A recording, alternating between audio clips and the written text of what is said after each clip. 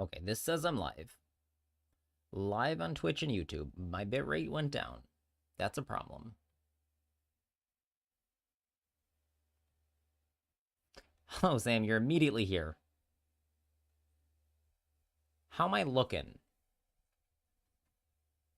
Is my stream okay?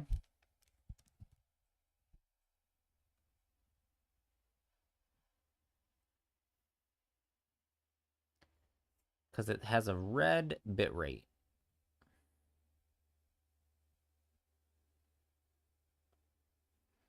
I meant to start earlier. I always forget about this stupid ad because it doesn't add. Okay, then I'll just ignore that it's got a red bitrate. I don't know what that is. I need to move some things over to the other window so that I don't look at them.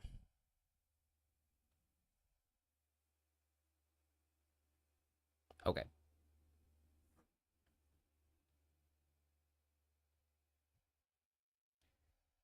Mm,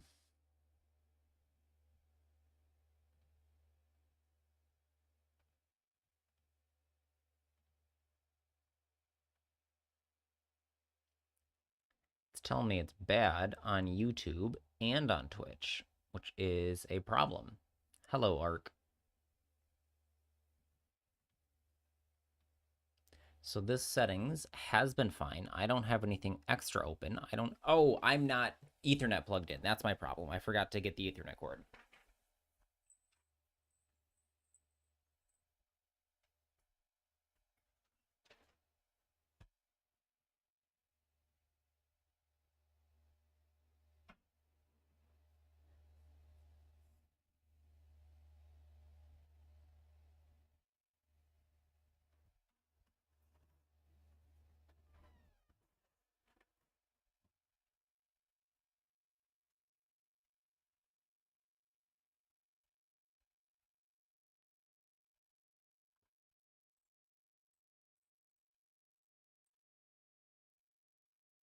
Okay, let's hope that fixes it.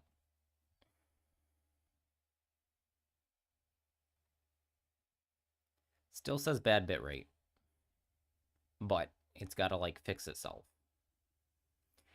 Why Wi-Fi connected? It's not Wi-Fi connected anymore. Is the other end not plugged in? That could be what happened. Could be the other end is not plugged in. Goodness gracious.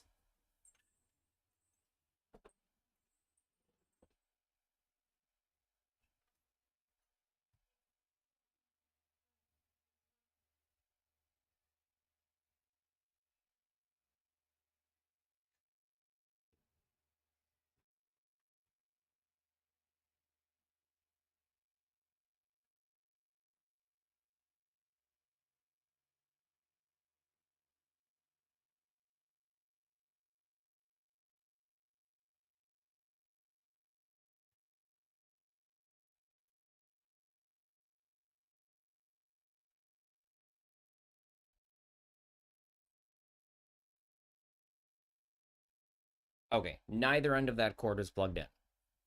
Now I'm connected. Technical difficulties, yes. All right, it still says poor, but it's got to like fix itself. Do I restart stream or do I just wait? Do I just like hope it fixes itself? Hmm.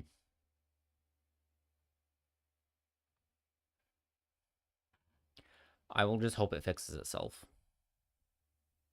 Okay, bitrate good.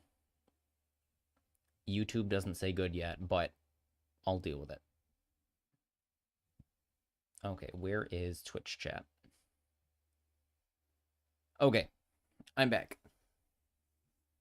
Good afternoon, Sam and Ark. Hello, YouTube. Hello, Twitch. We have some things on the docket today. We have some updates. We have some thought psychographics, and then we have some viewer duels later. We will open up the queue later.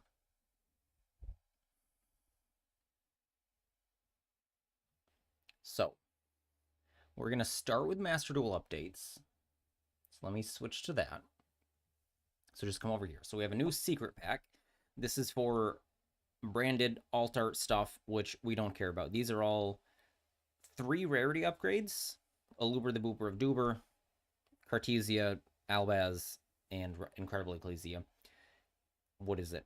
Cartesia. This Cartesia is Ultra. The other 3 are Supers, so that's a rarity upgrade. Cam.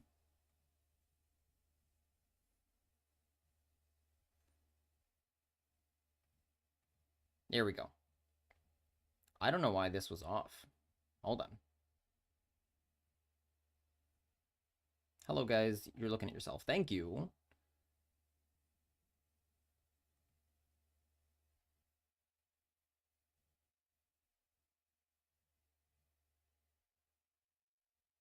Okay. I don't know why cam was off. Fun fact, you can shorten Sam the Digital to STD. That's not fun. That's not fun at all. That's the opposite of fun. Sangen Pi Transcendent Dragon. What the heck is it called? Is it just Sangen? Sangen Pi Transcendent Dragion. Well, actually, in whatever year they changed STD to STI. Did you know a Japanese player spent 70,000 yen, $700 on 3 copies of all branded alt arts? I did not, but I'm not surprised. And I think they're ugly. I don't hate the Cartesia. We'll look at them in the game. They're better over here. Okay, so we'll look at this stuff in client first. I made this username when I was 8. I didn't know. That's fine. All right, data transformation. So I've already... Okay, so I've completed that. So I need to do data link. New structure deck, which we'll look at. These cards. So I don't hate Cartesia. I don't like it. Like, I wouldn't say it's awesome. Some people have spent more in Royal Alt Arts, I'm sure. I was talking to Sam a little bit that cosmetics are kind of a scam. But they do work, and if you like them, that's awesome. I want them because Big Booba. Yes, I like anime girls. It's okay to like anime girls. I like this card art. Like, there's no denying why people are into it. I like the belly button. But tummies are my thing. Not everyone's thing. So she's fine. I need to look at her next to the other one. Albaz, I don't know. I think both arts are stupid. Like, neither Albaz looks good. He just looks like a stupid little guy. Oh, his fire is angry. That's kind of funny.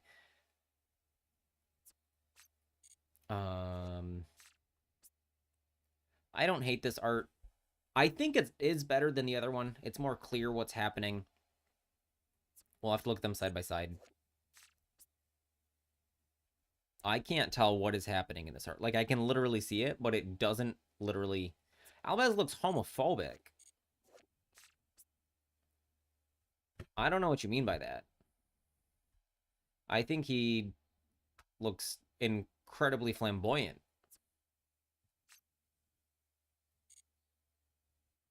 And the New Frontier. This is not a new art.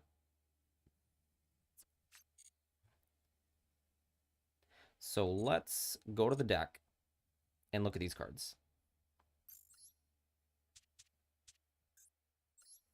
So if we just type in Albaz, they should all come up. So this is the other art of Cartesia. I think the new art is better.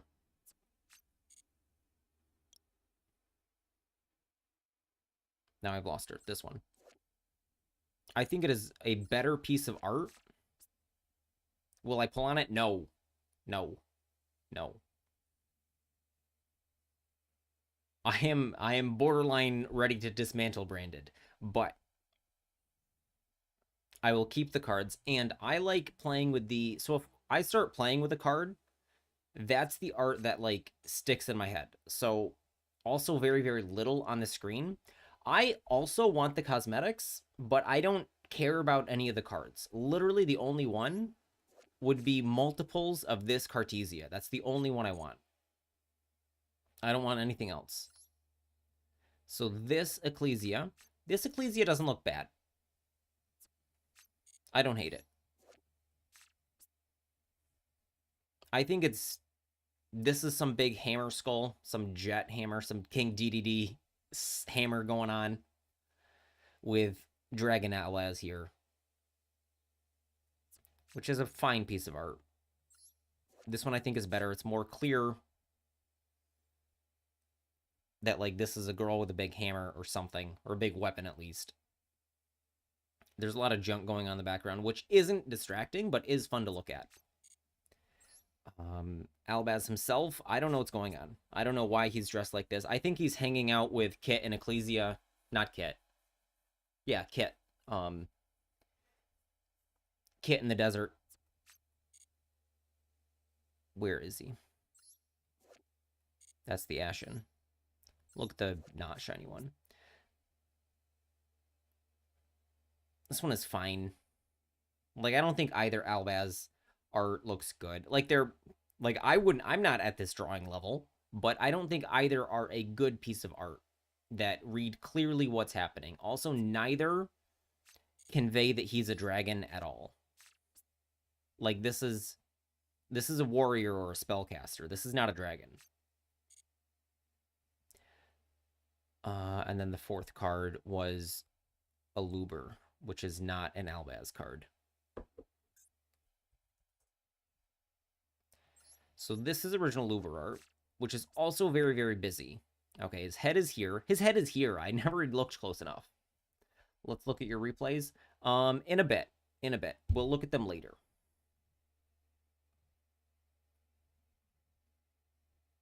Replays later. Oh, and he's got the big, like, jester horns or something. Not very clear. Very, very Yu-Gi-Oh! As to what's going on. And this is much the same. Like, I suppose this is a better piece. But again, I'm familiar with this one and the Little Cartesia. I'm sad Quem didn't get an update. Or I think another piece. I think Quem deserves another piece more than the other Ecclesia. But whatever. I will not be pulling on them. Notifications. New selection pack. This selection pack is... I think it's a fine selection pack, but it's just for outdated decks. We'll take a look at it. Road to Worlds campaign, sure. I think I had a Royal Red Supernova. I do like the field. The field does look good. Like, 3,000 gems, though, for this field. Please unban Merly. Just Merly. I would be happy with Merly.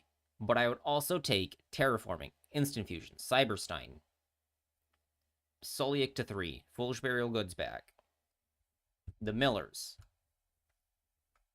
But I would accept just Merly. I want to summon Merly.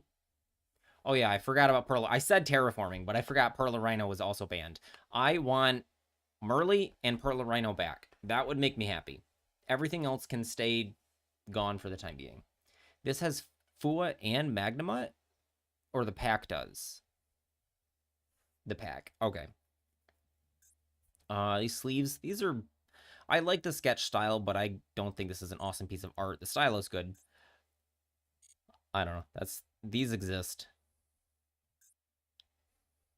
And she has feet. They're hitting all aspects. They've got big eyes. You can see her bare shoulders. You can see her arms. She's got boobas. She's got a tummy. You can see her thighs and her feet. The only thing missing for all appeal is armpits. I agree. Instant Fusion can stay banned and probably should, but I would like it back to Instant Fusion Cartesia. I mean, God, why did you can't to Instant Fusion Kit close. She has a lot of hands going on. What is up with that? I have a D&D character that has a whole bunch of hands like this.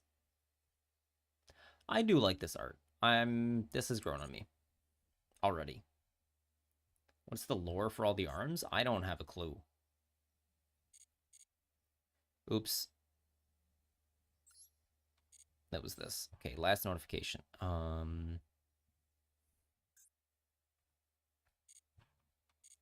Okay, maybe I'll get it. I don't know. I have 3,000 gems. I will wait to see if I want it. Okay, back to Master Duel meta. All right, this pack, it's fine for branded stuff. Albazoa? This one? She turned into this freaky.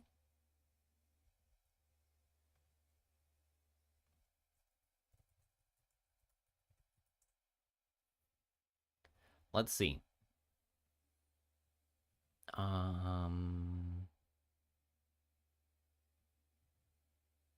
This does not say.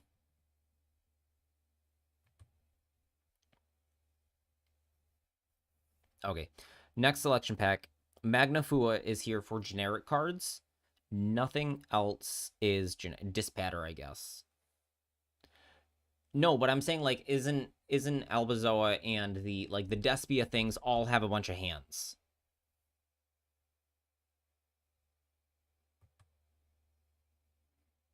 The art is not going to get any bigger.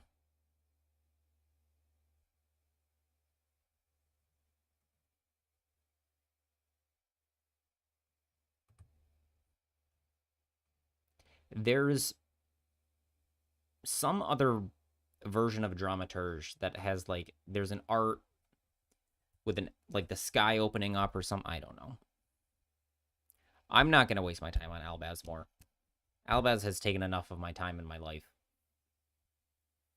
All right, new selection pack it doesn't even have all of the Rescue Ace in it.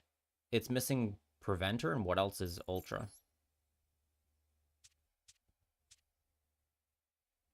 Where's my Rescue Ace deck? Do I not have it anymore? Or do I just not see it?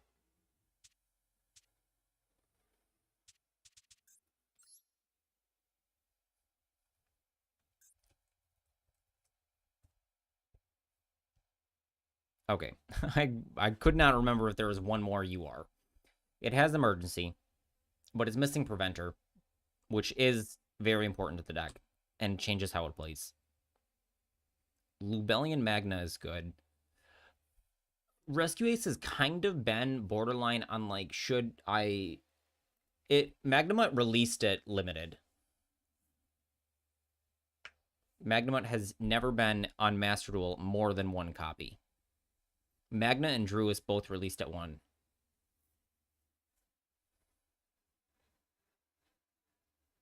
I like that Master Duel is willing to do that. Release cards limited or semi'd. I, of course, want to play with 3 Magnamu and 3 of all the tier girls. Surprise no sprite reprint. They don't want to push the sprites for some reason, I guess. I don't know why. Maybe because they have an obnoxious playstyle, and these are either decks they want to push more, so Tier Elements is fun and interactive, give us Pearl Rhino back, or Rescue Ace is simple to play, Horus is simple to play. I like Sprite. Sprite, I don't know. I don't know. Can't tell you. Okay, structure deck for this stuff, which is cool. You have a Royal Seamare. That's cool.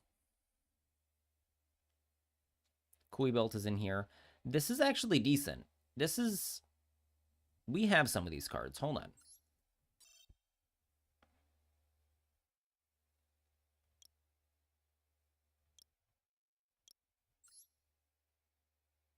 Oh, I just have 2 Royal Red Supernova. I don't have regular Red Nova. I have a hot Red Dragon Archfiend Abyss, and I think I have a Scarred. I do have a Scarred.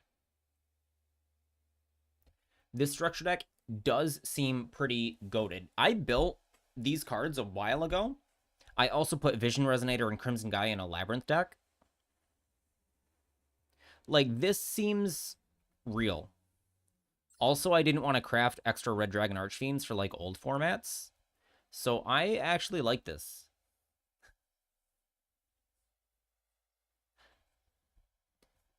This is not a... Okay. So I always take the lens of new player, and it's how actually good for new players is this?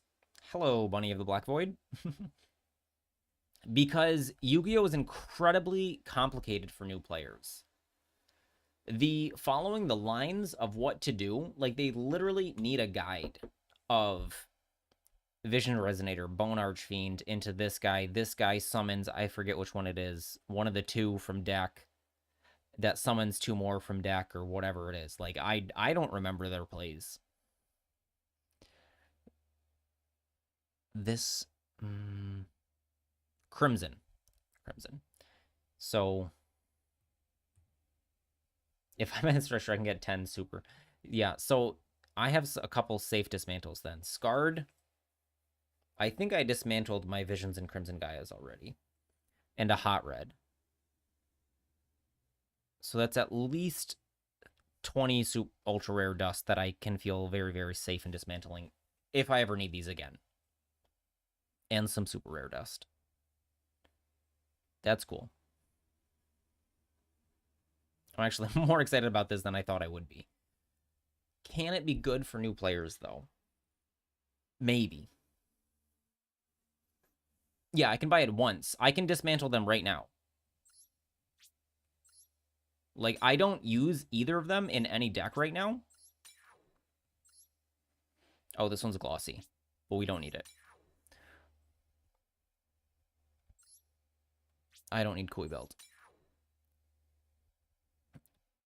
I have a Royal Scarlight, which I think is cool.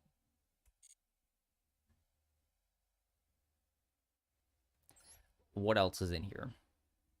Red Rising, Bone Archfiend, and Resonator. Do I have any left? No.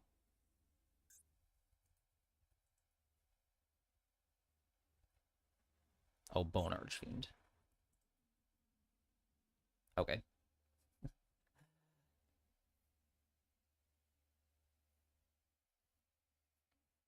This is amazing for new players. Just spent 1K on the and rust on Stamples. I don't know. Maybe we build this and play this on Duel Room today. I'll think about it. Yeah, why were you in pain all last night, Bunny? Crystron leaks, I could not care less. Meta Weekly, Fiendsmith Sprite. 3 sprites. We gotta take a look at those. Okay, this is a 44 card branded deck. I'm intrigued. Brand Fusion to 2. That's the difference.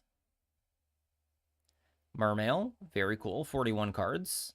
No traps at all. 0 trap cards in the deck. Was electrocuted, your cord popped. Meme review. I'm not doing meme review. They're not funny. Actually, 2 I think were good this week. I did look at it. I'll show you the 2 I liked. What do you...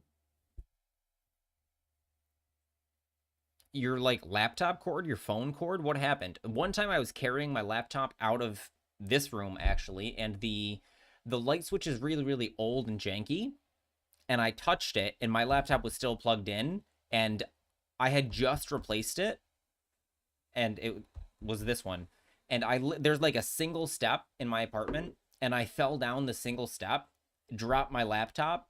Like, I was also shocked. Your console's power cord was too thin.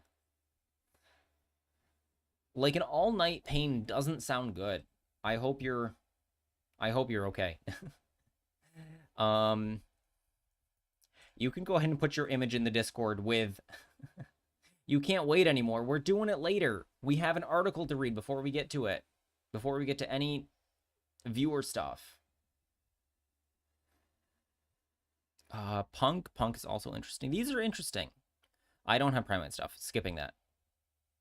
I don't care about Vincrystal. A magic article. You're gonna DM me? Okay. I thought this was Snake Eyes. There's no Snake Eyes here. Where's the sprite? Here it is. Punk does look like fun. It looks like a worse Bestial Fiendsmith, though. What are these guys doing up here? 2 Oak is crazy. I agree.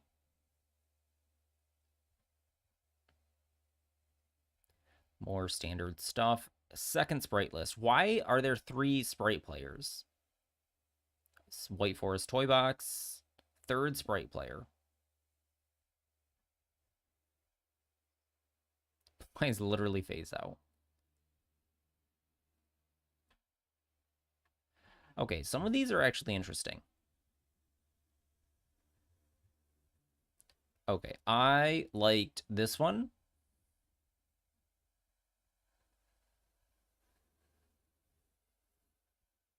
And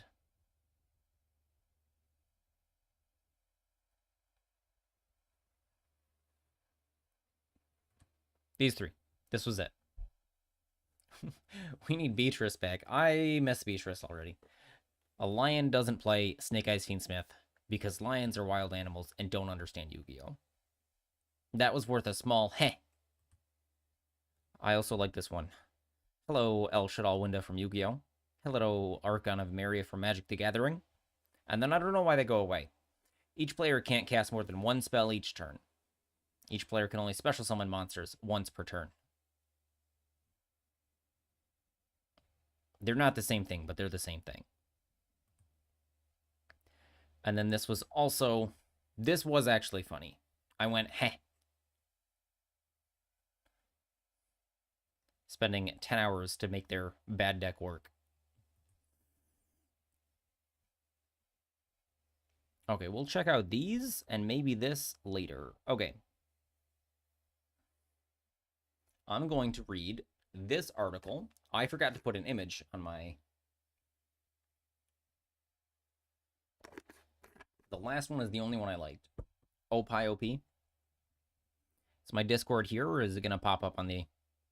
Put it over here. Where'd you put it?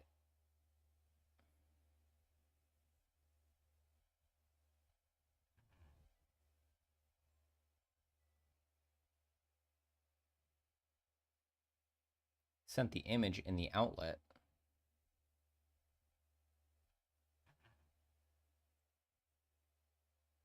What's the outlet?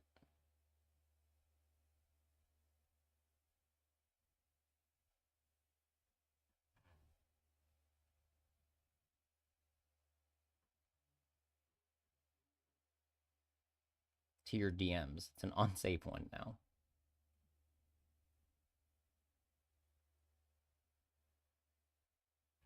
I don't have any new DMs. Maybe you hit the wrong guy. Unless you sent it to Arc.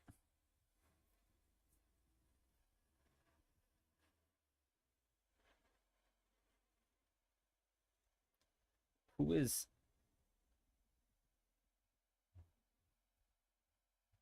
OP Pie or whatever. Opie OP. Is that a player?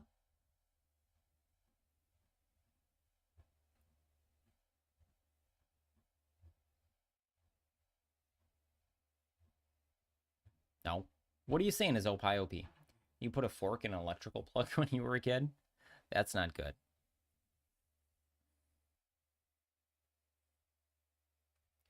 Okay, we're going to read this article. This article... Oh, it finally loaded. There we go.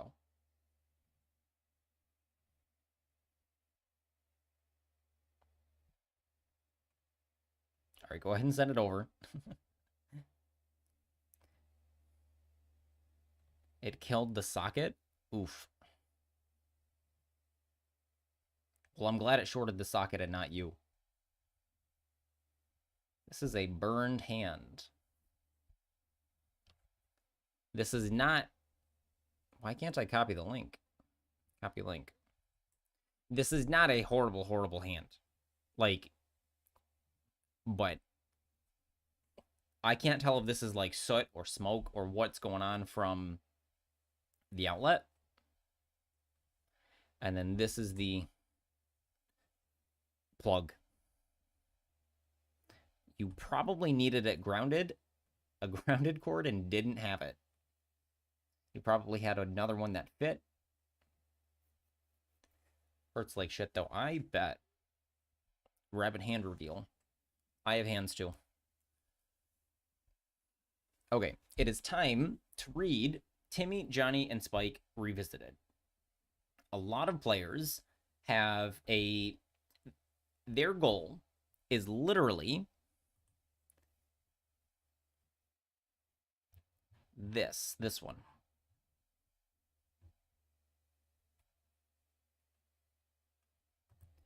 This is so many players.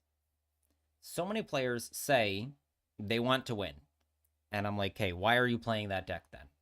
And then they don't have an answer. And really, their goal is not winning. They have an alternate goal. They want to play something, they want to prove something else, that this other deck can still win or build a deck that people aren't playing. And this is where the no meta hate in my chat rule comes from, because people just hate the meta because it's what is the best thing. Like if you're trying to look for something else the best and you're testing it, that is very different than playing something else other than the best. Just play stun. So there is an argument to playing a lower skill deck or another deck that you know well, because you won't be able to pilot what you believe the actual best deck is as good. But I think that you have enough. If in general you should be striving to learn those decks if you claim you want to win. Hello, Novari. We are reading Timmy, Johnny, and Spike Revisited. So I'm going to read this. This is going to go on YouTube. And after, this is long. This is long. So after every little bit, I will come back in. So you get a bedtime story. And by bedtime, I mean 2:30 p.m. story. Okay. So let's get started. Timmy, Johnny, and Spike Revisited. This is by Mark Rosewater, who is one of the creative designers on Magic the Gathering. He is a smart fella that knows a lot.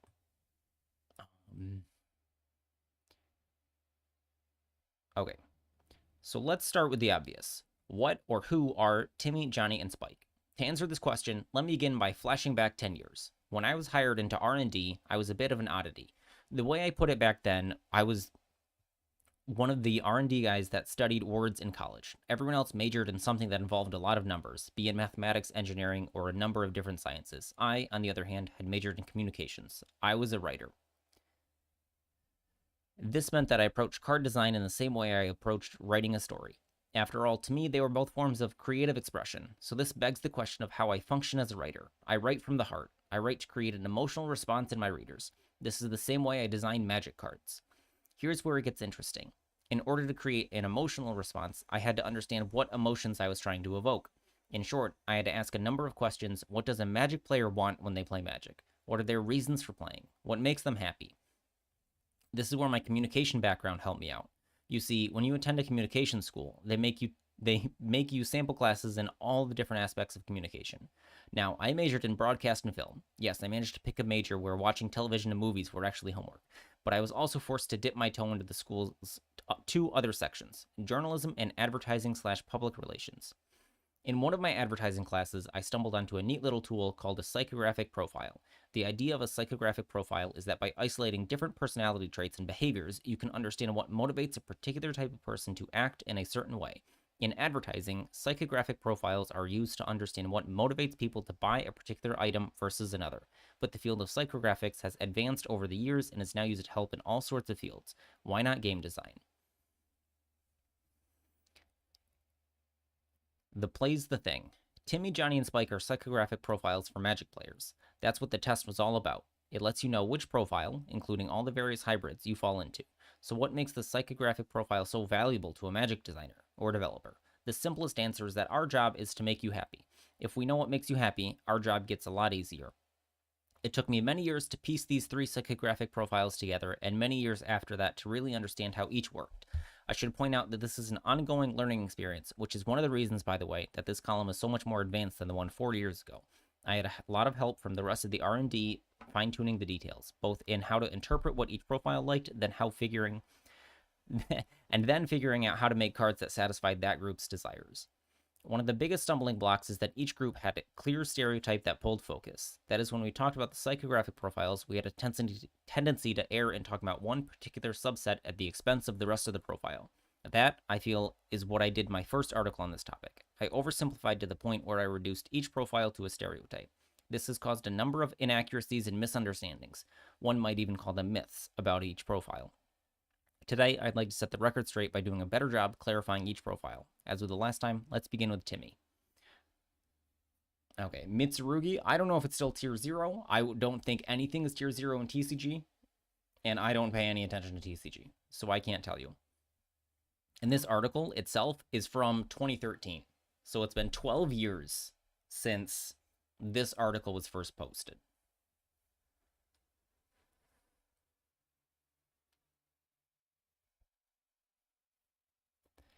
Timmy, the first question I always ask of a profile is, what does this profile want when they play Magic? Timmy wants to experience something. Timmy plays Magic because he enjoys the feeling he gets when he plays.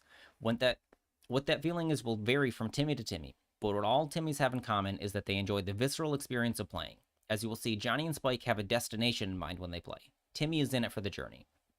One of the great myths about Timmy is that he is young and inexperienced.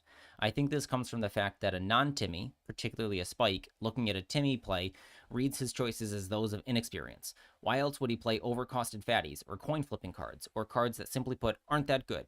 Because Spike misses the point. Timmy plays with cards that make him happy, cards that create cool moments, cards that make him laugh, cards that allow him to hang out with his friends, cards that cause him to have fun. Winning and losing isn't even really the point. Although winning is fun, Timmy gets that. For Timmy, the entire reason to play is having a good time. But fun varies greatly from player to player. This is why for each of the profiles, we like to examine many of the subgroups that make up their profile. These subgroups are not an exhaustive list, but rather a touch upon a few of the larger subgroups.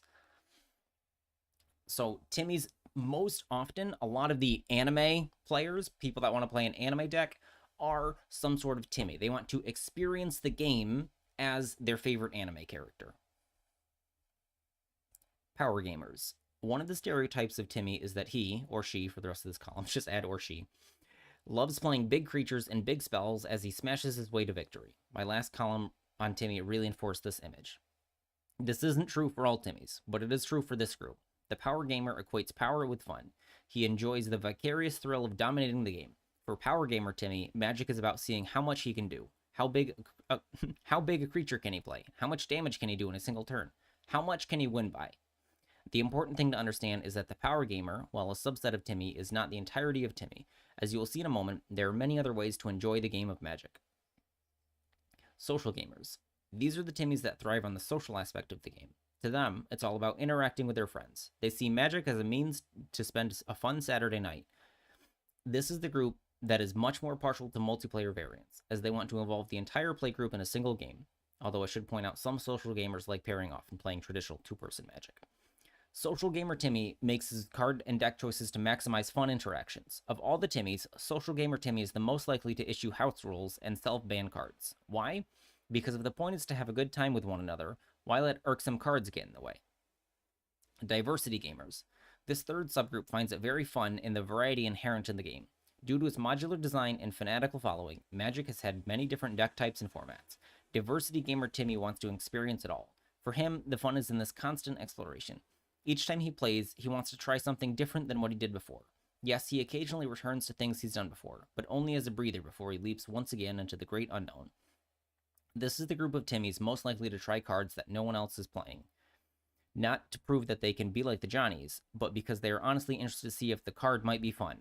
The same goes for deck types and formats. Every color, every archetype, every way to play is all fair game. Adrenaline gamers. This final subgroup embraces the joy of variance in the game. They enjoy playing cards and decks that don't have a predictable outcome. To them, the fun of the game is to see all the different kinds of things that could happen. This is the group, for example, that loves the things like coin flip cards and cards that work differently each time you play them. Adrenaline gamer Timmy likes flying by the seat of his pants. He enjoys the rush of adapting to the unpredictable. As a result, Adrenaline gamer Timmy is drawn to decks and formats that allow every game to be as different from the last as possible. Let me end my section on Timmy by stressing that of the three profiles, I believe that Timmy has gotten the worst rap. Timmy isn't an idiot. Timmy just chooses his cards for his own purposes. It's not the reason Johnny and Spike choose their cards, But then that's the entire point of psychographic profiles, to explain how different players are motivated by different criteria. I hope after this article, a lot of readers will realize that they themselves are Timmys. Don't shy away from this news. Embrace it. Be proud of your Timmydom. After all, to quote / paraphrase a semi-popular 80s tune, Timmys just want to have fun. Do we have any Timmy questions before we talk about Johnny?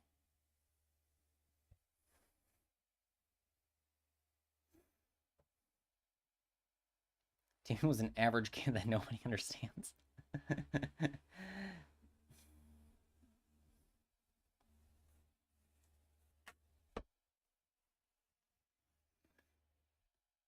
Are the favorite pet deck players Timmys? It depends. It depends. It literally depends on why they're playing that deck. They're 100% not a Spike. They're a Timmy or a Johnny. They're most of the time a Timmy, though, because Johnny, as we'll see, is about getting to a destination of doing it in a unique way. Johnny wants to express something. So most of the time, pet deck gamers are Timmys in one way or another because they like the experience of that deck.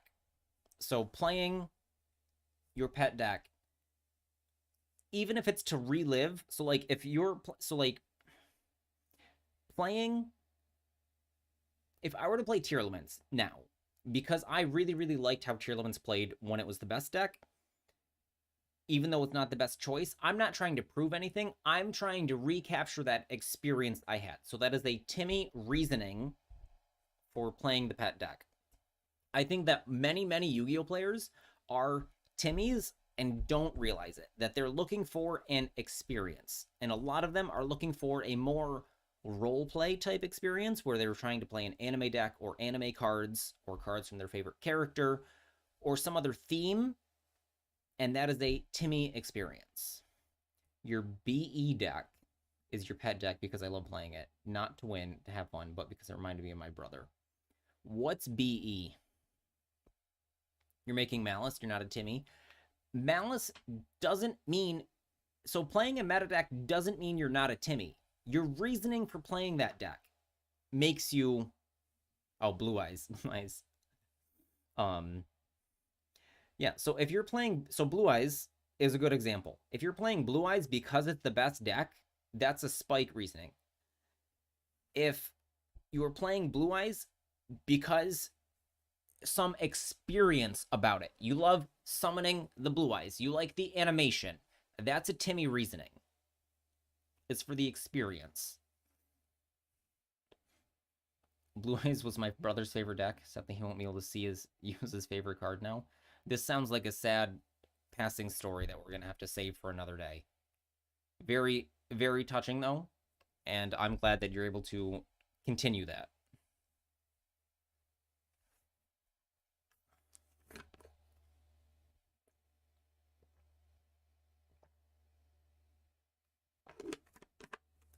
I do want to hear about it sometime, but right now is not the time for it. Okay. Johnny. And anytime they say magic, anytime Mark Rosewater says magic, the same, you just replace it for Yu-Gi-Oh! Or any other game. Johnny. So why does Johnny play magic? Because Johnny wants to express something. To Johnny, magic is an opportunity to show the world something about himself, be it how creative he is, or how clever he is, or how offbeat he is. As such, Johnny's very focused on the customizability of the game. Deck building isn't an aspect of the game to Johnny, it's the aspect. One of the strengths of Magic is the ability for players to imbue much of themselves in their decks. When you play Monopoly, you don't get emotionally attached to the board, but with Magic, your deck becomes an extension of yourself. When your deck wins, you win. When your deck gets complimented, you get complimented. It's this principle that drives Johnny's. As with Timmy, Johnny has numerous subgroups. The difference, though, has to do with the focus. Timmy's subgroups form around the issue of how to make the game fun. For the Johnny subgroups, it's about how one can express themselves. Combo players. Just as the Power Gamer subgroup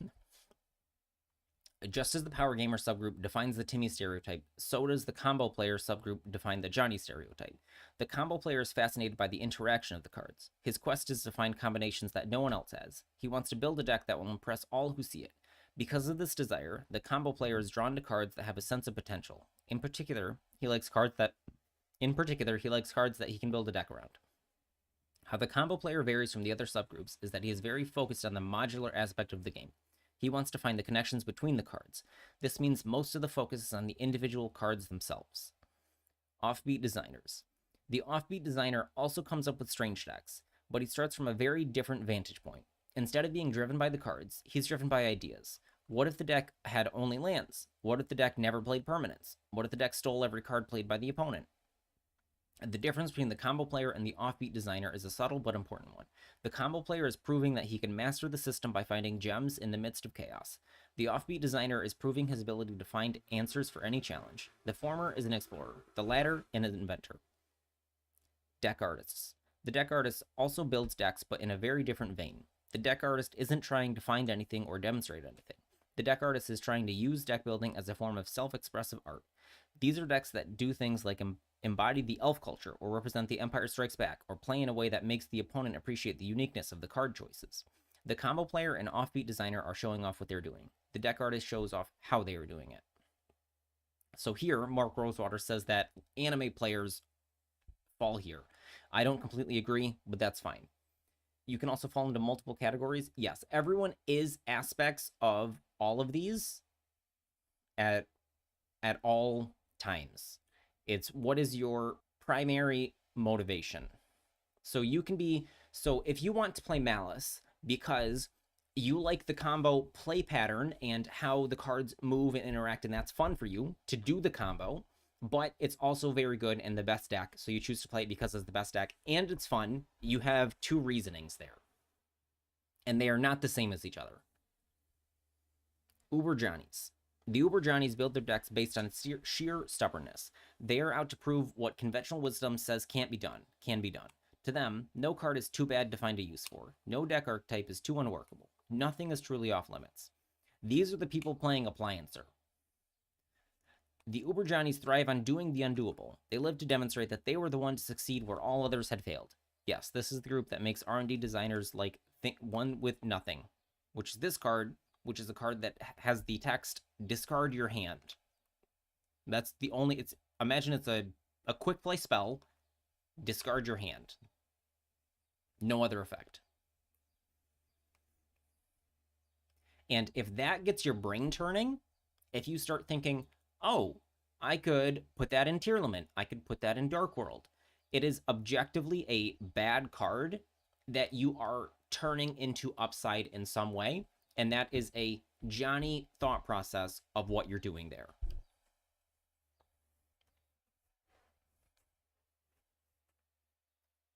Before I wrap up with Johnny, I feel obliged to point out that Johnnies aren't restricted to deck building. Be it choice of format, choice of playstyle, or even choice of tokens, Johnny can use many different means to express himself. The common bond to all Johnnies is that they are on a mission to show the world something about themselves. What they're showing varies tremendously, but at the core of each Johnny is a similar motivation. Look at me, world. Look at me. Spike. So why does Spike play? Okay, before we go on to Spike, do you have Johnny questions? So I think the anime role players that want to play a Blue Eyes deck because they want to be Kaiba, they want to play the Yusei Synchron deck. I feel like that is mostly a Timmy thing. Mark Rosewater says it's a Johnny thing. But I feel like they're doing it to experience the role play in one form or another. Not that they think like so like building a deck to be a something. So like if your whole deck tells a story, so like when they did the like MBT's Pinocchio video or whatever, the deck that played through the story of Pinocchio, a Johnny created that deck. If you're playing a Blue Eyes deck because you want to summon Blue Eyes and chant Blue Eyes chant or whatever and shout White Lightning, Timmy experience. Both of those are still fine experiences, and I'm glad the game has room for both of them. Okay, Spike. I am mostly a Spike, and I have a very, very hard time shifting my lens. So one thing about the Uber Johnny, I feel like a Spike player can have a similar thought process for different reasons. No, I don't agree. Um, all right, we need to ban this guy. Likely ban evader restricted. Ban. So Spike is playing to prove how good he is. If okay, so there can be a Spike motivation for playing a worse deck, but there's two ways to do it. So if I'm playing, so in 2012 or whatever, I forget who it was, Nizar Sarhan or whatever, was playing Six Samurai, and he got grumpy against, or somebody got grumpy against him, and Nizar said, I can beat you with Six Samurai without Gateway in my deck at all. I'll take Gateway out of my deck, we'll duel, and I'll beat you. I think he won that match, I don't remember. But his motivation for doing that, for taking Gateway out of his Six Samurai deck, and then playing against Dino Rabbit, was to prove that he is a stronger duelist, not that Six Samurai is stronger than Dino Rabbit. That he himself is a stronger duelist. So he has specifically handicapped himself. So he has made his deck worse on purpose to prove that he is a stronger player. A Johnny, so that was a Spike motivation for doing that. A Johnny doing the same thing would want to show the world that Six Samurai are very strong, and the deck is strong even without this other card. This is what, now I forget his name. The player that, not high five this guy. I don't think anybody remembers this guy. Nobody here, if Sundry was here, he could remember. This other guy that kept coming around and saying, like, people banned him from locals from playing whatever decks, where he wants to show, like, you don't need whatever cards, like, you don't need staples and hand traps. Your deck, you can build a good deck without them. This is a Johnny motivation about deck building. So it's about, if it's about player skill or how good the cards are, changes who is speaking, basically. Okay, on to Spike. Spike. So why does Spike play? Spike plays to prove something, primarily to prove how good he is. You see, Spike sees the game as a mental challenge by which he can define and demonstrate his abilities. Spike gets his greatest joy from winning because his motivation is using the game to show what he is capable of. Anything less than success is failure, because that is the yardstick he is judging himself against. Like Timmy and Johnny, Spike has his own subgroups. What separates these subgroups is how Spike has chosen to try and dominate. And different Spikes focus on different aspects of the game. Innovators. This group is the closest thing Spike has to Johnny's sensibilities. Although I should point out the Innovator Spike wants to win first and foremost. He doesn't feel any need to be novel or unnecessarily different. Innovator Spike prides himself on his ability to judge new cards. His goal is to find the next broken thing. Innovator Spike's dream is to spawn the next dominant deck. He wants to break the game, and like Johnny, he wants credit. Because Innovator Spike is so focused on breaking new cards, he spends a great deal of time understanding the nuances of the mechanics. If something broke once, odds are greater that R&D will misjudge the same thing in the future. Because this group wants to understand how the game ticks, they're the ones most likely to be interested in Magic game theory. They want to understand things like card advantage and card utility because this is intimate knowledge that's going to reward them later on. You don't see eye to eye with this article? What do you mean it's too speculative? I feel like this is dead on the head. Like it is absolutely nailed it. So what part of it, or how do you feel is too speculative?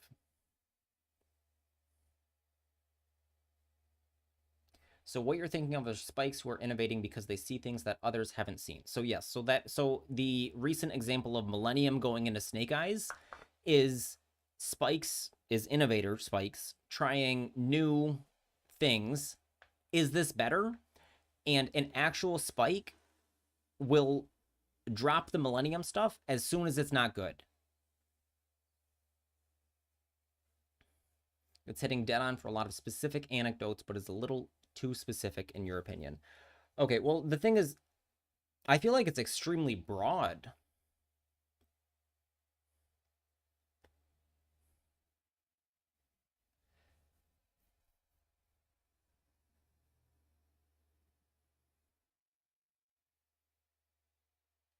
I'm reading this article specifically because when I do viewer duels, I don't have fun, and I think my viewers don't have fun when our goals are not lining up. So if somebody comes into my chat and wants to duel me, and I say, okay, and they're playing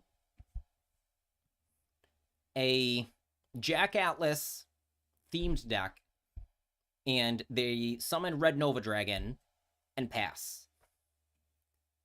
And then I summon Fiendsmith Graver, send Red Nova Dragon to the graveyard, summon a 50-100 attack Desiree, and then banish his dragons from the graveyard with Bystials. Like, neither of us had a good time there, because, like, I'm coming at it from a Spike perspective, and I didn't have a strong opponent to fight against. He just summoned Red Nova Dragon, and that's it. And he didn't have a good time because I just got rid of his Red Nova Dragon and then killed him. I generally build from a list. I'm definitely not innovative in that sense. Me too. I'm not very innovative. Hello, Johnson. We're just talking about you. And by you, I mean the different psychographics. I will cut this and put it on the red deck as bad manners in general. How do you mean bad manners? Because I think that this is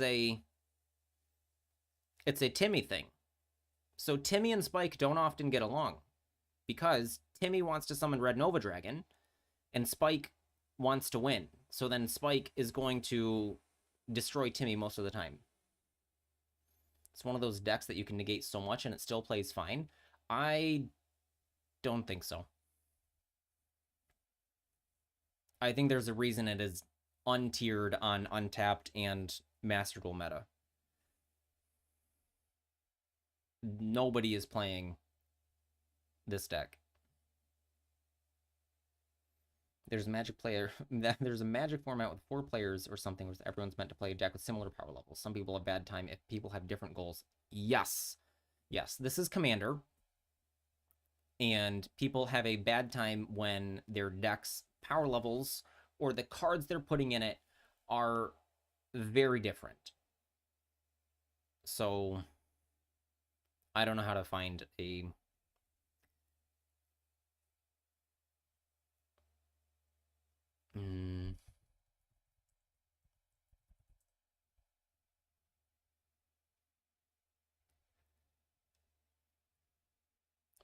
So where is he?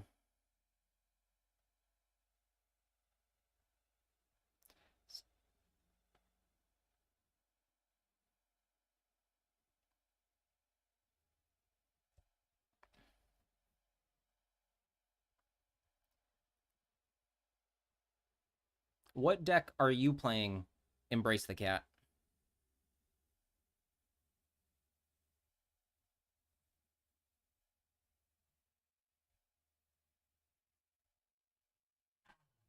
Can I sort? Can I? Hold on. Timna?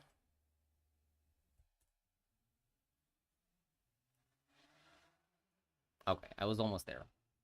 You're playing Melodious. Okay, so why are you playing Melodious?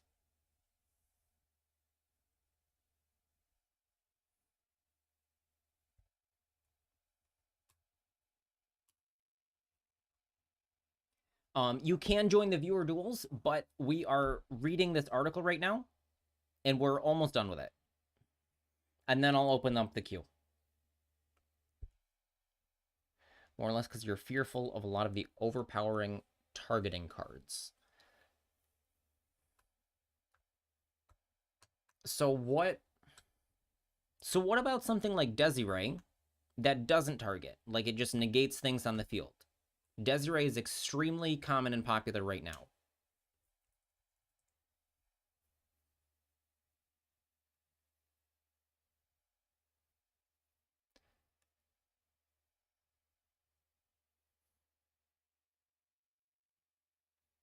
Desiree doesn't come up for me because my deck has a big board wipe. And what do you do about something like Fiendsmith that can just play through the things anyways?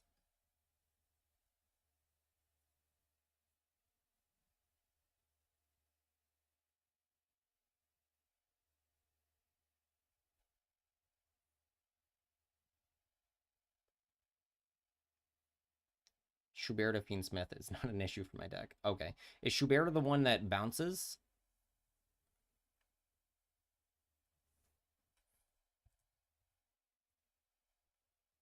The one that banishes 3 things from the graveyard. It's the triple crow. Okay. I see. So this sounds like an innovator spike. You have identified Fiendsmith as a large part of the meta and a problem, and other targeting effects such as Drill Beam, and have decided you're going to play cards that counter these. Every song Weird Al parodied is AI generated. I'm not sure that that's true. Okay, so Sam mentioned Commander. Commander is a 4-player format, and this is a competitive Commander list where you're trying to win as quick and often as you can, and it plays cards. We're not even done with the article yet. Don't worry, Johnson. This plays cards like Fierce Guardianship. If you control a commander, you can cast the spell without paying its mana cost. Counter target non-creature spell. So you can... Is Al generated? Oh, I see. I see. Yes, that is true. That is true. You got me. Fierce Guardianship is a free counterspell. It costs no mana. Flusterstorm is a 1-mana counterspell. Force of Will is another. Force of Negation is another. These are free counterspells. Mental Misstep is another free counterspell. Mindbreak Trap is another free counterspell. Mystical Tutor searches for anything. Rhystic Study makes your opponent's spells cost more, or you draw a bunch of cards. Necroponents trades a bunch of cards for mana. So all of these cards are hyper efficient, and it plays cards like Drannith Magistrate. Your opponent can't cast spells from anywhere other than their hand. So this is basically Necro Valley. And then Grand Abolisher. During your turn, your opponents can't cast spells or activate abilities, blah, blah, blah, whatever. And this is... I don't know. This is King Calamity for your turn forever. On your turn, King Calamity, your opponent can't do anything. And so a lot of these cards people find unfun. So if you put them in just in your deck and then you sit down to play a game and you play Necro Valley, people are going to be mad because they want to have an experience. And that is a problem of Commander. Melodious is a very swarm-heavy deck that wins on turn 2 to 3 when not heavily interrupted. I think that's most decks, though. Like, most decks, if you're... Like, that is the bar to clear. Like, if your deck can't win on turn 2 or 3, like, that's a problem. The thing is that you set up a whole bunch of, like, you can't interact with my things, and then you use things like Schuberta to banish the graveyard, and I forget its name, the one that bounces everything. Like, you banish your own Melodious and bounce all their things.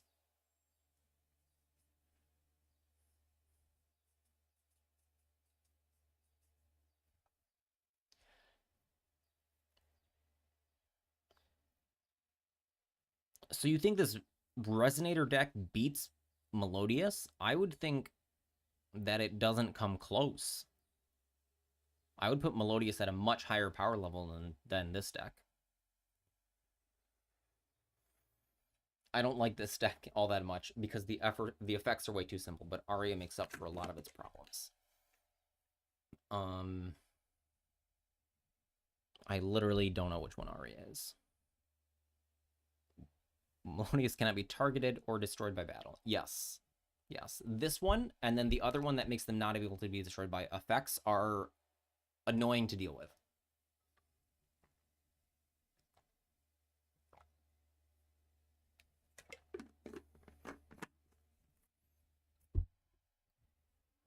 Okay, let's finish the article because we're on tuners,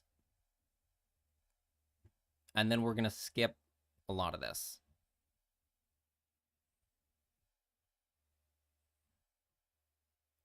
Okay. Hate this and you win. Yes, kind of. But you can't target it, so it's very, very difficult.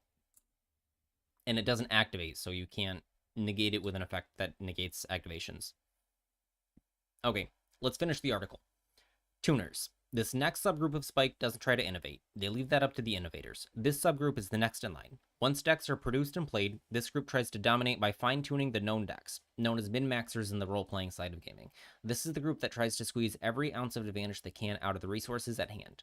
Tuner Spike uses his expertise to understand the things that help optimize decks such as mana ratios, card numbers, and sideboard technology. Innovator Spike has surprise on his side. Tuner Spike has to win his games by being more efficient than those he plays against. This is where I sit almost all of the time. Analysts. The next subgroup also sits and collects information, but aiming for a different type of advantage. Analyst Spike focuses on the metagame. He plans on winning not by having the best deck in a vacuum, but by having the best deck suited for any particular environment. Analyst Spike understands that all decks have a weakness. If you can understand what will be played, you can figure out how to beat it. Analyst Spike also tinkers with his decks, but more so to prime it for the field he expects.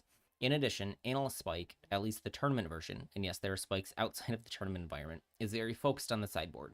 With only 15 slots, proper sideboarding relies heavily on understanding the threats one should expect to face.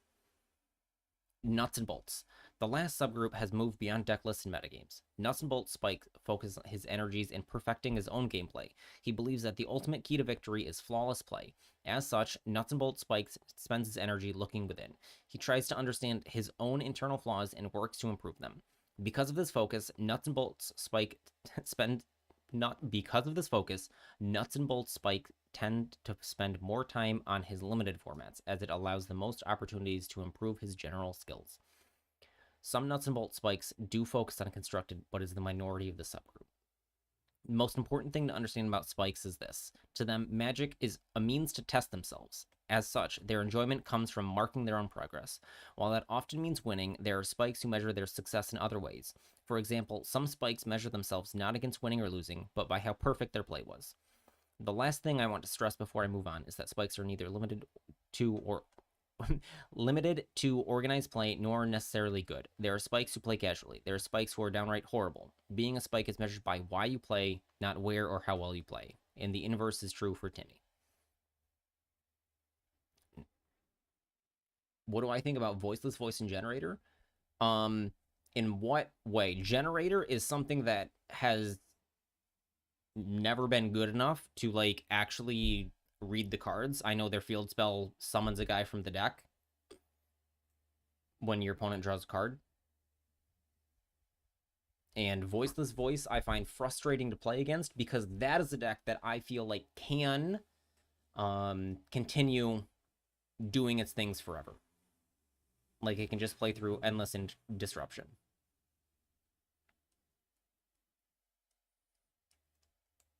And I feel like its recovery is at an unfair level. But I don't think it is actually that awesome right now.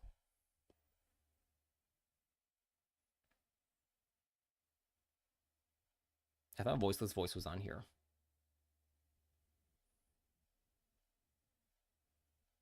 Oh, Voiceless is less than 1%, 55% win rate from Diamond to Master.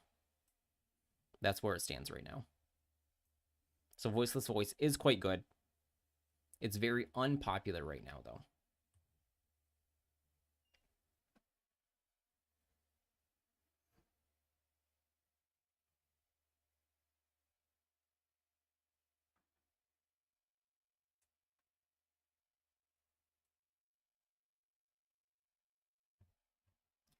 Okay, so that was the article.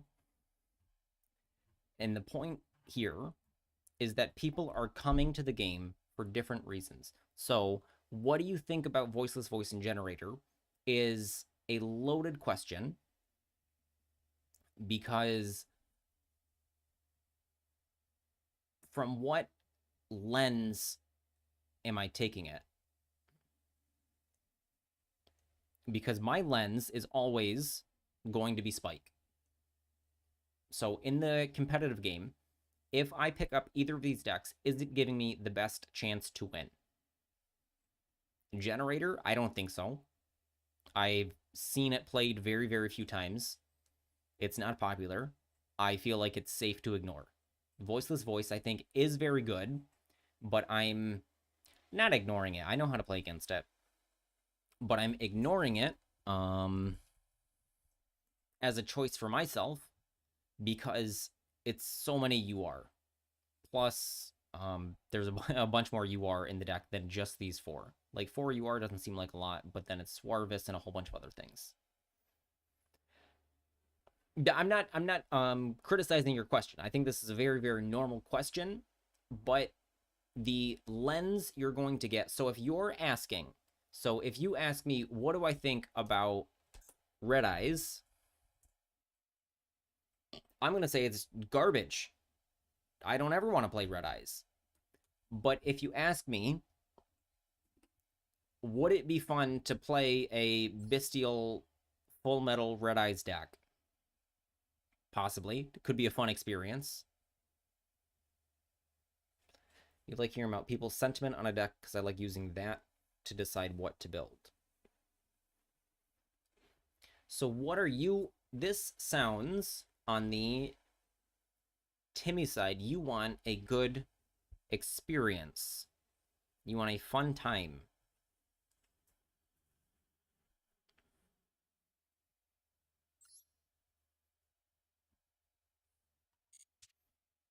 And Rutimal, self-diagnosing my playstyle is harder than I thought. It is. So it is not... So I think that this is why Embrace the Cat says it's overly specific, because it takes a broader point of view to be able to put yourself in a camp. I am very, very clearly and obviously in the various Spike camps. Not so much Innovator. Like, but the other three, yes. And if you watch my streams, you will see that I will go into a play. So it's like, I did this for this reason, and I don't think that was a mistake. And then they will have the out to that card, and then I think about it, and it's like, oh no, this is still, I still think that was the correct play, even though they had the out this one time. Like, that sucks. That is very, very nuts and bolts. Next, like, if I had a secondary, it would be Timmy, because I want fun gameplay. So I like random cards. I like cards that do big fun effects. So I think Simultaneous Equation Cannon is a very fun card. I think this article laser in a bit too closely on the niche camps and less so on the general deck building principles. So hello, Muzan Jackson. How am I doing? I'm doing good. We're reading a Magic article, and we're going to do viewer duels in just a moment. So it's not so much about deck building. It's why you play. So deck selection is part of playing, but why are you selecting your deck? What kind of deck is that? This is Labyrinth. This is a... Have you never seen Labyrinth before? It's here because I think Simultaneous Equation Cannon is an extremely fun card, and it banishes all of your opponent's cards. That's what's fun about it for me. That is a fun experience. It is also very good. So I'm happy playing it because it is a very good card, and it is a very fun effect for me. I watched a video someone posted when Labyrinth first came out. It's hilarious how negative people treated it. I thought it wasn't real, but simultaneous equation canon is very real, and I'm glad for it. So how could it focus more on deck building? So, like, let's just put it in a Yu-Gi-Oh term. Why?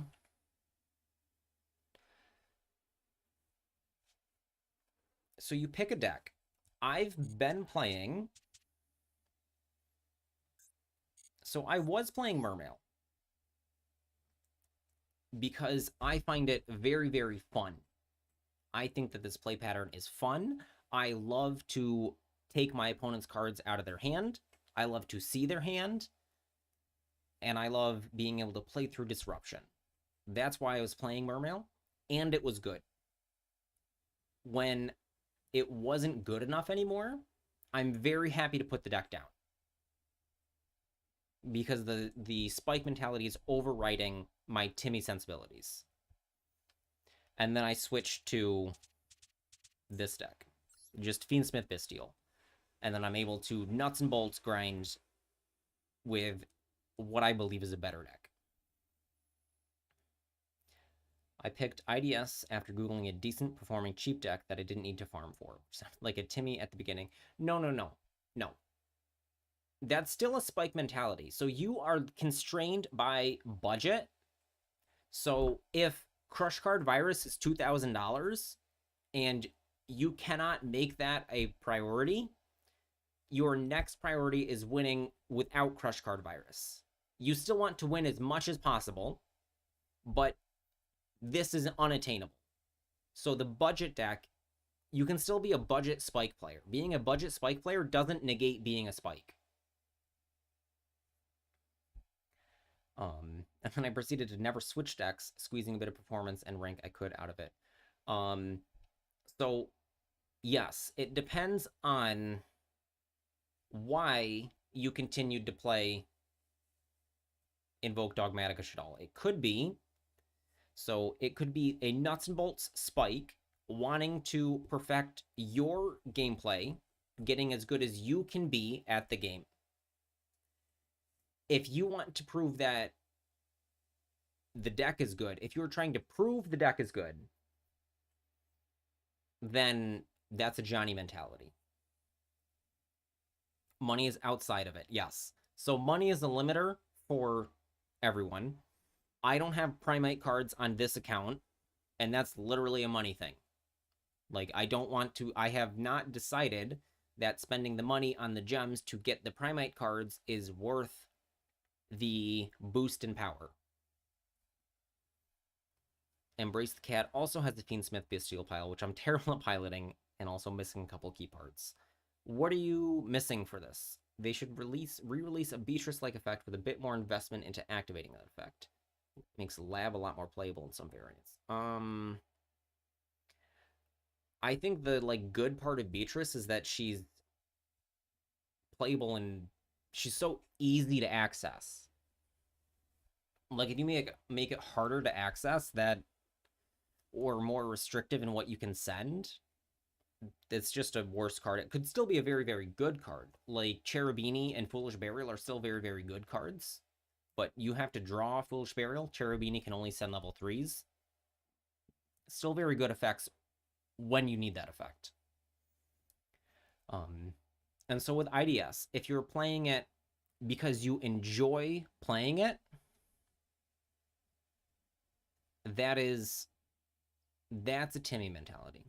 More in archetype Beatrice-like effects, like Lacrima and Aerial Eater. I think it's completely healthy to send one card to grave per turn, but the card is too cheap. So what would the cost be for something like Beatrice? Send something to the grave on your turn, and then again on your opponent's turn. What would you make it? I feel like normal trap Foolish Burial, or like just normal trap card. Send one card from your deck to the graveyard. is a good card that's not broken. Because it's a trap card, yeah, you can roll back it, but normal play is you have to wait a turn, and it's a single use, and you have to draw this card.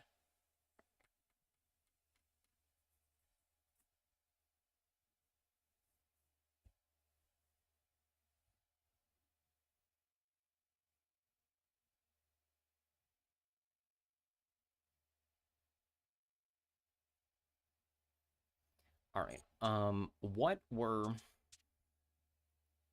I do enjoy playing. It could be a mental block that I don't want to try meta decks. I play off meta most competitive games, even FPS. Is that so? Again, why is that? So if that is you don't want to invest the time, and you think that this gives you the best chance of winning with the time investment, that's another spike thing. Should be a minimal level investment in something like being Link 6 or something. Oh my goodness. Link 6 I think is too expensive for Beatrice.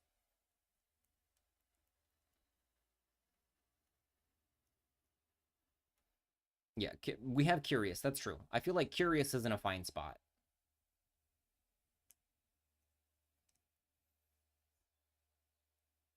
Curious I think is the like right amount of hard to summon and only does it once.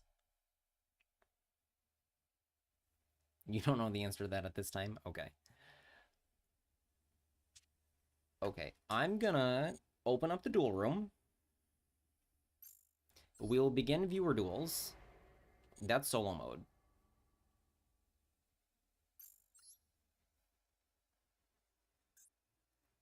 And I need you fellas to form an orderly queue.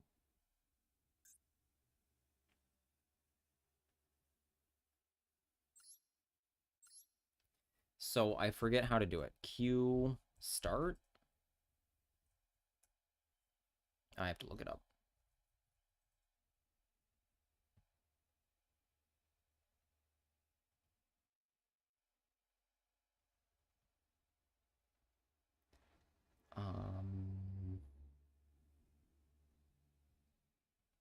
Open. Hold on. It's open. Open queue? Goodness, what is it?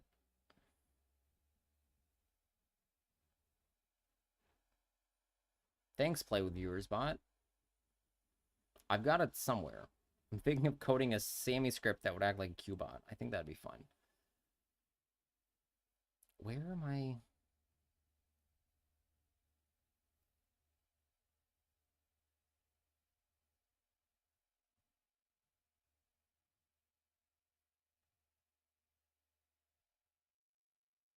The chatbot is not enabled.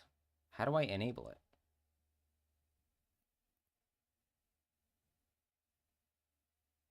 Visit my extensions. Goodness gracious.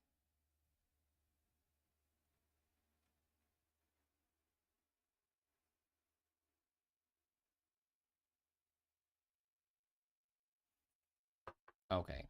That's a strange spot.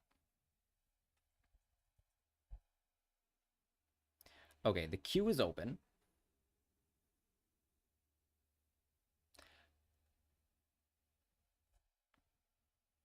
So I'm going to run a Twitch ad. Oops. Next player. Okay, so Embrace is going to start, and you need to tell me what you're playing and why. And you can play a surprise. So like I'm playing a surprise deck. I want to play a competitive match. Root joined first? Okay, hold on.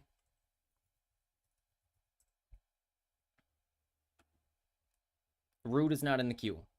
He was too early.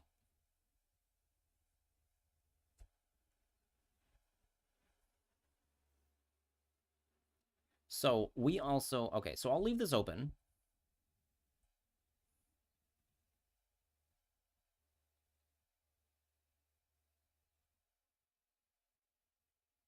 It did say he joined. I don't know.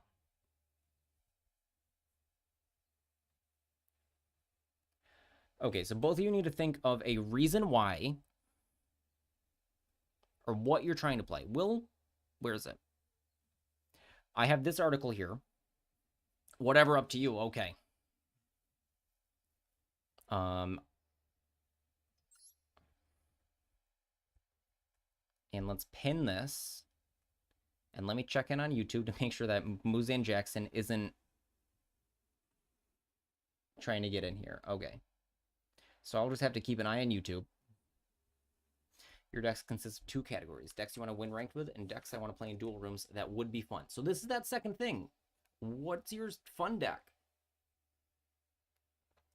And this is the commander problem, that if I bring Mermail to our duel room, and I have the spreadsheet open, and I go Minstrel, look at your hand, banish Ash Blossom, Mullin Glacia, rip 2 more cards, triple Tactics Talent, take your last card because you Veilered something. The Ash Blossom returns to your hand, you have 1 card, I have negates on the field.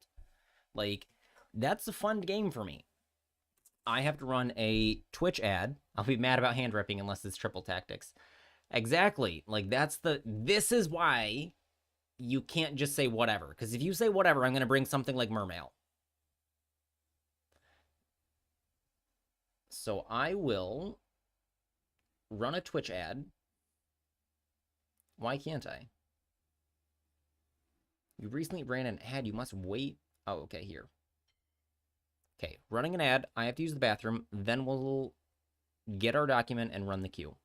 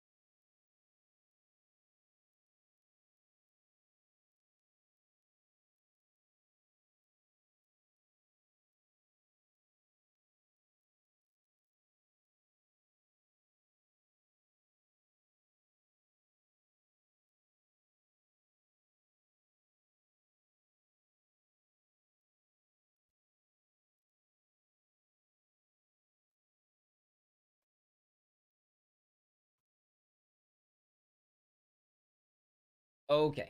Okay. Hello, Pawn.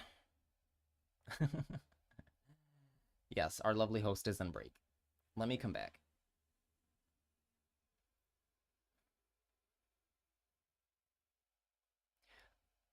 Host overhydrated. Yes, this is true. Um, dual room. Okay.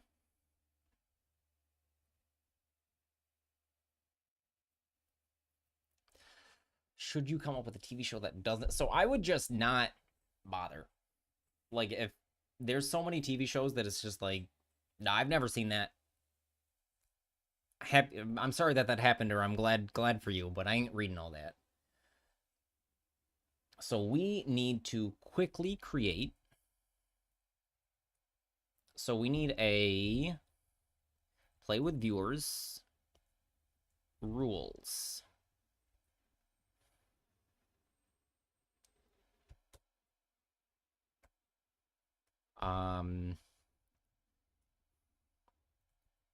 State what you're playing and what you want to play against.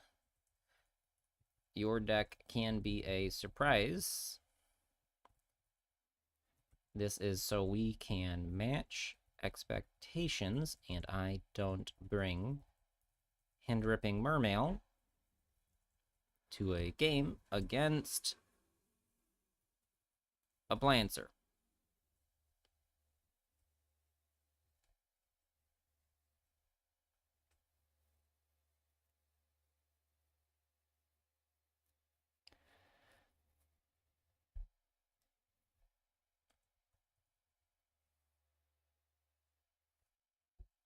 So, can you suggest a deck if you don't know what's a good match? So what do you mean? Like, you are asking me to suggest a deck for you, or you for me? So you can, so this needs to be formatted differently. But it would say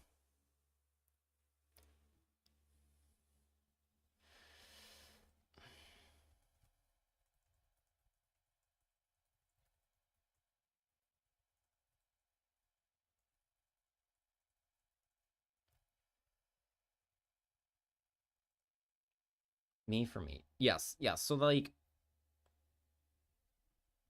so you can say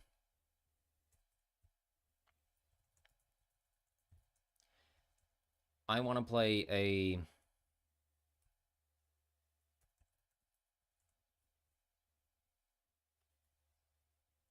an untiered deck. I don't know. I've got to think about this off stream, honestly, because even things like heroes, I don't know if I even have heroes.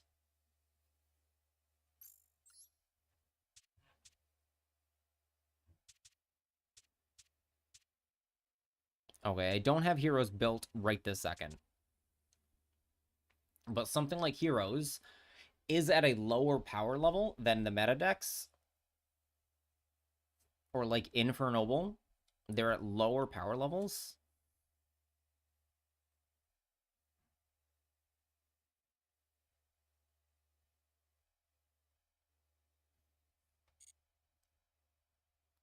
But they're still not like, they're still trying to win as hard as possible. All right. So I think Root, are you ready?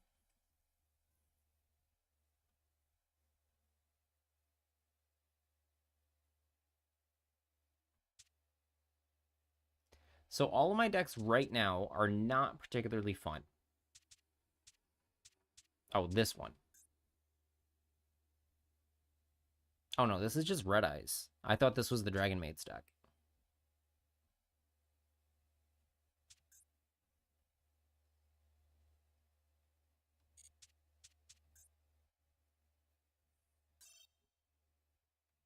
It contains cards I don't own.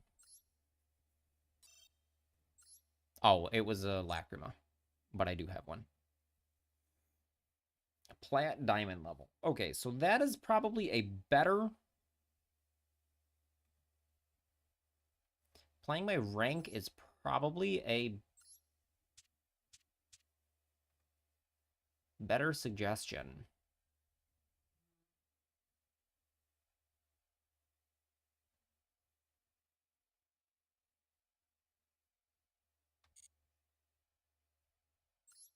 All right, so I'm going to bring Fiendsmith Tier because I think it is not awesome anymore. Like, I have Fiendsmiths in my deck, but the rest of the deck is floppy. So, welcome to the dojo, Pawn. How are you doing? So, Embrace the Cat is next. Okay. Wish I was getting gems and game was as easy as getting them in your chat. That would be nice. I made them gems because they're fun. Did you happen to follow while I was gone? No. Okay. Normal summon Ash Blossom. That's sussy.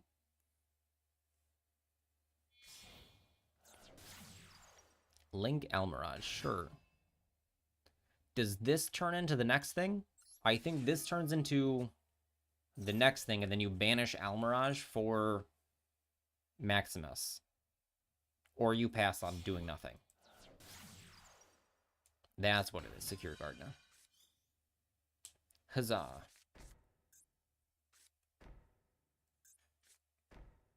Set 3, yuck. Why is Untap showing me your deck? Because it shows you my deck so that you can see it.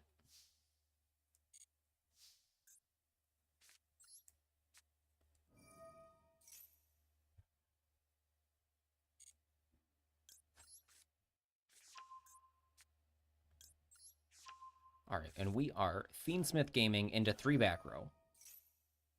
Feel like that's cheating? Well, so for viewer duels, kind of, but I'm too lazy to bother to turn it off.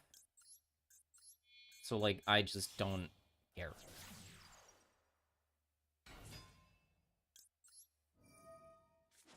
Because these are not a...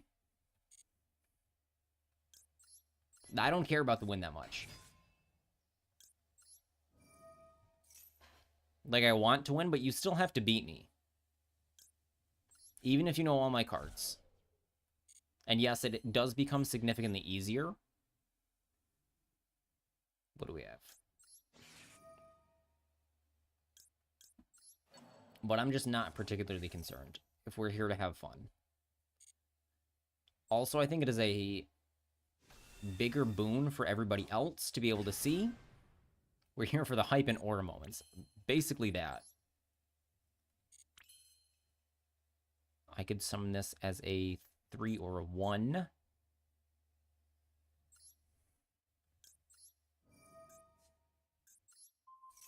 I don't know why Engraver's in defense.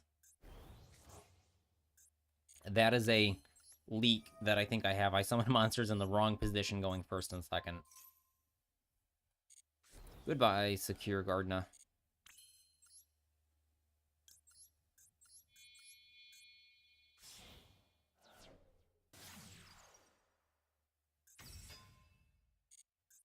Okay, Sequence has hit the field.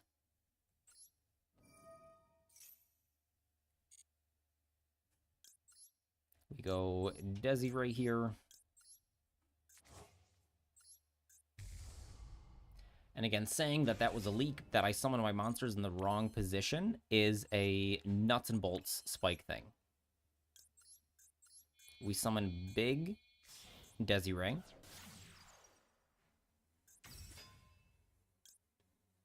What do we want to put back? We don't want to put back the Sequence.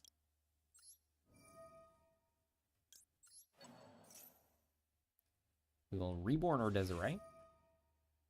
Oh no! That's okay. Desiree will come back on your turn. I could Synchro 7, which I don't have. Or make a moon. So summoning Destrudo is not worth it for me at this time. It being a 1 also wouldn't have helped. I would need a level 3 on the field. Super Poly. That's not fair. Boo. Chorito. Okay, I can summon the snow, but it doesn't do anything. Okay, you got me. I traded 2 for 3, though. First aura moment of the duel. This has 2800 defense? Why? Why is its butt so big? You're gonna beat down with it?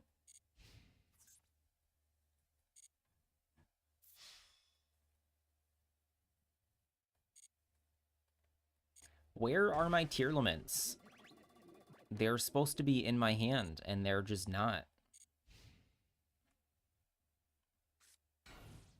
Okay, set something. What is that? Oh, it's a shit all. It's okay. Always had it. Second engraver. Engraver, go!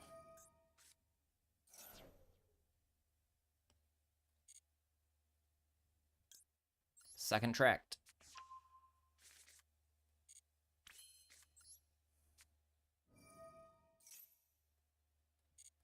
Second tract. We will go for Pilgrim Reaper this time because I want to get into the tier limit stuff.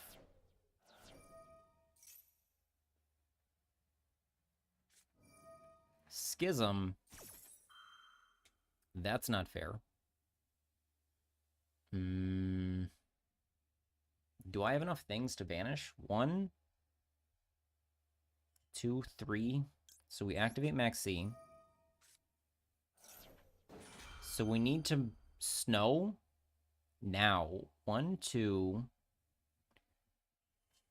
3, 4, 5. We can banish one of these 6, and then we lose 2 more cards. I suppose we lose an Ash from hand. Wonder what Engraver engraves. He engraves the Fiends. So Maxi, 2 tracks, Maxi. One of our guys will just summon Desiree from Banished. Ash Blossom, banish 2 from hand is painful, but you gotta do what you gotta do.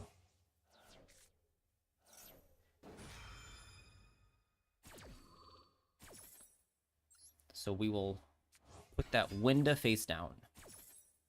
And if this isn't Winda, and you tricked me, very well. Is Engraver a professional? I think so. Construct.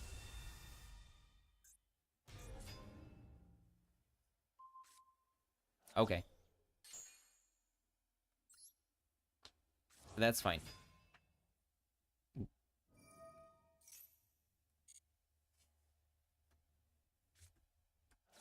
What does this one do? Banish 3? Summon a shit all from your deck.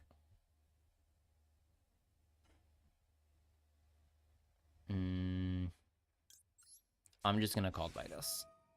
Get it out of the graveyard and not let it do its thing.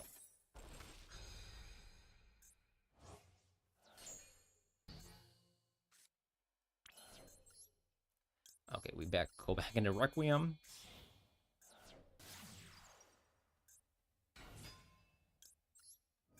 We need to solve the construct problem, and Desiree will do that for us.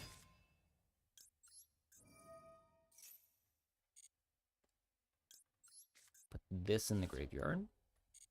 We need a second thing. Let's keep the Ash Blossom. Oh, this also just sends the construct. Order's a little bit goofy here. We need to put sequence back now because we need to link into it.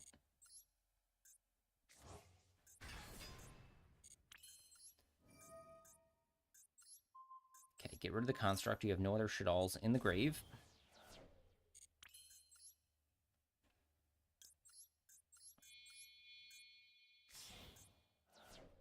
I know I said we were going to do Pilgrim Reaper, but then I changed my mind. We still can. We still can. But do we actually want to?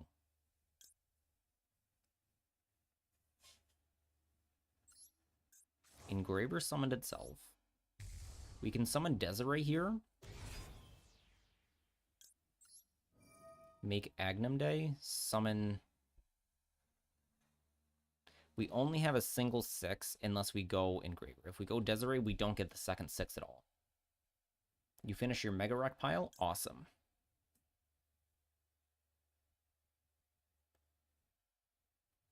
So I'm going to go Engraver here because we can do Lacrima again later.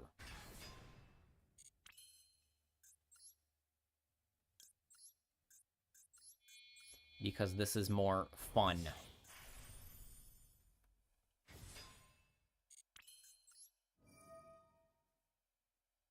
Detach Engraver, and maybe we link off our other dude. Hit a single card.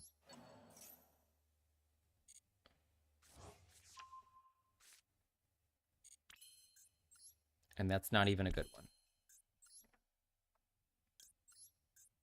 Okay, we can link for Big Agnum Day. Oh no, this is actually a problem.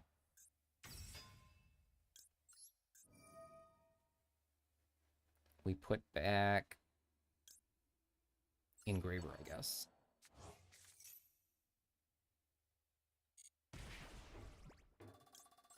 Oh, this is a quick effect. It works in the battle phase. I'm stupid.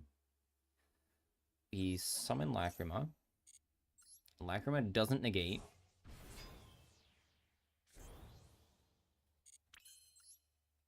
But it is big. And can't be targeted. Set one mystery card in main phase 1.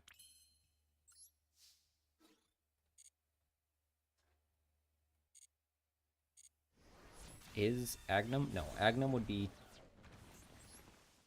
And then we have a snow. We'll just end the game right now.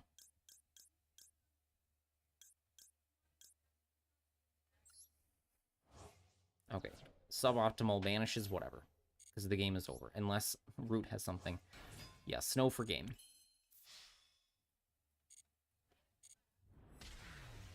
Did you like my Tearlaments deck? Me, 9 minutes. Sam, or Root, 2 minutes.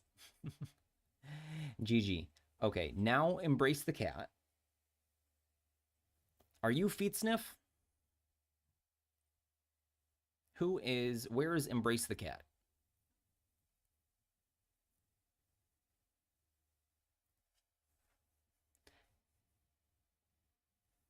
And what is, you are Ash, and you are playing Mega Rock something.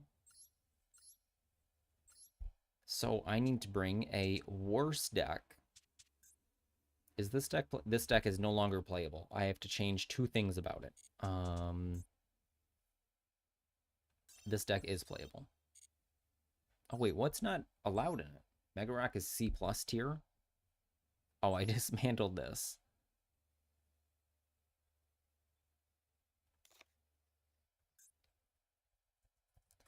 I will replace it with... Not that. This, and no one will notice. Alright, you say C+, and I don't know what that means. So I understand that you mean it is not good. So are you meaning... like C+, so I like Labyrinth, Memento, Tenpai, like that level, or worse?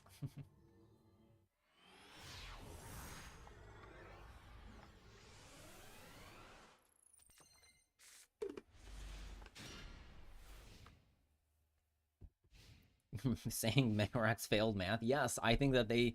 What kind of C+, what's our scale here? Because it matters a lot. Because a C+ deck, that looked like a Prank Kids.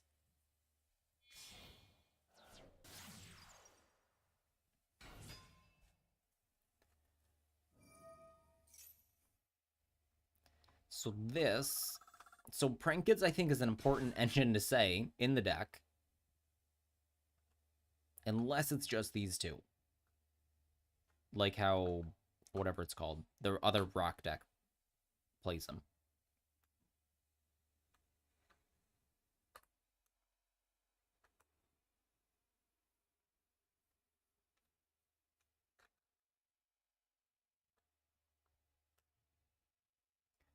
Also, Commander has recently created brackets. Okay, SP pass, interesting.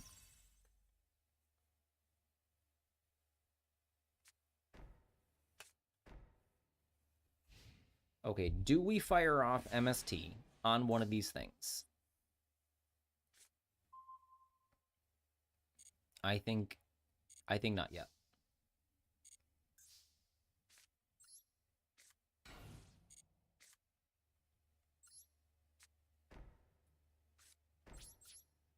All right, pass.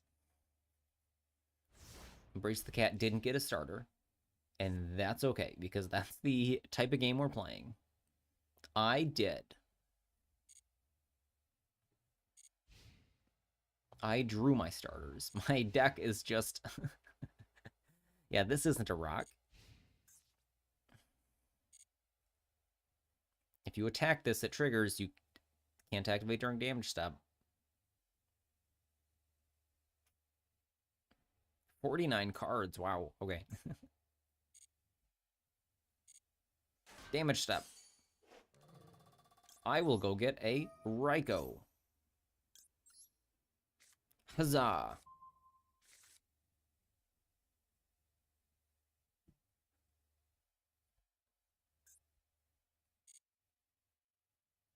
End of the battle phase.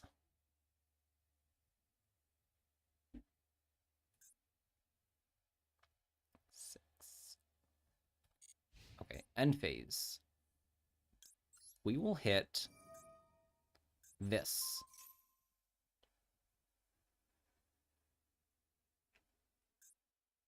What you got here? An Imperm? Cross out. I'm not sure we're playing any of the same cards, so that was not useful for me.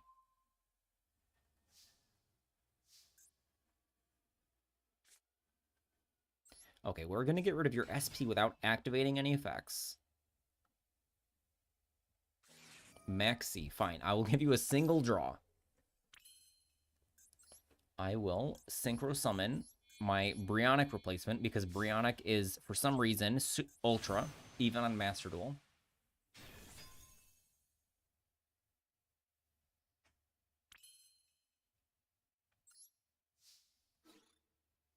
And then we attack over SP. Huzzah, gotcha. Now, do I leave this face down? I think so. I will leave the Raikou face down here, get rid of this value, and pop your other card. So root your two, we're going to put you... I'm going to have to skip through Embrace Root Pawn. And we pass. I think it's next player. I forget. Okay. So it's not... Pawn is on deck. So root, you can rejoin at the bottom. And what the heck is this name? ID Collection Dorsey. Well, hello. Thank you for the follow. Welcome to the dojo. How are you doing? And I hate that my pop-up chat doesn't show followers anymore. It did at some point.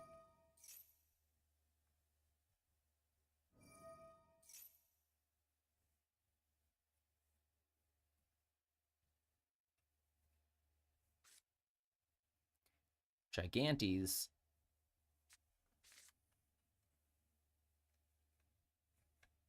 Okay, so he knows I have a Raikou set. And he theoretically doesn't know about my set card.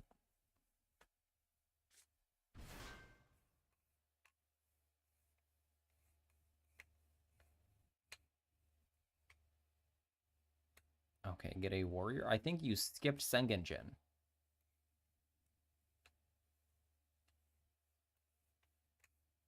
I think you're supposed to go Golem to Sengenjin, or vice versa.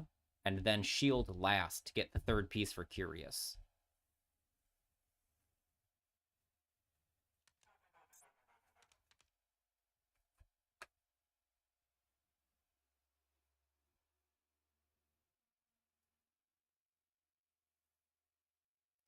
But we'll see what you're up to. You didn't even know. Yeah, Golem and Sengenjin? Oh, okay. He's you are. Yeah, I got a Royal. I did not want to craft it for Snake Eyes, but then I crafted it, and it is... They impress me a lot. Obviously, you have a pair of 6s, but Shield is level 5.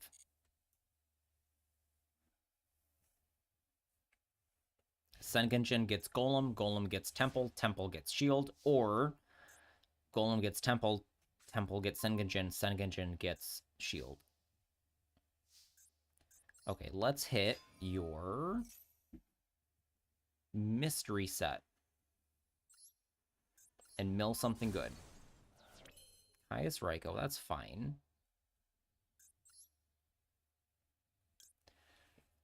Oh, this is a card. This is supposed to be Red Dragon Archfiend, but it's not. And we get to draw a card. So some of these cards are not Edison legal.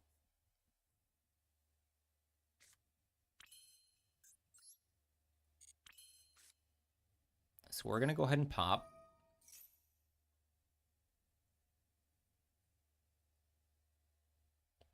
Four other monsters isn't legal. Or I mean, isn't game. That's only 6,000, 3,000. They both go to the back row, sure.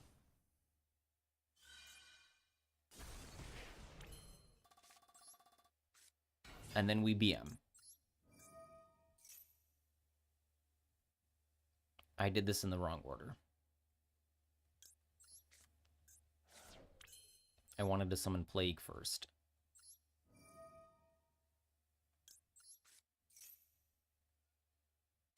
Max C. Okay. I will take the second Max C challenge and see if I can finish you.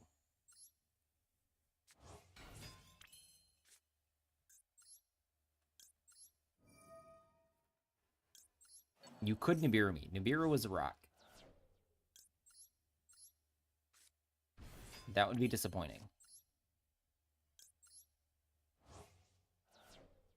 2 Maxi on a 49 Corvile. Typical punish. You're going to draw Nibiru right here. Okay, we don't Synchro. Because I want to see if we need to banish with Chaos Sorcerer and then Synchro with the Sork for the damage.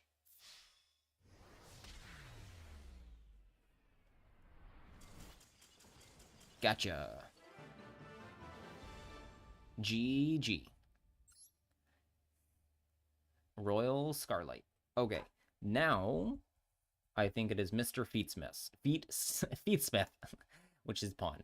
Pawn, you are... I do want to leave the table. So, Pawn, what are you playing? Or rather, what type of game, what are we looking for in a game here?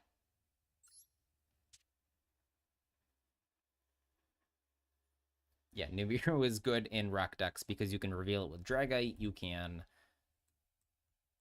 can search it with Granite, you can cross it out. It being a rock is just random synergy. So, against me, anything but Tenpai, that's not going to work. Where did this deck go? So we're going to play Fiendsmith Lab. This deck is fully Beetle, but it's really annoying. It's just a pile. All right, we'll see what it is.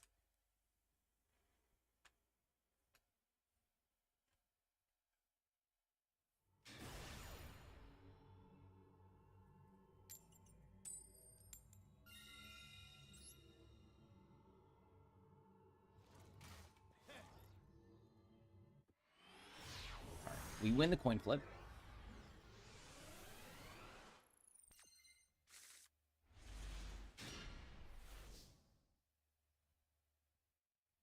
We're not going to maxi straight away. We have a lot of garbage here. Start Ariana. I think we just get Big Welcome because we don't also have a trap. Engraver's the only next play. And to track to problems, we drew Lacrima, which is sad, but I think we just have to summon her from hand. It's common to hand rip with Atlantean exactly 4 cards and leave them with 2 on their turn. Yes and no.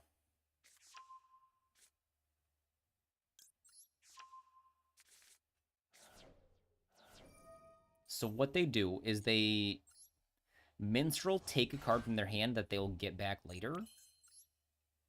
And then, what's in, oh, Tract is activating. And then Mullin Glacia, which makes them discard 2. They likely use a hand trap, and you can likely triple tactics talent them. But most of the time, you're only actually making them discard 2. You get to look at their hand, take 1 until the end phase, and then you actually take 2. Plus any interaction they have.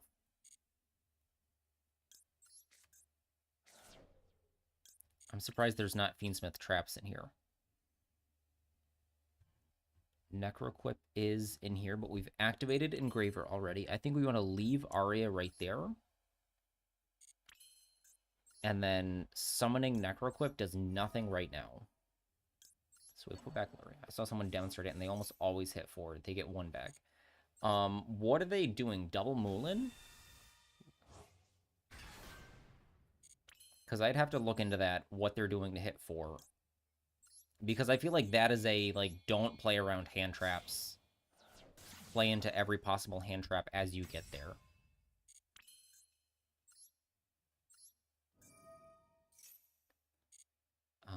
We have to put... Engraver definitely goes back. I think we leave Lacrima in the graveyard. Because if they out Desiree, then it comes back.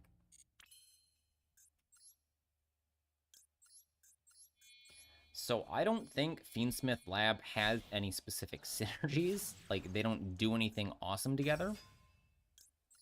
Oops. Jeez. Oops. Cancel. Cancel. X. Stop.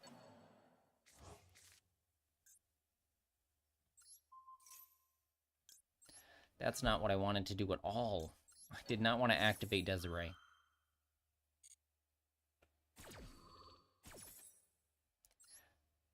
Fat fingers? I don't know.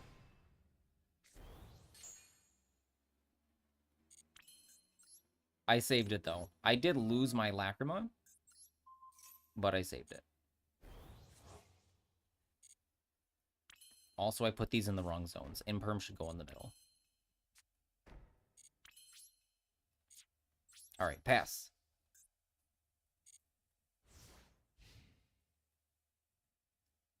Sadly for me, you opened full combo. Is this Tenpai?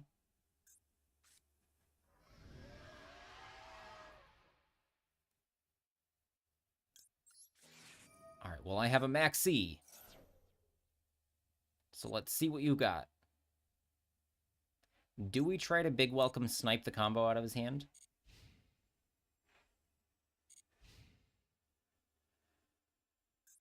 All right, I'm beholding. What is that? Albaz Contact Fuse? Buddy.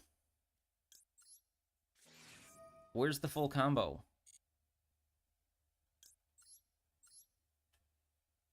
All right, we can safely Desiree the back row, so we're going to rip a card from hand. I don't just play a regular deck. Play whatever you want. My deck is weak against Atlantean and the Red Dragon, but I think anything is fair when it's against the BS. My deck rolls out. Numeron.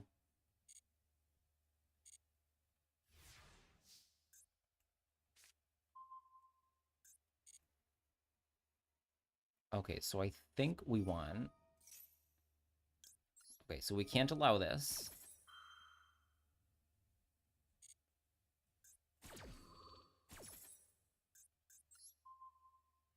Only negate that. We want to reset the Big Welcome, or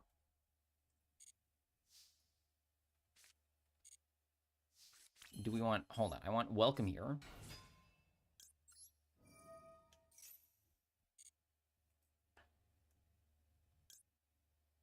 Yeah, let's get welcome. We will Arius it.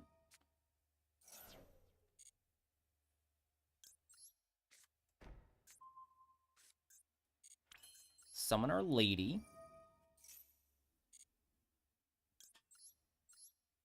Here she is.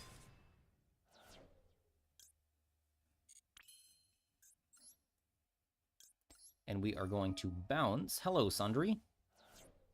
Your card in the main phase. Up and down. Huzzah. Alright, now do we... We don't do anything in any of these. Now we get even lead. So in for 3k. Lovely is also lethal. Second Battle Fader. No response.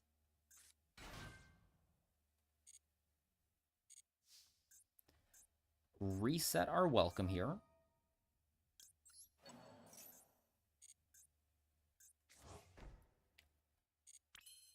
I also scum a few games from Lab because their bounce effect is very strong.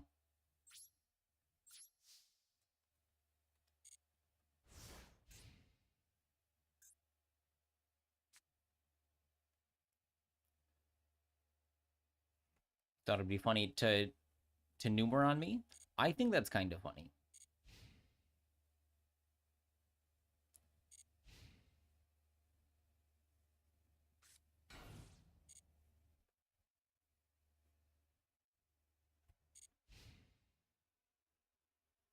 Okay, we will welcome out a lady or an Aria. We can set big welcome. Yeah, this list doesn't have D-barrier. So we just go big welcome.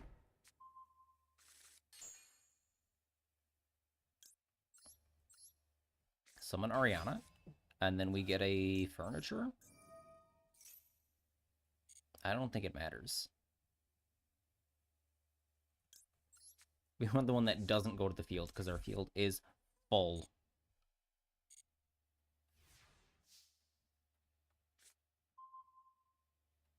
Tract is not what I want to see.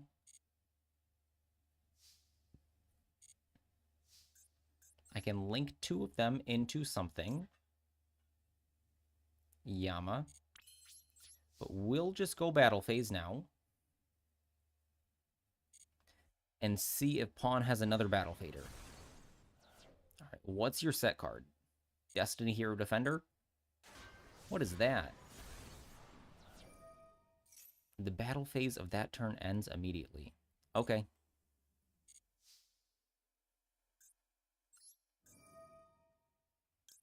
Reset the welcome.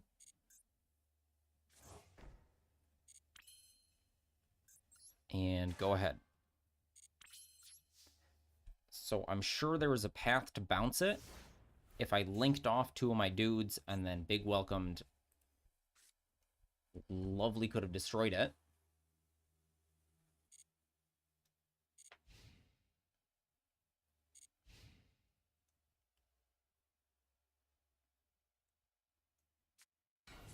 Zero Gardna.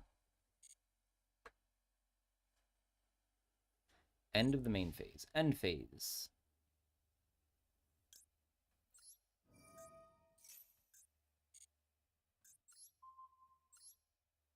So unfortunately, this doesn't do anything because it tributes for cost.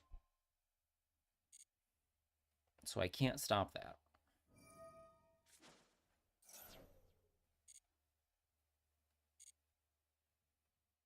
Okay, we don't need more cards. The one the bot you wanted it from didn't show them. What? You can cancel your queue. Okay, well, if you've got to go embrace the cat, thank you for hanging out.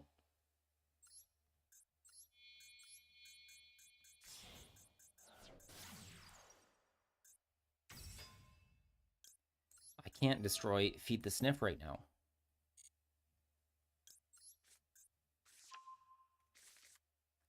Say if you get bored, we don't gotta finish. Okay. I feel like I could... Is there... There's no actual monster negates here, so you just have to keep drawing something every turn. But now, my big welcome can destroy something in your... Let's get the clock in play. You're not going to... Hold on. Target one special summon monster your opponent controls. And this one links in the main phase.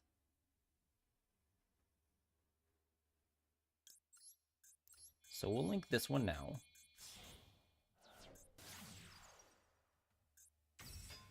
And we will begin hand ripping. Because you have to draw something every turn.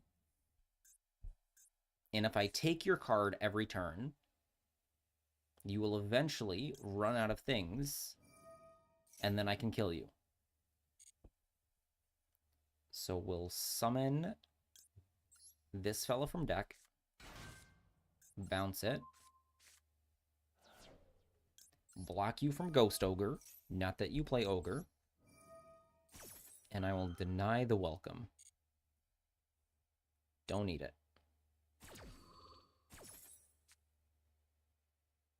No, I don't need a summon or set. -1 card. What is that? I think it's another Battle Fader. I'm not going to read it. What do you mean Tenpai doesn't work against this deck?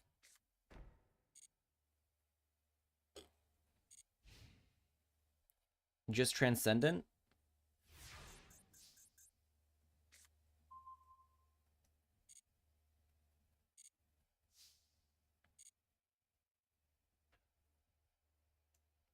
Okay, if that's a Mirror Force, Desiree can negate. Thunder of Ruler. We negate that. Do I have a way to move a monster by trap card now? Yes, and then I can still set a big welcome from deck. Have you done a single point of damage? Not yet. Neither would Tenpai. What do you mean it doesn't? But you said Tenpai doesn't work. Or was that Embrace the Cat?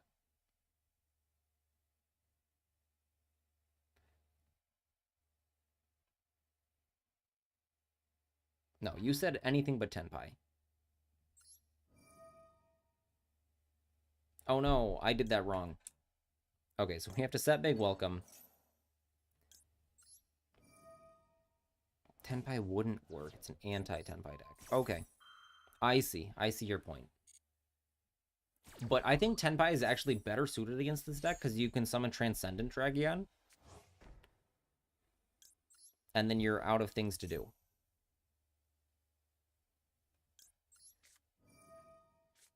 Like, you have to have the trap cards every single turn.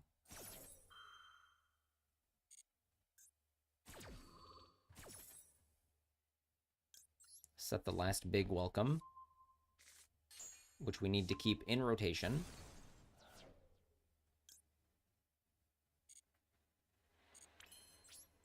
Okay, I think we can get in now. Huzzah! No, Dragion, the Sangenpai Transcendent Dragion says you cannot activate cards or effects during the battle phase. Okay. GG Pawn, thank you for the game.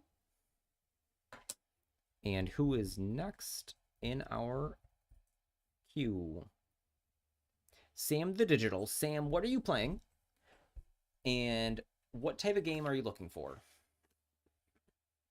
I see you, Sundry.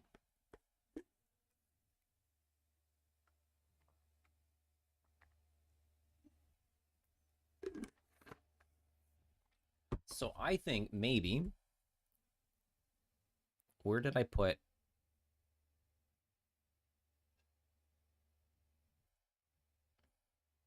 So I think we're going to have competitive, casual, non-meta / previous meta, bad.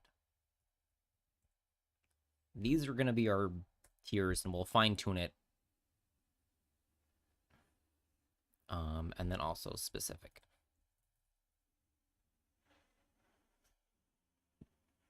Memento, Fiendsmith. You know the one. Okay. Sure thing.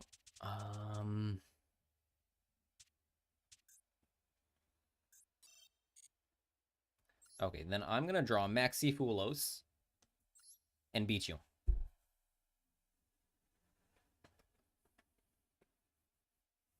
Sundry, you left.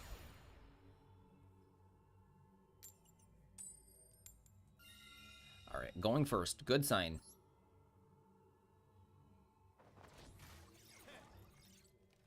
Johnson, are you still here? Because if you're here, you can join the queue now. You're building something, okay. And you're not in the queue, Sundry. What a hand. So here, again, we have an option of this or this, but not really both. I suppose we could preempt it on this.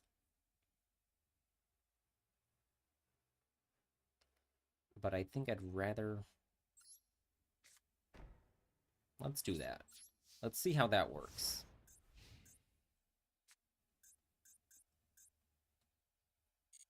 This field does look nice. I do like it.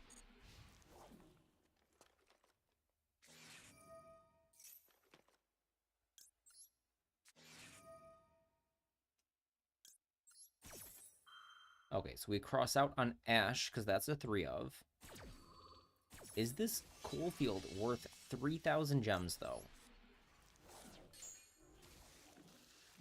I might talk myself into it.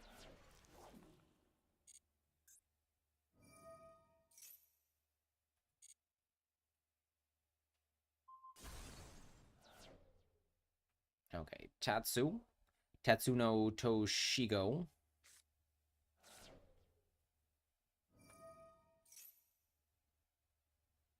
That's fine. Can't do anything about it.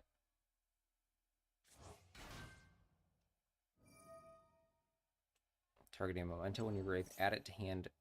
Unfortunate. Yes, allowed. I wish it wasn't, but allowed.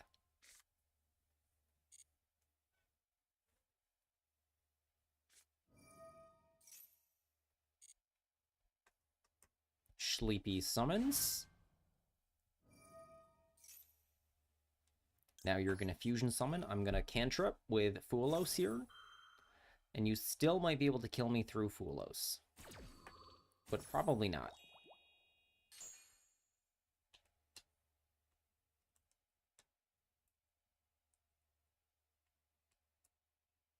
So it is unfortunate that if we draw into Max C now, I have cross-outed my own Max C. So maybe I should have held cross-out, but cross-out on Ash preemptively ensures that I can do this. Send 3 mementos, okay. This sends cards, right? Any 3 memento cards. And this is off of Solo Tatsu. So all 4 of these are unknown.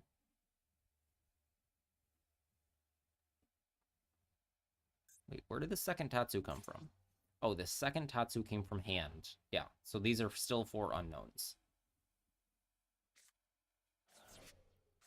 Which Akron, another Creation King.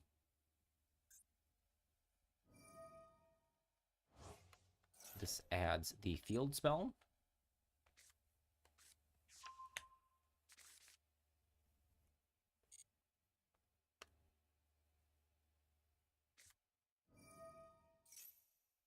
Field spell, fine.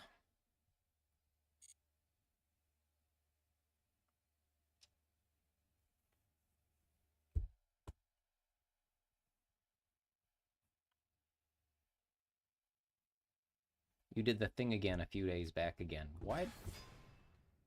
What's that mean? Double Mythic Masters. Oh, okay.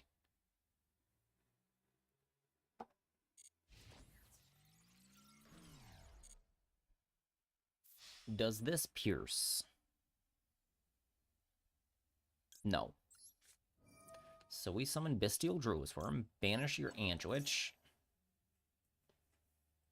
I wish Sleepy was a dark. You maxi. Then we'll also deploy Magnamoot now.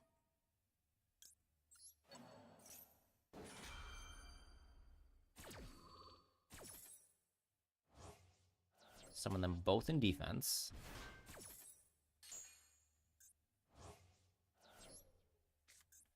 So I have not hit Mythic on Arena yet.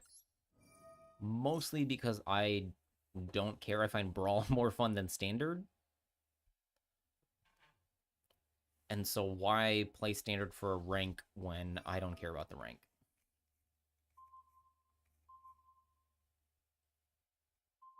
Okay, destroy all 4 monsters. Fine.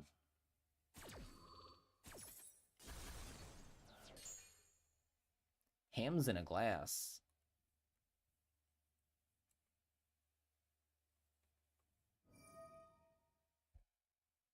Oh, that summons something back. That's not fair. And you bring back your ugly fish.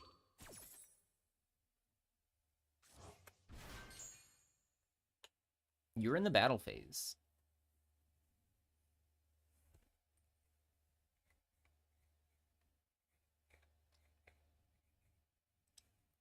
Fish could attack. So can that, I think.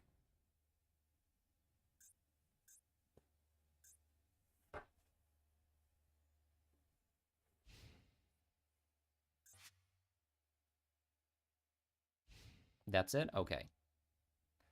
So do we just get Druids here. It's almost never not. You derp this game very hard. I told you I was going to fool Osio. So I'll start here. I have plot armor. Not even. I am a nuts and bolts spike, taking every advantage. And every advantage adds up.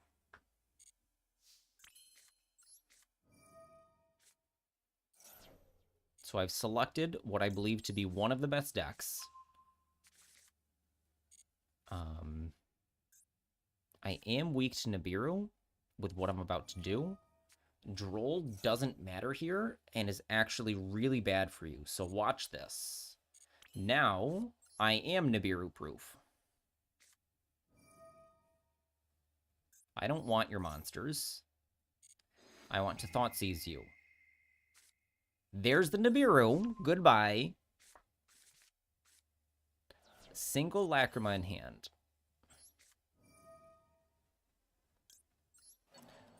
Oh no, that was really stupid. I did not mean to... I thought you had... I thought this guy was dark. Oops. Oopsie poopsie. Okay, so I need to read the mementos real quick. Destroyed by card effect. If a memento in your hand is destroyed by battle or card effect. I meant to not banish my Lubellion so that I can tribute Druisworm for it. And I would have banished the other Druisworm if I realized that his card wasn't the farthest left card. You can summon... It's destroyed by card effect. Okay, so we need to destroy... We need to get rid of this first. So we also need to kill the field spell. So we can send both of these by card effect, and we're fine.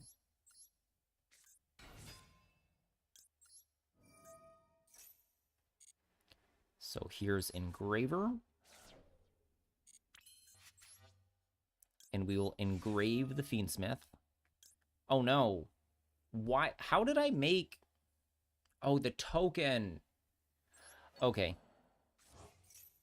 Jeez Louise. I am doing so bad. What? What do you mean? Maybe. Well, whenever you have the time. I can quickly let it.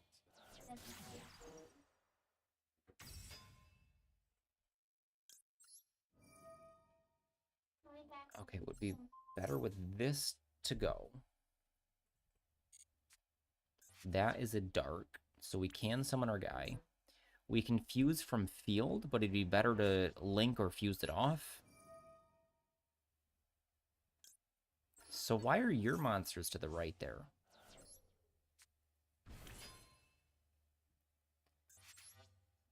Okay. I will M7. M7 has an animation. Detach our engraver. Put it where we need to go. We've not used its effect. Wait, what? Oh, we're under Droll. Jeez Louise. What the heck is wrong with me? Okay, so what do we do now? We could tribute summon Engraver, throwing away our Baldrake, make nothing.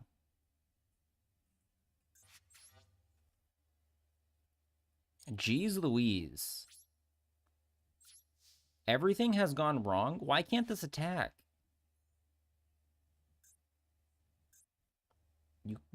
Oh my goodness. Sanct has messed me up so much. Okay, he has other Lacrima, so we need to deal with... I'm not done. Other Lacrima somehow.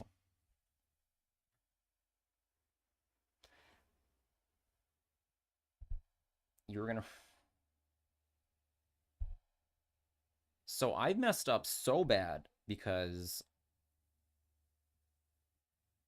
I don't know where my brain was. Now, how do we beat Lacrima in hand? SP does it. This is not what I want to do at all. Jeez Louise. I can banish your fish. This gets the field spell.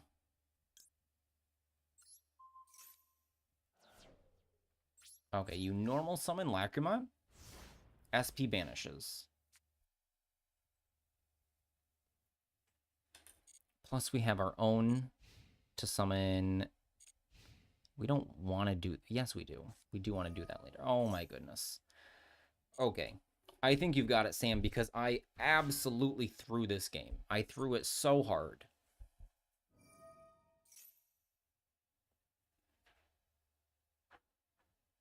Send any mementos with the same... Okay. I don't think we win now, because we have to beat Lacrima plus memento stuff.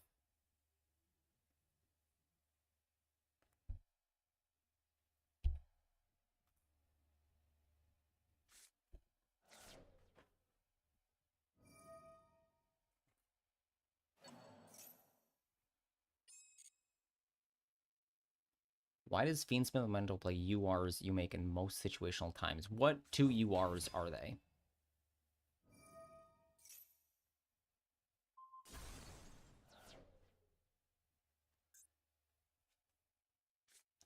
I need to grab something.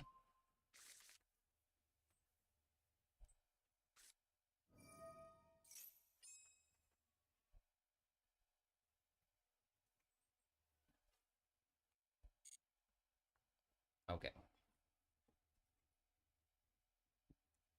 I lose because I'm a bozo.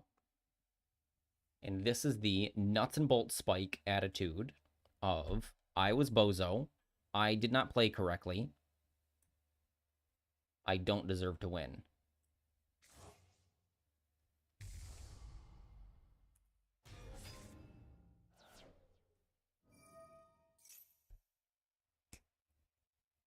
Okay, this will... Oh, your last card is Lacrima. So this stops memento stuff, although it comes back. And then you get to Fiendsmith now.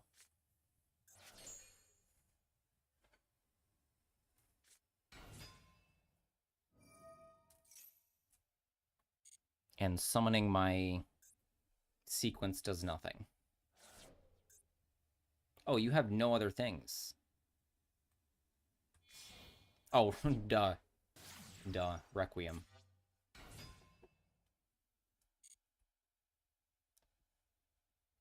Oh, you don't have Aerial Eater or Duke. I see.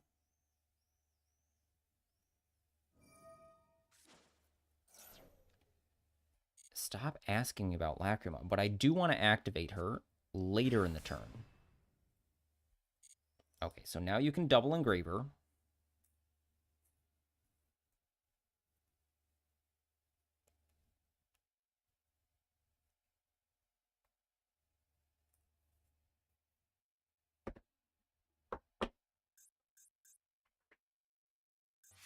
Double Engraver into sequence. Puts one back. Engraver, Fiend. So you can do what you want here.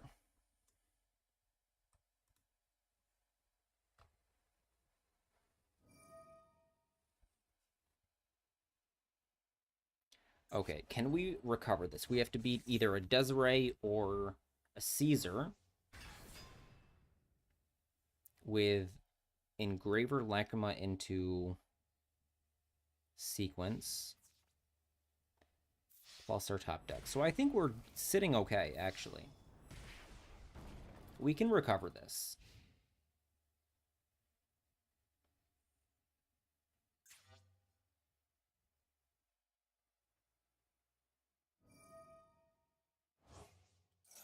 Destroy a monster, get a Memento spell trap. Okay. Doesn't the Memento spell get a have to tribute a Memento? I'm not sure what you're doing here. I suppose on my turn you can do that. But that doesn't do a whole lot. Okay, your dragon comes back.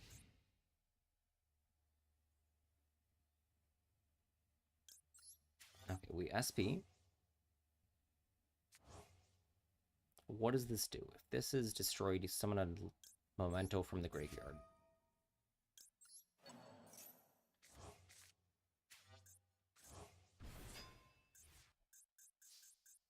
Okay, I can't activate sequence. Oof, that's not the top deck I wanted.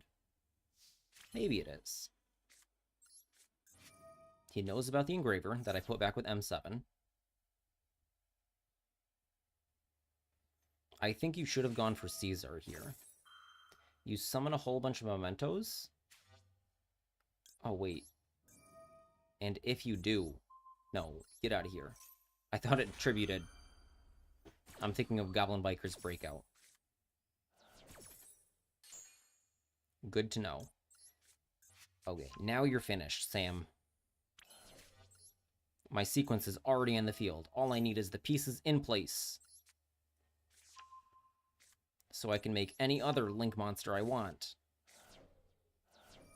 Which isn't really anything. There's not enough Links. Oh, we can fusion summon them. Put another engraver in the graveyard. We can fuse 2 times. I'll tract with my Light Fiends on the field. Into a Lacrima. We will special summon Engraver.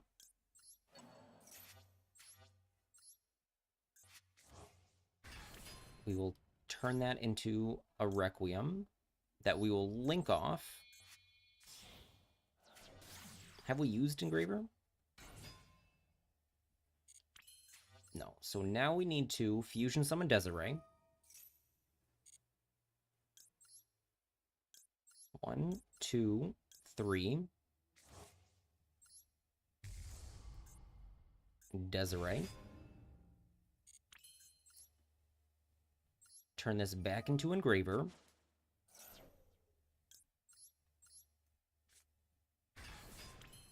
Okay, we get 600, 1200 attack, or 12. So it's actually no difference if we send that or not.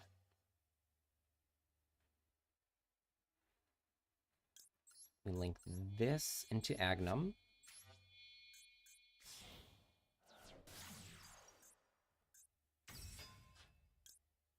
Oh, this is free, though. Get out of here. Agnum Reborn Desiree.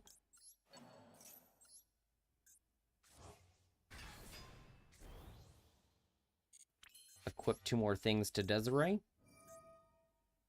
I gotta read Rex Streminade because I feel... Sam! You conceded! You didn't let me finish! GG, Sam. GG. I think going for the Memento play there was a mistake. I think you should have just made Caesar pass. Or Desiree. Like an untargetable Desiree. I would have had to at least make my own and crash into it.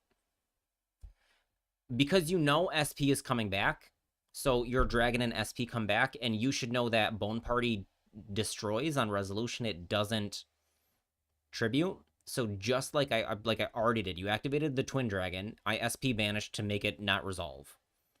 And then I'm going to do the same thing again.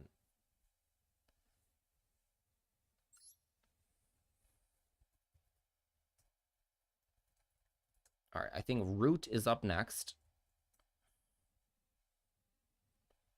Root, are you still playing IDS? Vengeance will be yours.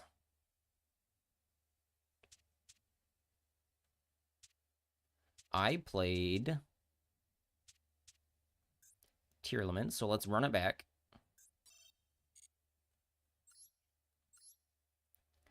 And hi, Johnson.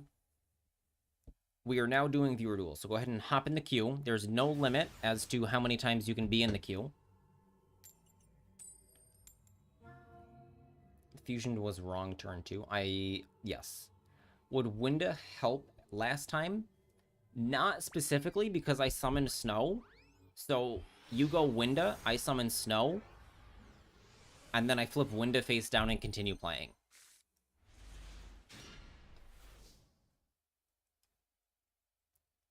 Do I have the Fiendsmith Bestial list posted somewhere? I hope so. Did you send me first? What's going on?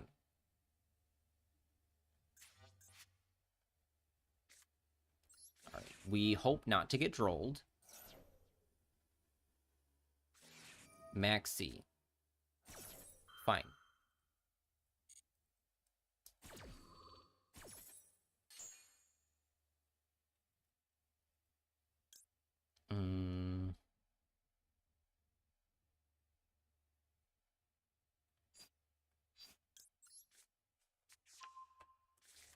Embrace the Cat has left, so unless he's here...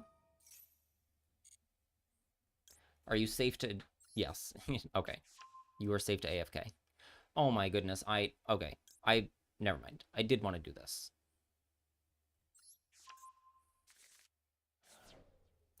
Oh, shoot. This doesn't do what I wanted. At all. I have to give you way more draws than I... Oh my goodness, this is terrible. Alright, we pass. We pass. I played absolutely terribly because I forgot that Pearl of Rhino doesn't exist anymore. I literally thought I was going to discard Trivi Karma, get Pearl of Rhino, summon Rhino Heart, Kid Close Soliac, pass. But I was wrong.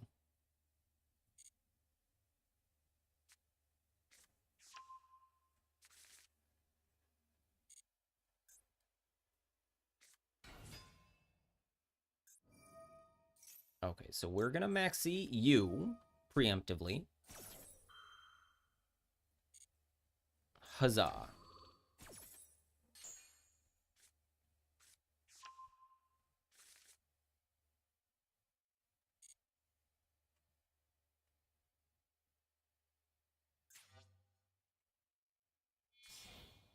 Oh no, you can banish my engraver. Thank you.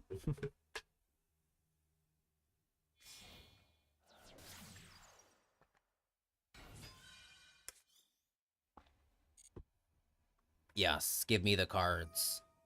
Give me all of the cards. Yes.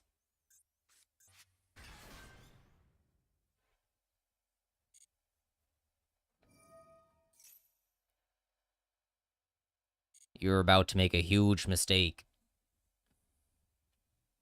This is the smile of somebody who sends his opponent's kit close to the graveyard.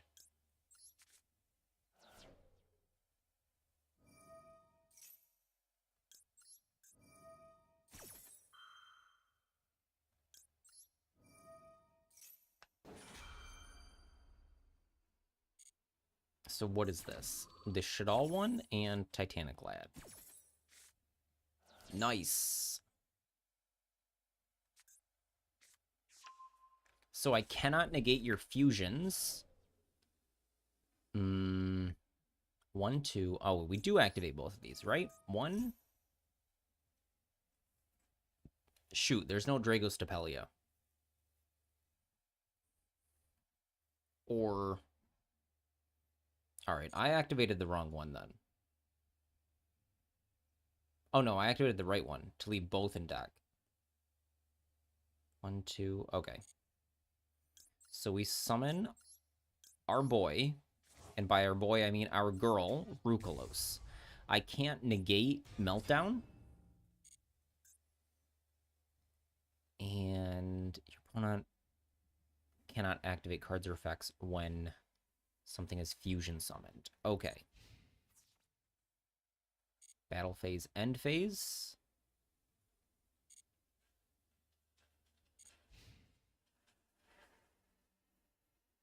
So I need another Tearlaman's card. What am I doing with goods here? Goods can send Meta Noise. That would be very good. Oh, I forgot to... Oh, I can just negate this.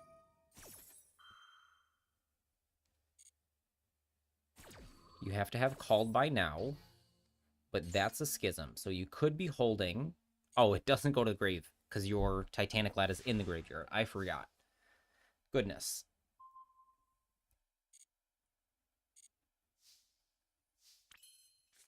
Okay, so we goods for Meta Noise. Meta Noise, get back Shiren. Oh, we can also send Fiendsmith cards, which is relevant. Meta Noise, add back Shiren. Too bad Shiren doesn't discard.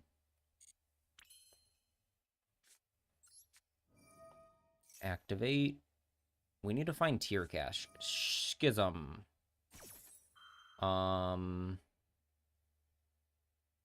That's perfectly fine.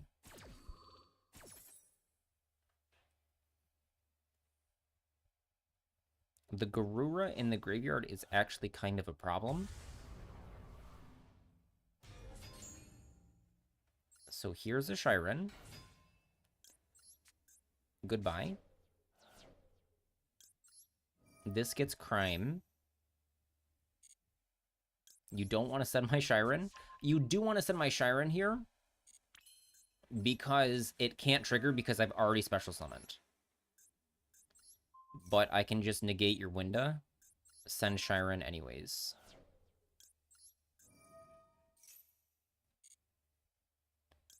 Fuse Kit Kolos with the 2 in the graveyard.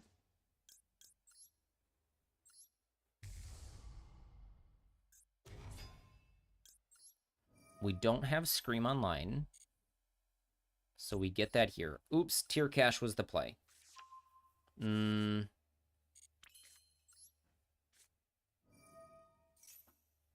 I think we're doing fine.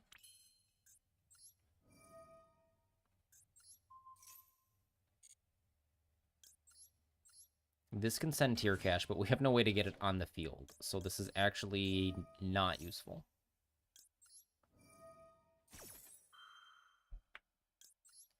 Rhinoheart will fuse with itself into Kaleido, I suppose.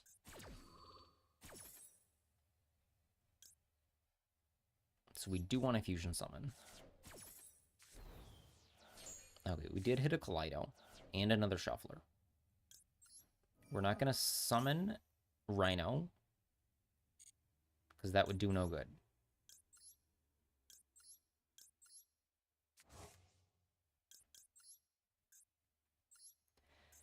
Do you want me to play a certain deck? I don't. I want you to play something you want to play, and we will adjust expectations.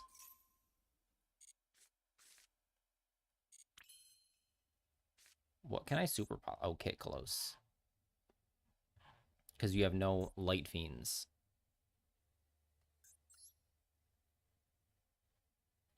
I don't have a 7. That comes back as a 3.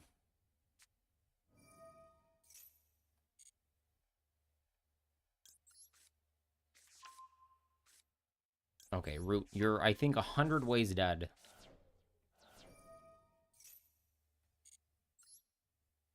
Although I have played my Link arrows bad, but that doesn't matter.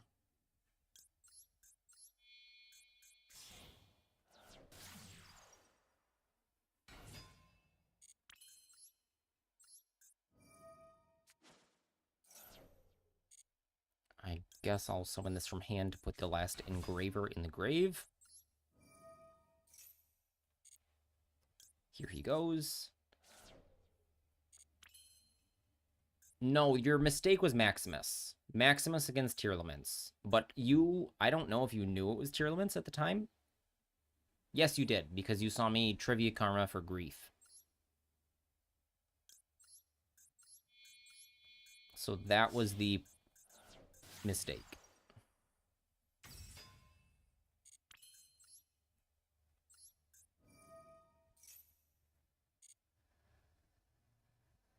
I suppose we just Desiree.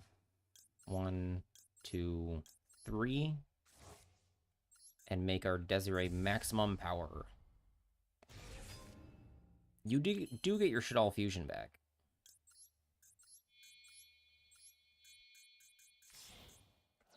Thought process was Winda could get me to next turn? Probably. So, I see that thought.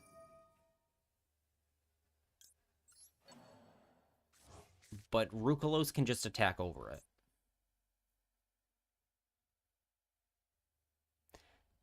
But you didn't know I had Rukalos when you went for your plays.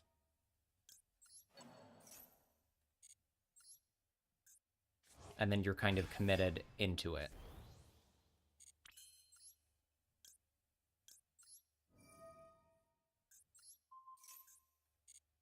Also, Soliak was a surprise.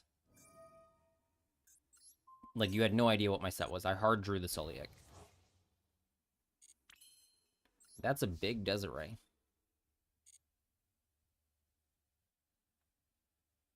This guy does something with damage. The other option was a single Makaba. I think Makaba... So, you normal summon Alistair. I max C. I think you banish my Engraver from the graveyard to summon Makaba. And that is a better play.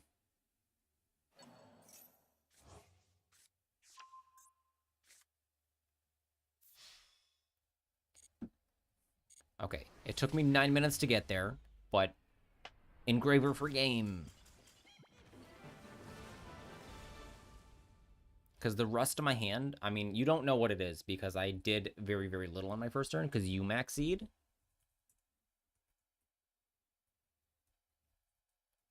Okay, Embrace the Cat. Are you still around? Because you're up if you are, but he said he had to go. All right. Sundry. How competitive is my deck, Sundry?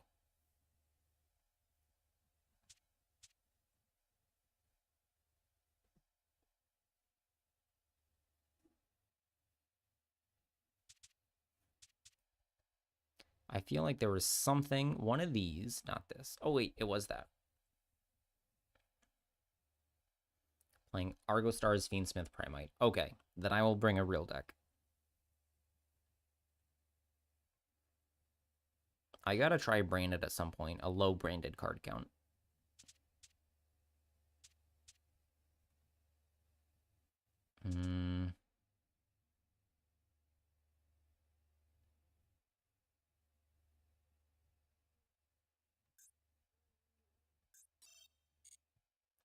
I will select this deck and hope I'm doing well.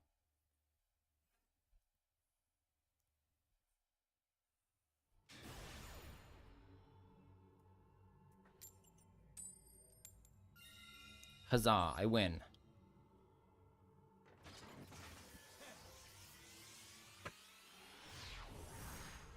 Alright, bring these to Nuggy. Ask her how they are. Did you see my pod? Mm-mm.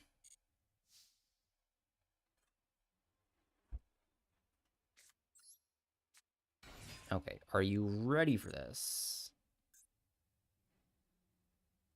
There's no it's that this is from my playlist.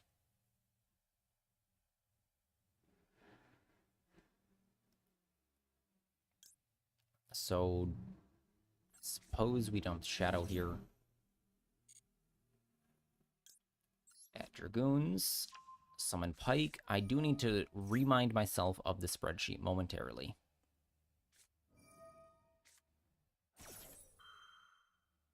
I have Called by the Grave to stop your stupid hand trap. Let me skip Offspring. Okay, Staring at the Sun is now playing. There you go.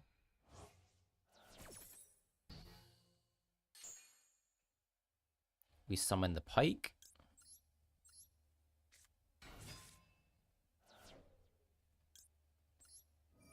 What is this song? Okay, we would add Rhine, but we have it, so we skip ahead to Minstrel, because we have all the other cards. Dragoons add Poseidra Storm.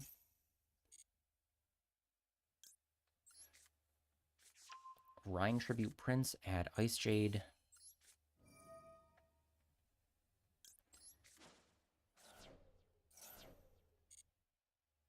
So Rhine, don't special summon. Prince, summon Dragoons. We do Bahamut things.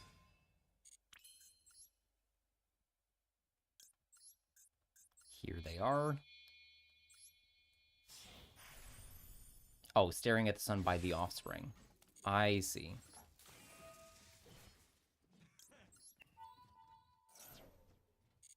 So we get Le Virtue and Moulin Glacia.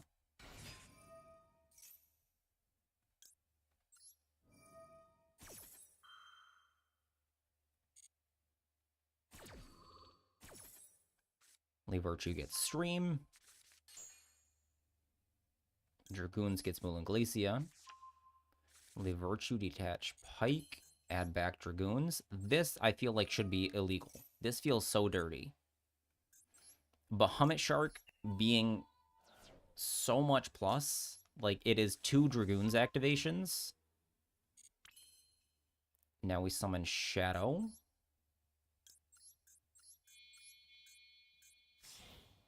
And then summon Moulin Glacia. So go ahead and nib me.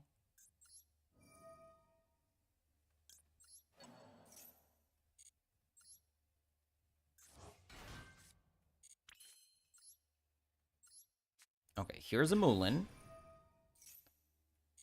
Goodbye cards.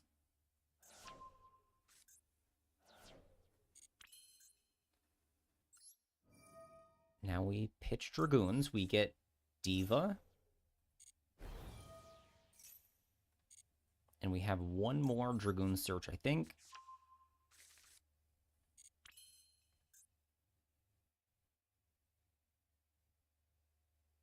Okay, so this is not the anti-Nibiru line, but it says it is. Shadow discard Dragoons. Dragoons add Minstrel. Ice Jade Rand discard Minstrel. Okay, so this isn't the line that gets the last card. This line doesn't use the Minstrel. I don't know why it summons Lancia here. Very strange line. But okay.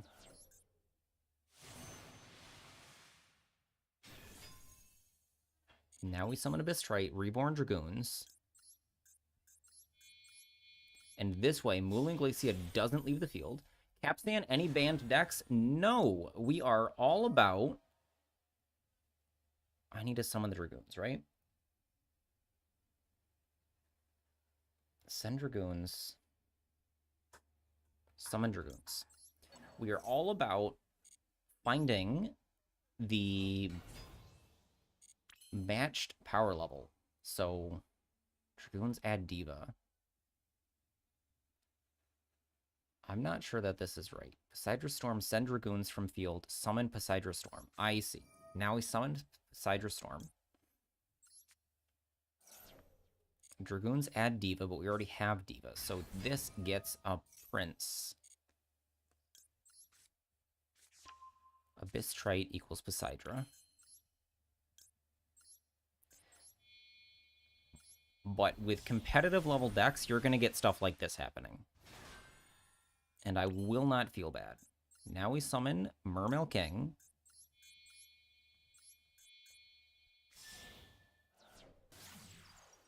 Discard the Diva.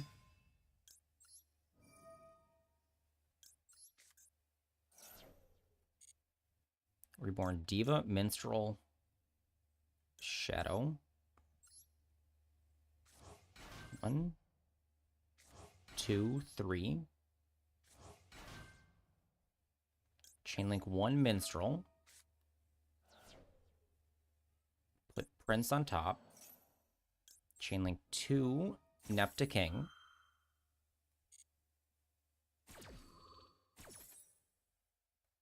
Get the Trident. Top of the deck. Okay, this is Purpoise into Pike. Sorry, I'm not reading chat. I do need to remind myself how this works. This summons Pike. If you have another Pike in hand, this is instant Dweller. This summons Dragite.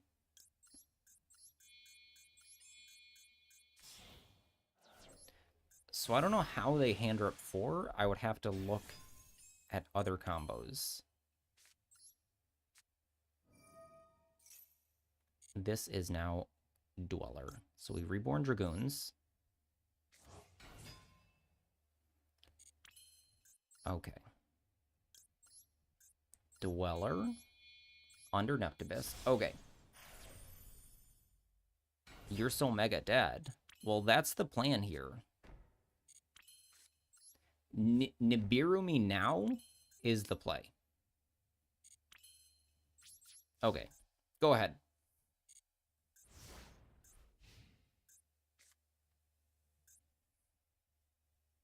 And we will Shotgun Dweller because we're safe from whatever you call it. Imperm under Nepta King. Oops, I meant to activate Nepta King. It's okay, we'll activate it later in the turn. We get Heavy Infantry.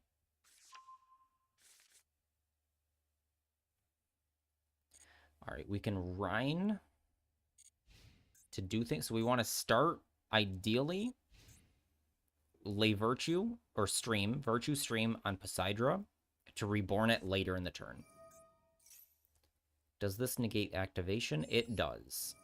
Get out of here. No Primite stuff, please and thank you. I have plenty of waters in the graveyard if you feel the need to check.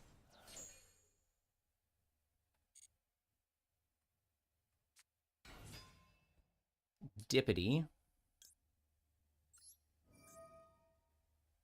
I will cantrip right here.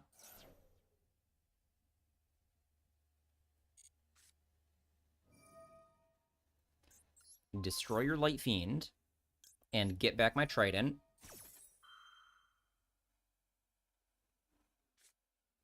Called by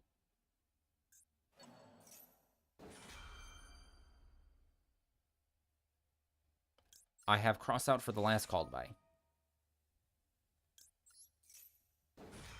Huzzah!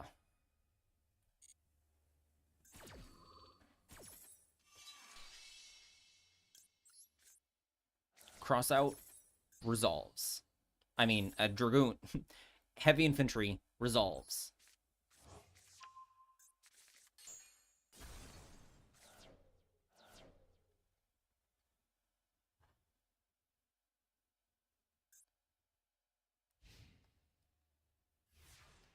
Okay, we're not going to BM Sundry longer. That took 7 or 8 minutes for my combo. We will just go battle phase. I'm not going to play around Gores because he has no cards in his hand.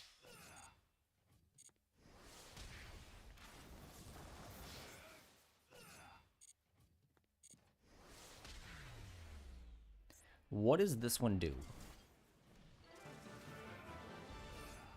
GG, Sundry. Thank you for the game. Better luck next time, because if you went first, that game is different. All right, Johnson, what are you up to? What type of deck are you playing today, Johnson? I need to just change something real quick in this deck. This needs to be the third E-Telly, which came back, and I need to craft one. Royal? No. And the third Judgment needs to be...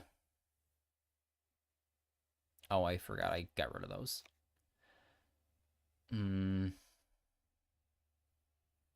Yes, your hand is completely different going first. And the trap that starts the loop, that's very good.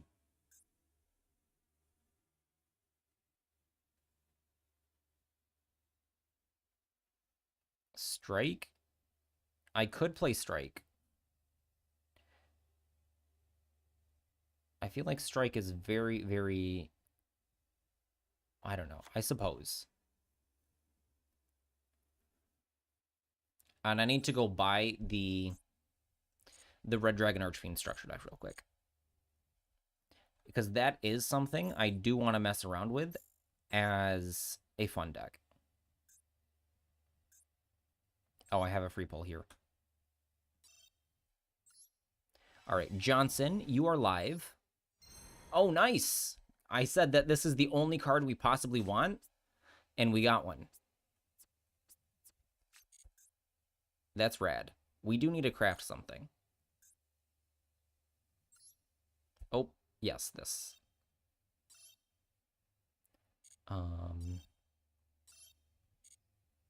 I do want the third. And just F me on later decks.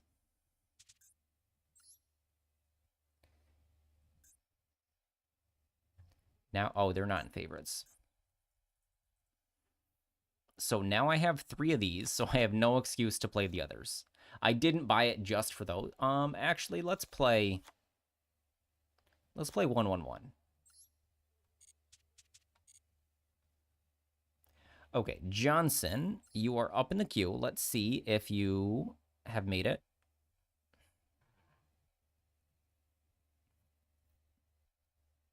All right.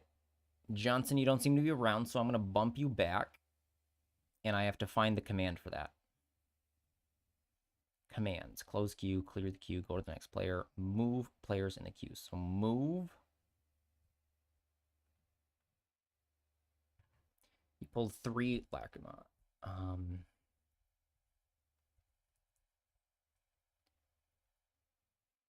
Let's see, does this do what we want? I have to type his full name.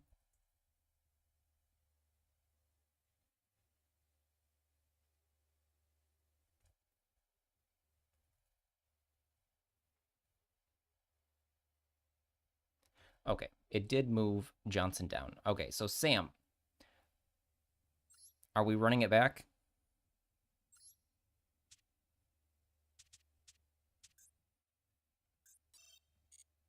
Memento versus Fiendsmith stuff again. I feel like there was something in this deck I wanted to change. Let me look at these. Mermails. This has Primates. This doesn't. Primates. Is there a non-Primate Bestial deck? Primates. Primates. White Forest. Sprite. Okay. Everyone has Primates, so we're just going to run with this then. No changes. Begin duel.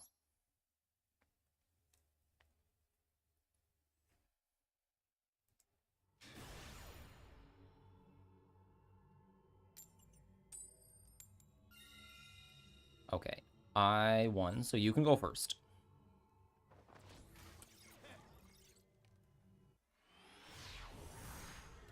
There is no promise that I will respect previous games, but if I remember, maybe.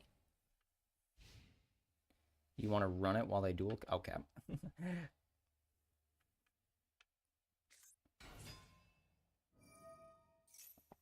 I'm going to stop you right there and just hope you don't have something else. Why are all these Fiendsmith cards in my hand? I don't need all of them. Bestial Fiendsmith with Tour Guide. What do you get with Tour Guide? What's your target for her? Okay, we start Engraver. Darkblade is a dark. Good to know. I can only attack with Fiends if I use Sanct. I will take that risk.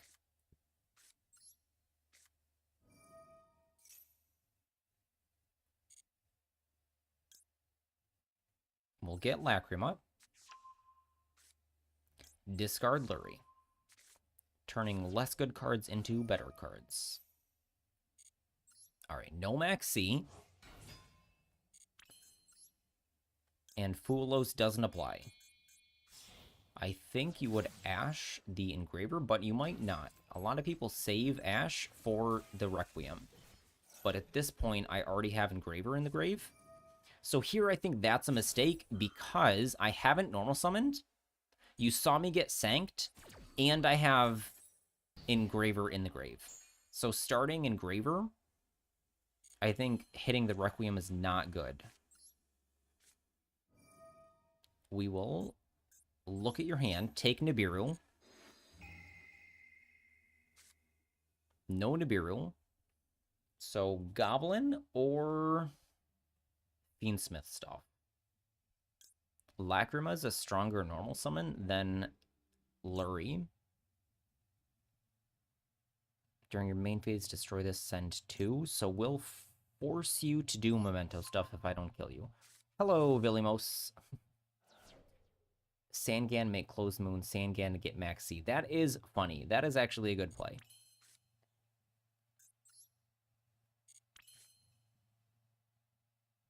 Alright, so what's our order now? We're gonna... No, we do want to summon Magnamu. So I don't know if Sanct is a mistake or not. Possibly. Probably.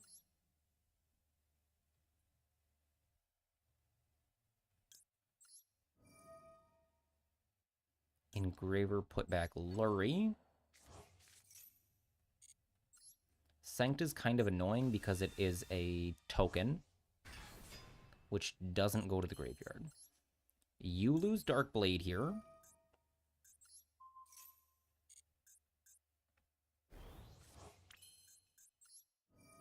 You started playing a deck that exists. What do you mean? We'll take your Darkblade because we're going to go get another Bestial in the end phase. And okay, that was cool. It had a little like can't attack info. Oh, that's only if you middle click, but it says can't attack. So now we link.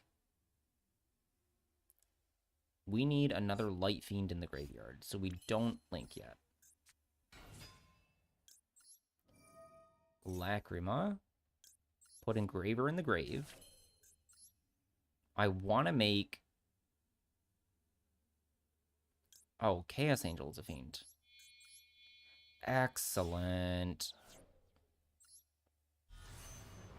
World Chalice Fiendsmith. World Chalice is not a real deck.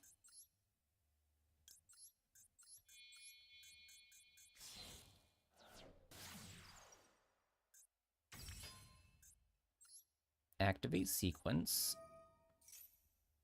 We have plenty of things in the graveyard. 1, 2, 3. And we make a big fat Desiree.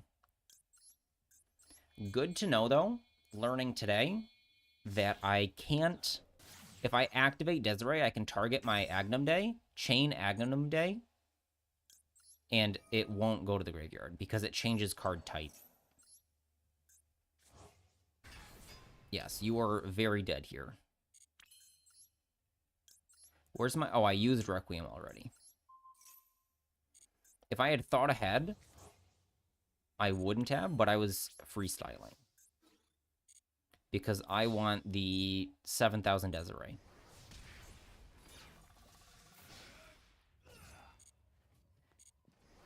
GG, Sam. Better luck next time. I don't think...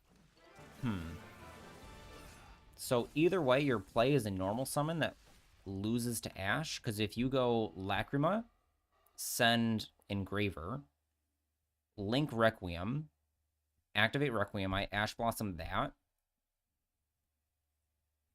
then you summon Engraver back, and then even if you play Necroquip, it's Engraver or Necroquip. Like, there's nothing else to do. Okay, sorry. Next player. It's Q. Johnson, are you here?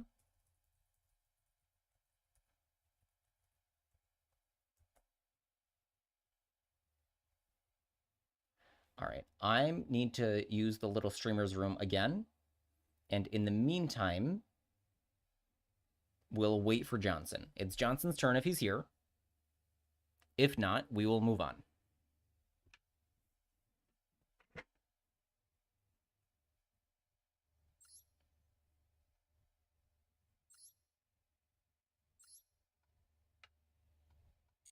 I want to put together Fire King. What's something fun to look at?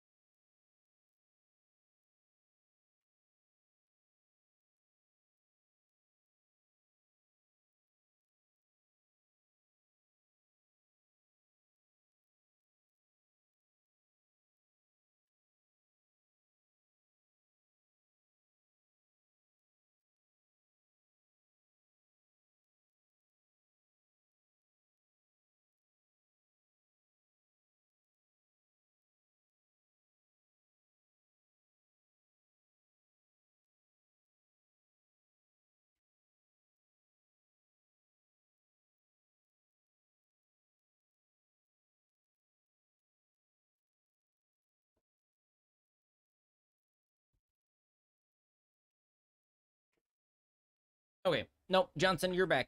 We're in your... It's your turn. Right now, Johnson. If you're here in the duel room. I'm not mad. Why won't it let it scroll up in the...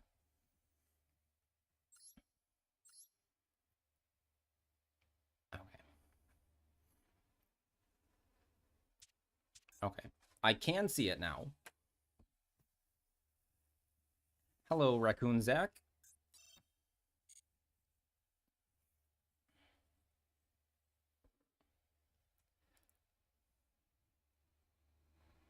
Okay, I was away. Okay, come into the room, Johnson, and then we'll duel. And who... Raccoon Zach, what types of decks do you like to play?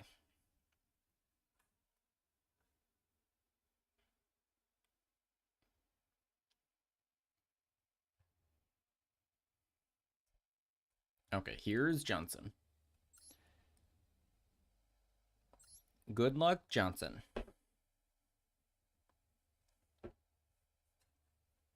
Let's see what Johnson has in store today.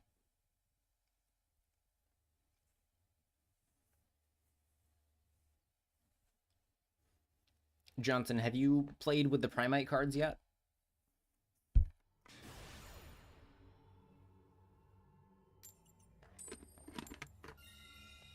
Alright, I'll let Johnson go first. Primite, 5-headed Dragon Turbo. Why 5-headed? I feel like just any Primite deck, like it literally doesn't matter. It can be Summoned Skull. It can be Red Eyes Dragon. You've got a new trap that a Shizu uses, so good luck. Thank you. I think I'll need it. Although this hand is pretty good. Is it game? Mally? Krebens is 3.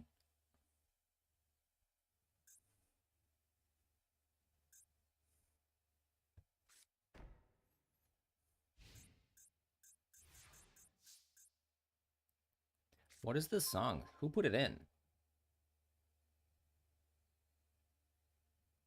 I like it.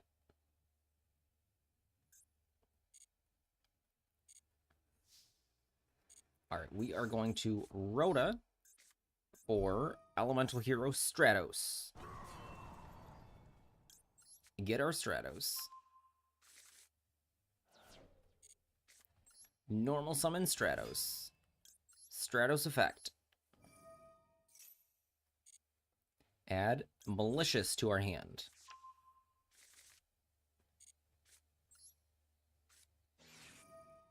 We discard the Malicious we just added to draw 2 cards. We drew another Malicious. Disappointing. So we can't make double 8. We can summon Mally. I wish we could play Goyo Guardian. But Goyo Guardian is not makeable. We'll summon Stardust Dragon here.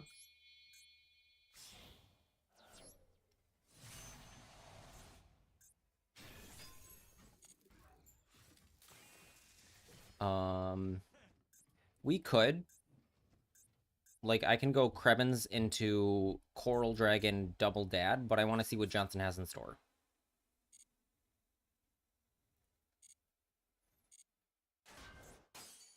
Okay, Mystical Elf. That is too big for my Elemental Hero Stratos. I will come in with my Stardust Dragon. I will set 1 face down and end my turn.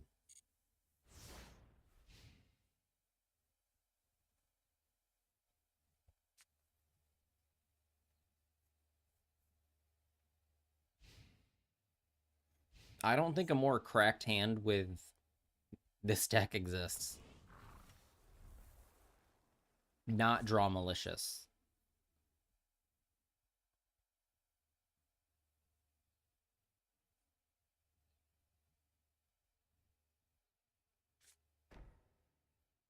Alright, Johnson sets 1 more face down and ends his turn.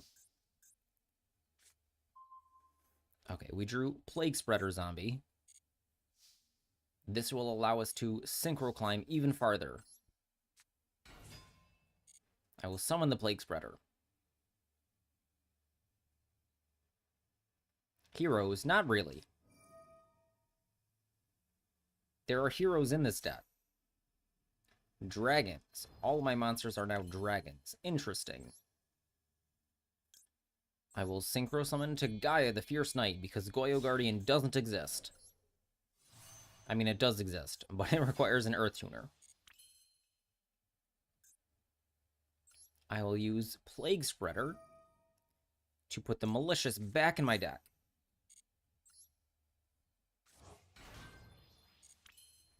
And then I will synchro summon. I will activate Malicious instead.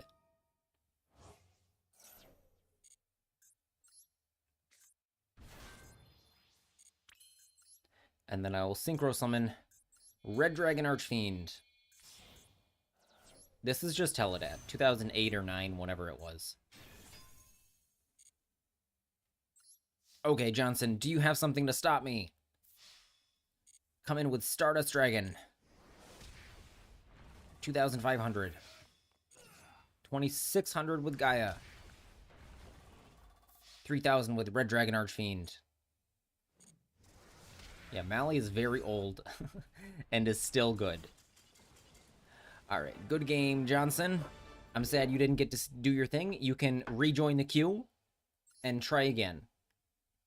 And I will try to bring something else.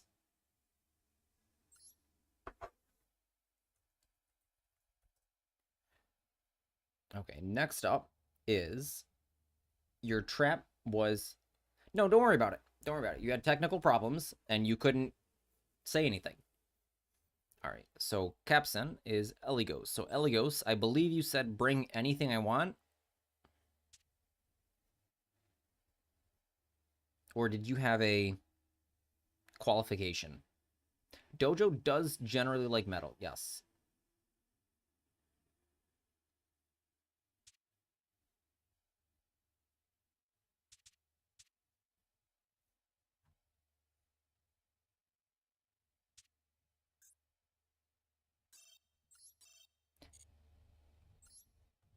What's wrong with this deck?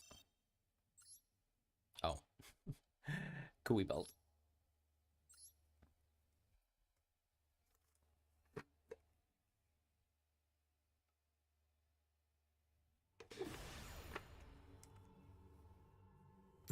Okay, you're Silver 5. Are you new to Yu-Gi-Oh? Or are you, or Master Duel at least?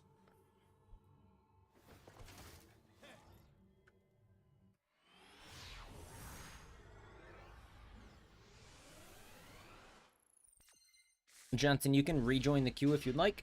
There's no limit on the queue.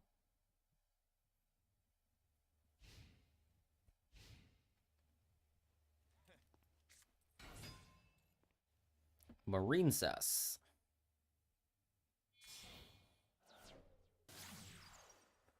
Marine Cess is a deck I like.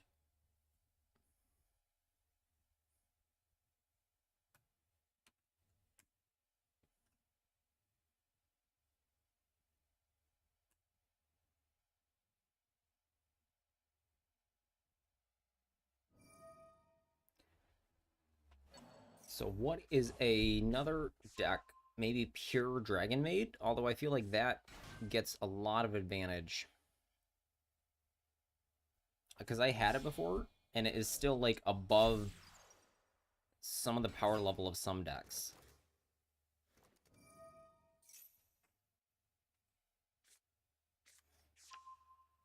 So what is something, like, literally anime level, everyone's giving each other pure homie draws? Maybe GOAT format. No, I can't play Pot of Greed. Chaos Turbo? Maybe that's still good. I gotta check something. Sorry to hide Eligos's thing. I need to just check one thing that I don't want popping up on stream. Okay. And we're good.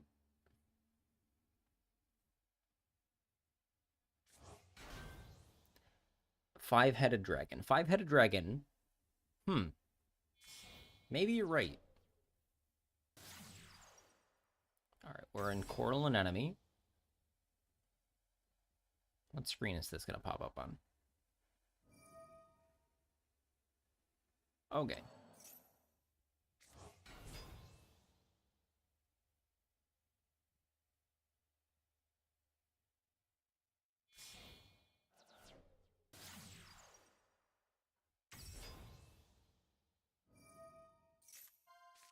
What was that? Ever heard of Cell Dweller? I've not ever heard of Cell Dweller. No.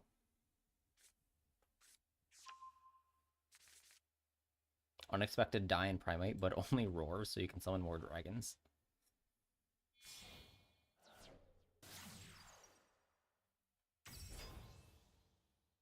OG King of the Swamp to get Poly to hand? Maybe. Maybe Dragon Maid Bestial 5-headed.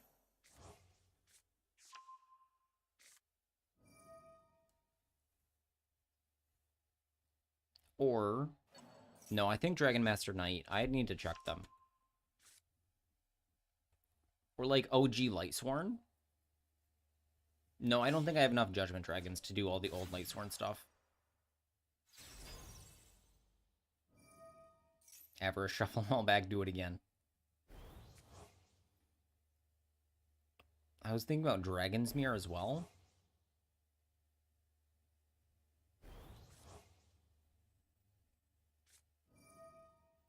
Okay, the targeted card cannot be destroyed by your opponent's card effects. Okay, so the field spell cannot be destroyed while he has Sleepy Maiden. That's fine.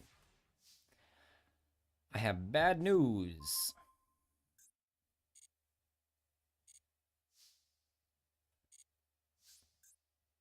I have Dark Hole.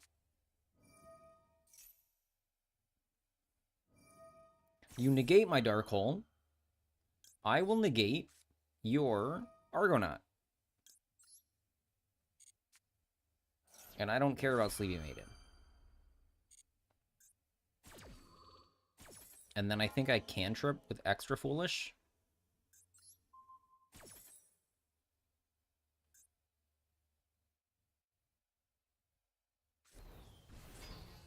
Oh, this is unaffected. Good job, me. Good job. Okay. Reading. Coral Heart, Crystal Heart is here in play. So, we need to fight through the hand traps. You got me good. We can bounce the field spell. And then Lightning Storm. That's the play.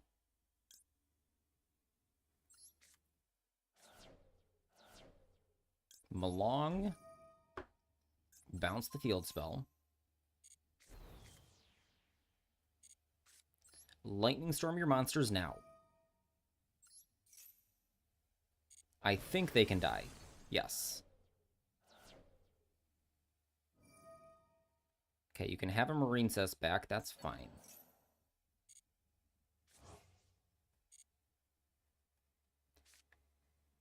I'm going to go ahead and Hornet Drones now.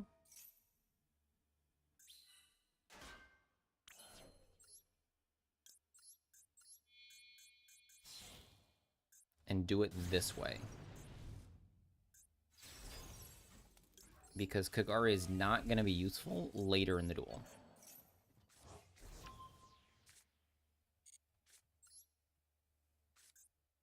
I could discard the Hornet Drones. That's probably better. So here's praying no Veiler, no Ash Blossom. They don't exist. Not real. No response. No blip over. Okay, does he have a dark? No, only waters. Okay, Ash Blossom is not real.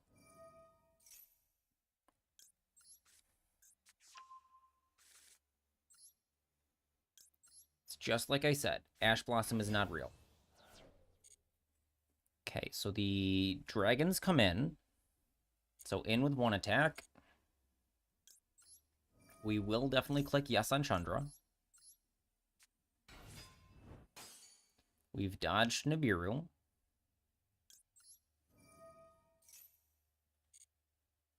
So this is hypothetically dangerous. but we should be 6 ways to lethal. Because if I synchro... Oops, I reborned. No, we're fine. We're fine. Because Fadra hasn't activated. Okay, this kills Sleepy. Damage step, reborn Pydra. That's the second level 3. In for 16. Now we make STD.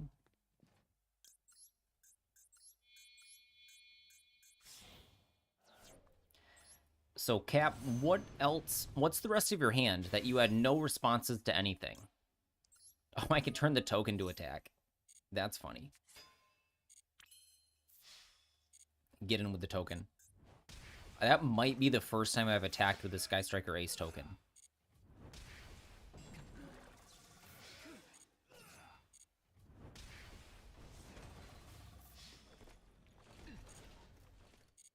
Okay, thank you, Cap. We salute your sacrifice. You had, what, 3 or 4 other cards? What else was in that hand that you had? You had Slifer. Oh my goodness. What is Slifer doing in that deck? We literally... Okay.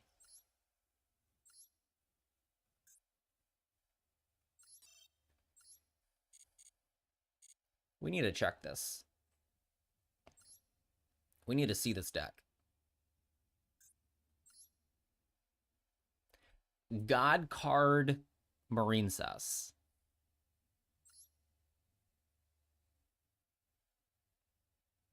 That's funny. Okay, I see the problem is that this is 57 cards. I hadn't noticed. And it is not much interaction.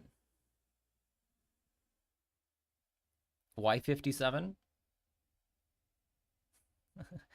Might as well add 60. I don't know. You don't need...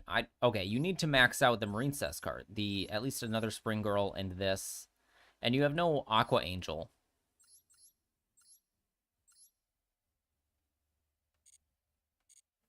Very intriguing. Very intriguing.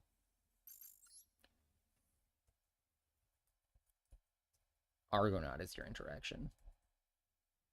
Okay. All right. Sundrew, you are back up.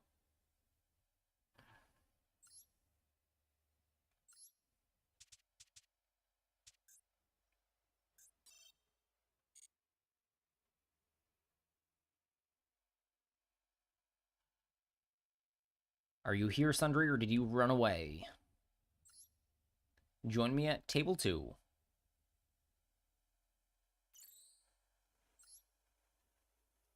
All right, you're going down. If I win the flip, I'm going first. Bad luck. Oh, man. Bad luck. Don't have any fun.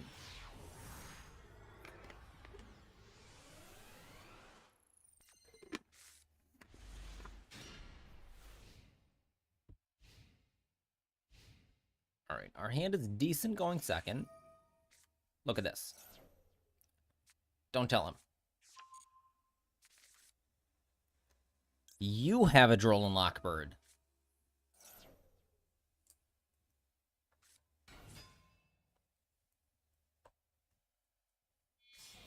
Okay, Flurry's fine. How many cards is it? 40... 50 cards.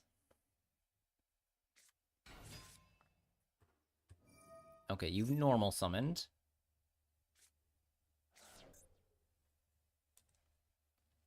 So I think I do this.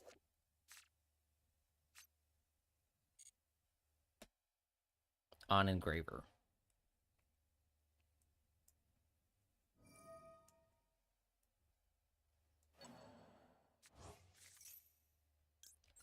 Gotcha.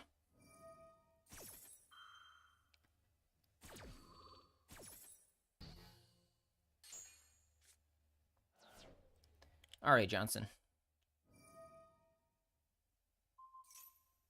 Yeah, you can turn her into a Necroquip, but that doesn't do anything.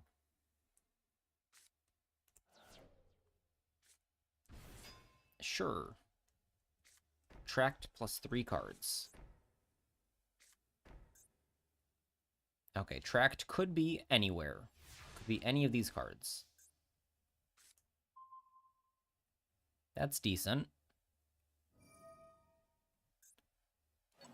This is fine. Although you could Paradise, which is a problem.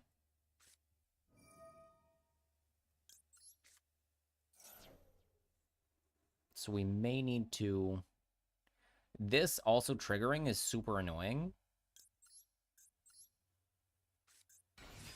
I think I'm in a losing situation here. Yeah, you get to draw a card, which is stupid. All right. We go off.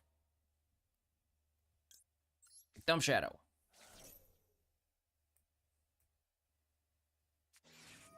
Imperm. Not fair.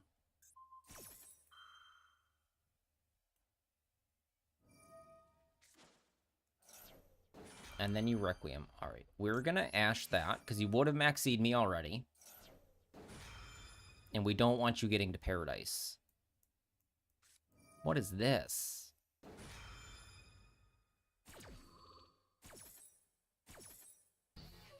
Does it summon it?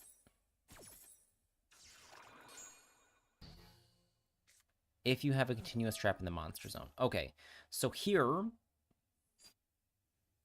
going Pike doesn't do anything right now because I don't have another water. The Choke Point in Mermails is too context dependent. Normally, it's Abyss Rhine.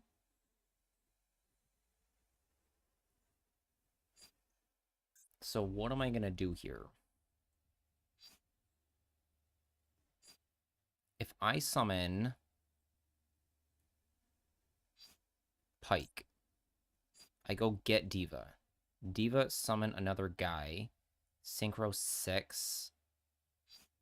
I need Dragoons in play. But this is an Aqua. Sending Shadow was a mistake because I thought about Imperm being there. And if he had Imperm, I'm boned. This can go search me a Sea Serpent. So I think I...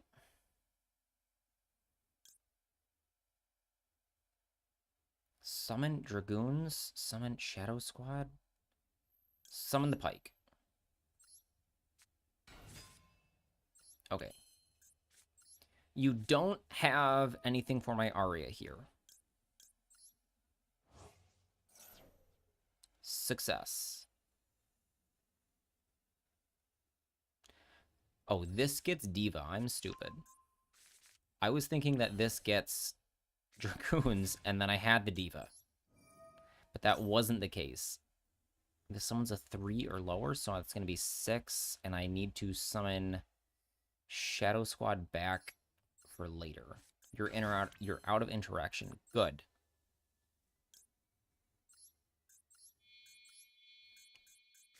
I still... Oh, that doesn't go there. It's okay. Summon Pike. Summon second Pike.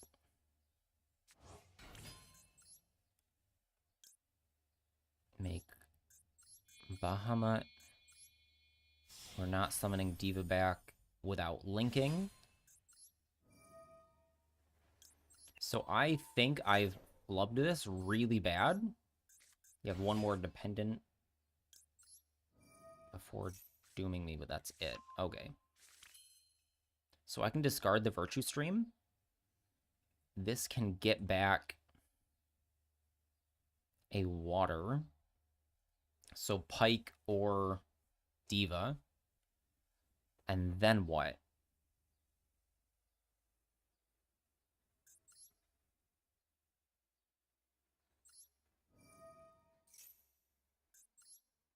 I think Mermail's bounce here, so you're fine. Yes, that is the plan here. So we want to get back. It doesn't matter because we're going to discard it. I'm going to get back Diva.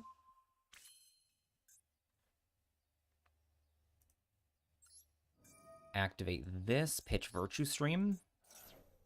Oops, my order is wrong. I wanted to not Xyz yet. That's okay.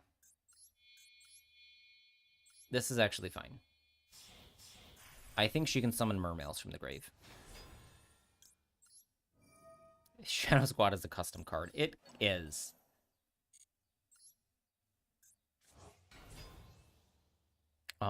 We can activate this now. Awesome, awesome. Let's go. Let's go. Fixed it.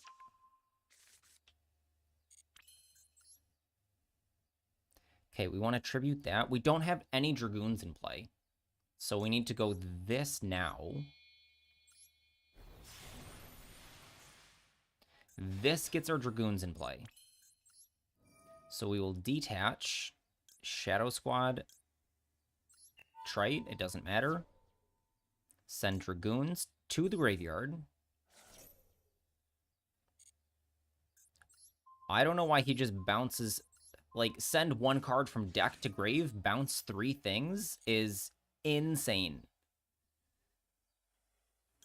Poseidra.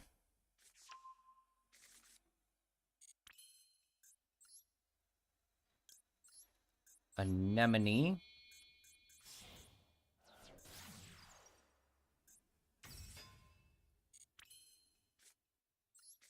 So this tributes Prince. We summon... We don't summon. We add to hand for zones. We do summon Dragoons. We need more monsters, so we are going to Dragoons into Dweller.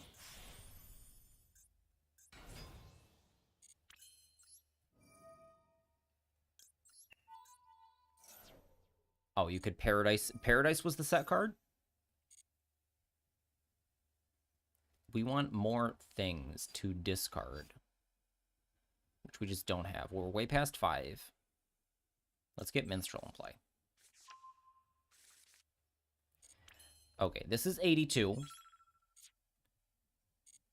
Let's reborn something real quick. This has the highest attack.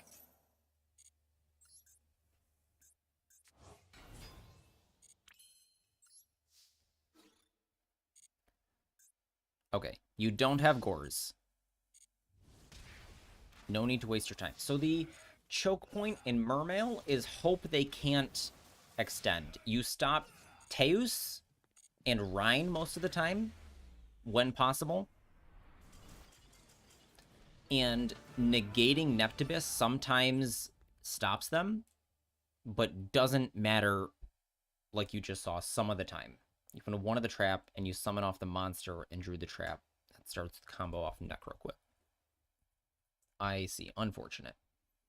Okay, Villimos. Where are you, Villimos? And what kind of game are we going for?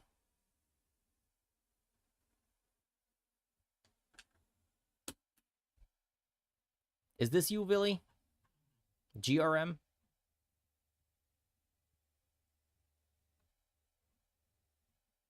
You're going with the World Chalice.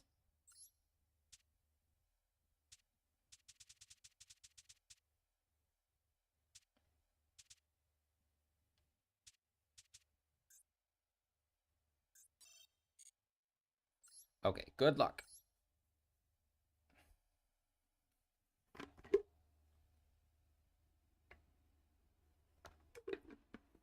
I thought GRM was familiar, but I couldn't remember what it was coming from. It's coming from Gremlin. Explorer. One singular title.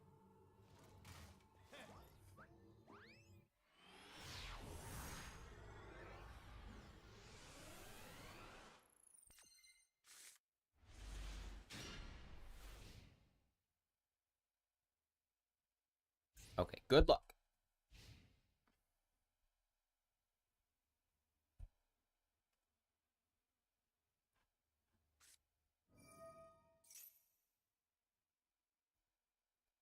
Villy's on 40 cards with a Foolish Burial. Lee the World Chalice. Fairy. Okay, you can trade something out for that.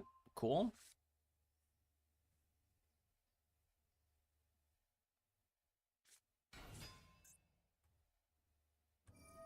Does your deck work if you don't have your monster to link off? Because I'm not sure that it does.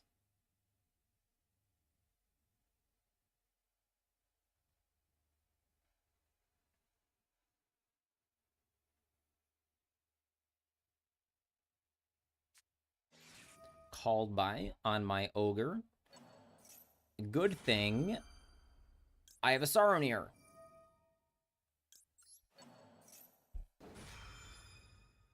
Because if you want to fight over it, I'll fight over it.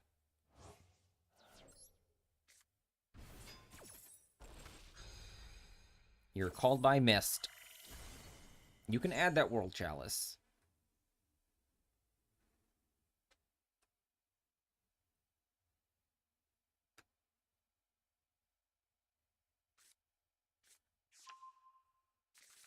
Alright, you get a vanilla. His battle with the Mextrosities never seems to end. Mextrosities. Alright, so salvage the monsters back. Sure.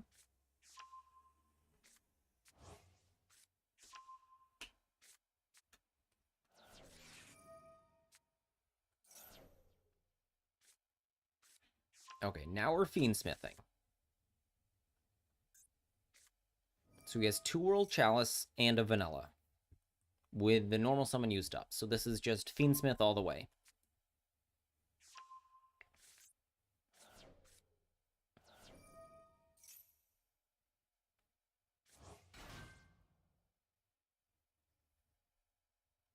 So has Engraver been used yet? It has not. That's fine. You forgot that you had it. Sam forgot that he had a brick in hand. Oh no. Did you lose, Sam?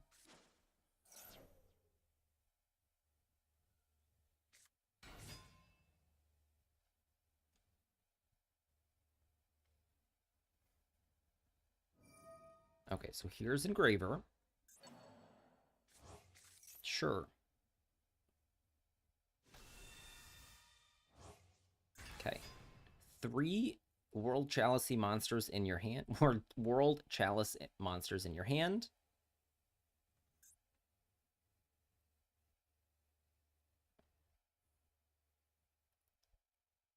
What's the play here?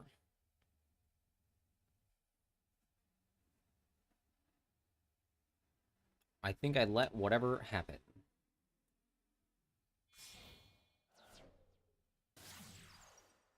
Sequence is fine. It turns straight into Desiree. Desiree will send my Nibiru token.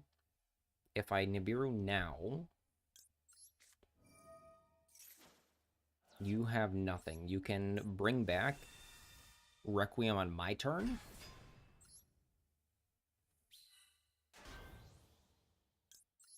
But that's it. Let's just put a Baldrake in the grave.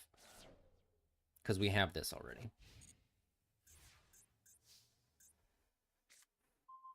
Okay, Foolos is a little late. Going straight for Fiendsmith in Paradise.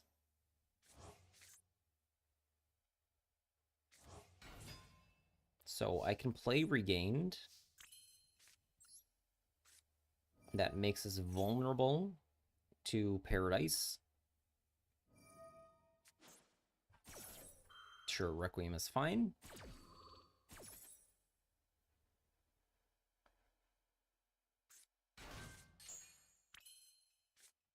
No effect. Gee, Billy, what are you doing? I think you're supposed to activate that to send Paradise. We'll get the Engraver out of the graveyard right now. Do you think I'm rich enough for Desiree? It's a single you are. Yes. I did the wrong order in case you ogre me, because I'd rather Magna get ashed than ogre and second engraver. Yes, there are just two URs. Okay, we will now get rid of this. You can still track me later.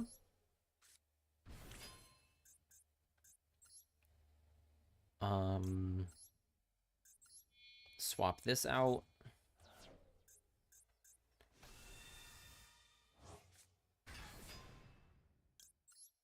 Send your token.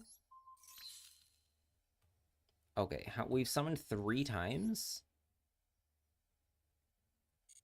We have a moon. We can summon Fulos and make a 6,000, 5,800.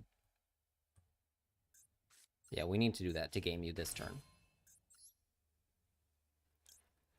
I'm sorry, Villy. You need to... Oh, wait. This is faster. I know you have nothing in hand, but I need to kill you this turn. But this is actually lethal faster. Because I noticed my numbers.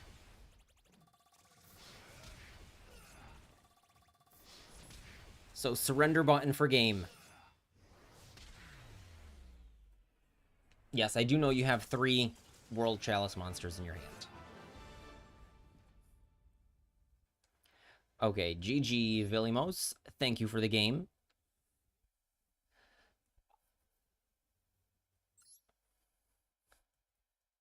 You may rejoin the queue, if you please. All right, Sam wants to run it back.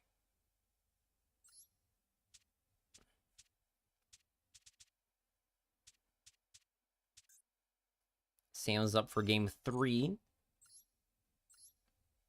against Fiendsmith Bastille.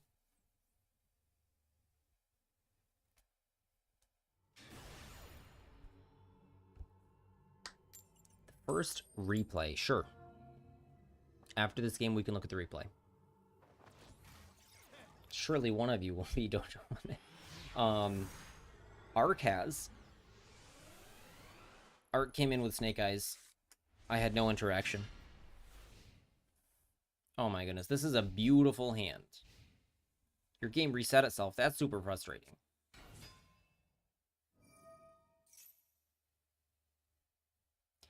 I'm gonna let this happen and do this, and if he negates it, we'll do this. Because we still have all these.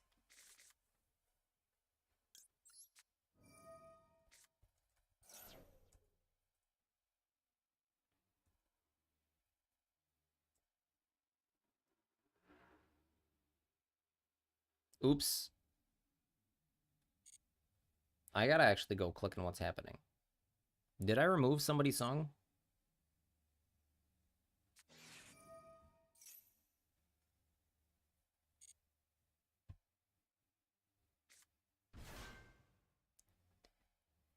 Your app is infuriating? Yes, I'm sorry. The mobile app, or are you on Switch? You had it open crash and you're back at the login screen. Are you on mobile or are you on Switch or what are you playing on?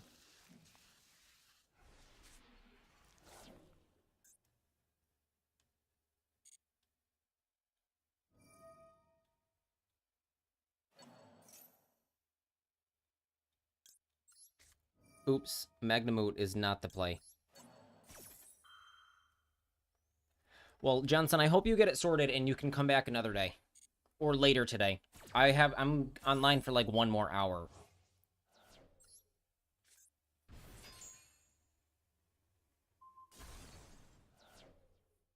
Alright, so I will Magnamoot.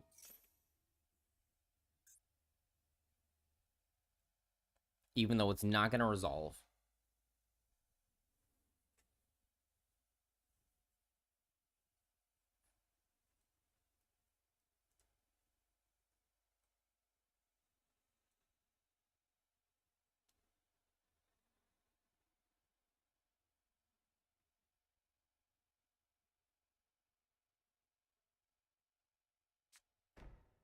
Set 1 pass.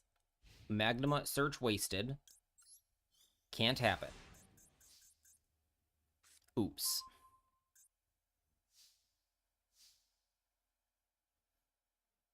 Two of your classmates got because they didn't do homework. All right, we're gonna Foolos. Good card. Moon.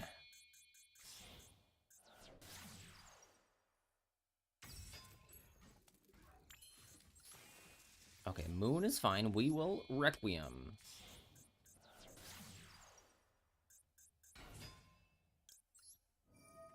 No response here. What do you have? Is that an Imperm? We summon Crimson Tears. I don't think she's the Imperm target.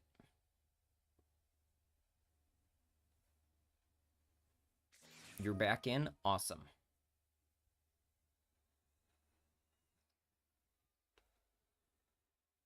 What platform are you playing on, Johnson? You're gonna cross out Lacrima.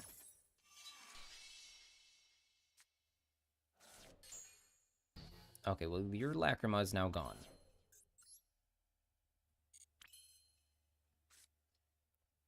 So, Baldrake or Druid's Worm? So, if I don't kill him, 1, 2, 3, I don't have Engraver access.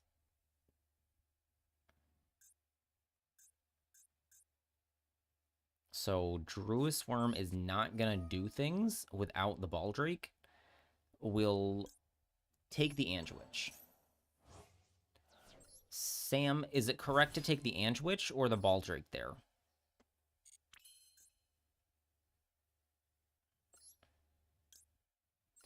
Okay, I can turn this into Necroquip and then into M7. Or I could link into other Lacrima Reborn that is 24, 12...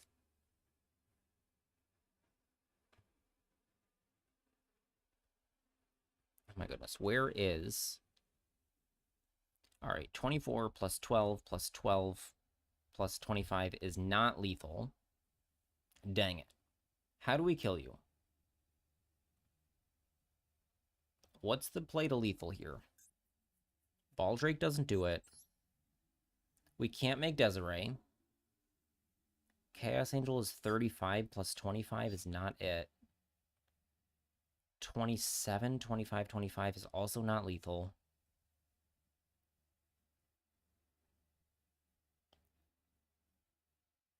$28, it needs to be 3,000. And I can't make this. M7.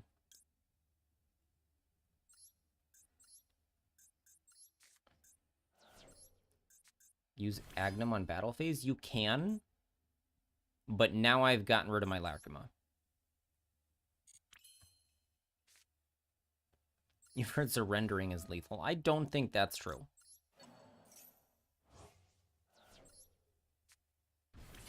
So who do we leave on field?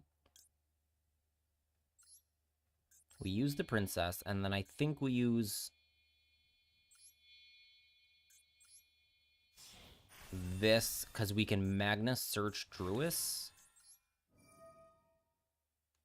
Detach the princess. Get Magnemute.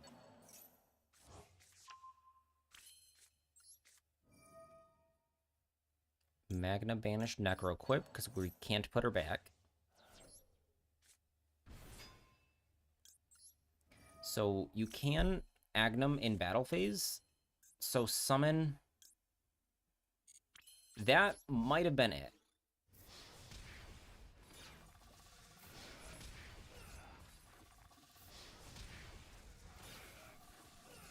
Where is...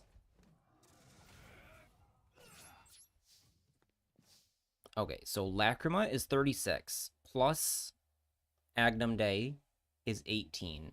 No. It doesn't work like that. Hold on.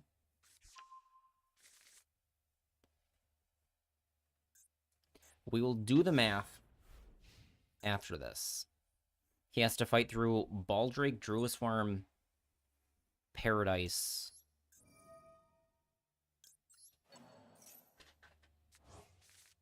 Like, I think we've got it, but could I have killed him?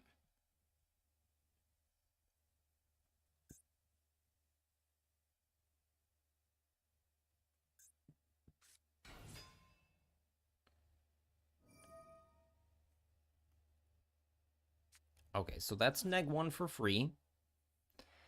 But I suppose you're gonna do it anyways. I also should Requiem first in case you called by the Requiem in this column. Then the Requiem is protected by the Imperm. So now Darkblade can't do his other effect, and we can send Paradise to the graveyard. So that if you special summon, we can send Desiree, and then send your monster.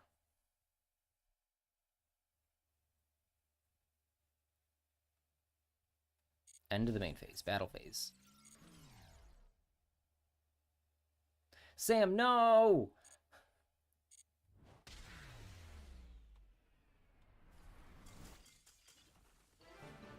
Sam, you died. Okay. Where's that calculator? Okay, so we had Lacrima plus Baldrake plus Druisworm. So 25 plus 25 plus 12. So we link summon sequence. So we have sequence Baldrake. Sequence fuse Lacrima. Moon into second Lacrima for 24. And then I have no more Light Fiends in Grave. Hold on. Link Agnum Day. Agnum Day is on the field. So Agnum Day plus Baldrake plus Lacrima's Burn.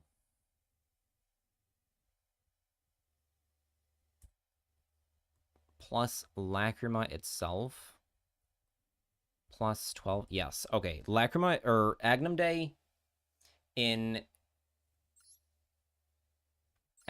battle phase is game. All right. Vilamos has the replay. It's time to look at this Fiendsmith versus Hero replay. And we will mark your thing as complete.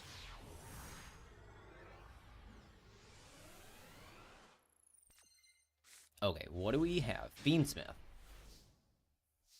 So this is World Chalice. Starting with an E-Telly for the fire guy. Okay, didn't know he was a psychic. Imduck. This, I think, summons...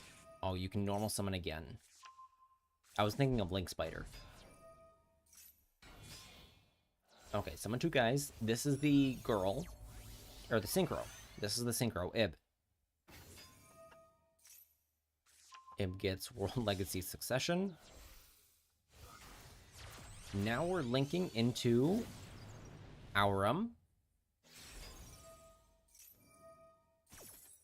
Both are link materials triggered to do something. Summon a Guard Dragon and a Lee and a Vanilla for free. Now we link into Lib, who is apparently legally distinct from Ib. Set a counter trap. Salvage back 2 World Legacies. Monster Reborn. Link 3. Or a different Link 2 into Moon. Okay, now we do Fiendsmith stuff.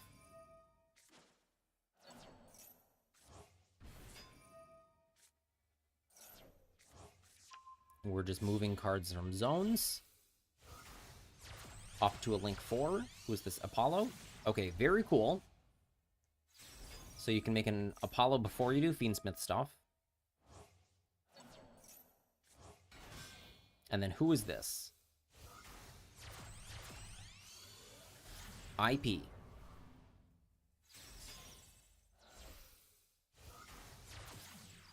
Okay, now we're fiend schmitting.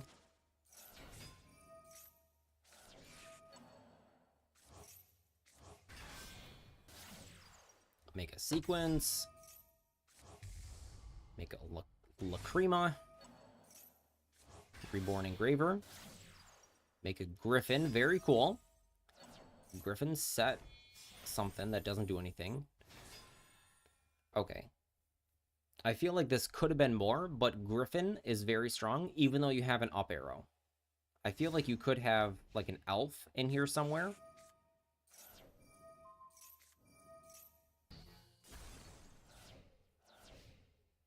While you control a co-linked monster, you can negate that. Okay. Apo negate.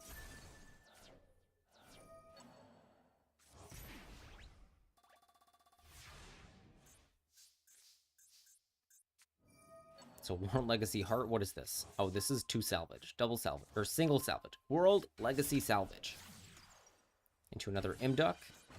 Imduck turns into that guy.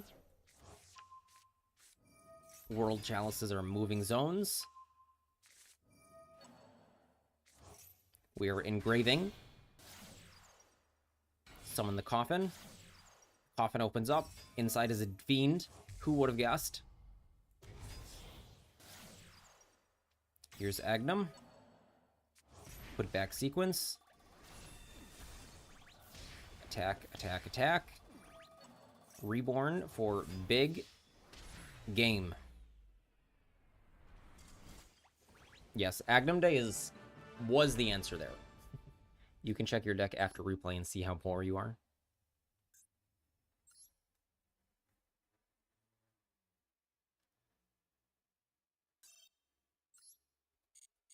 I need to see the card's rarities. Hold on. We gotta get all the way out.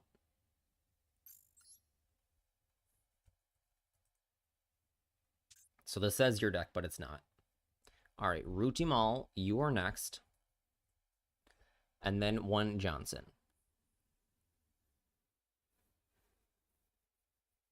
Ideas shall prevail. We'll see. Do you want to play against Tyr again or something else?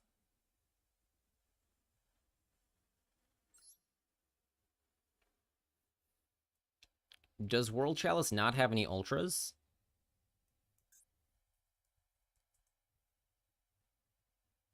I have 9 of the World Legacy.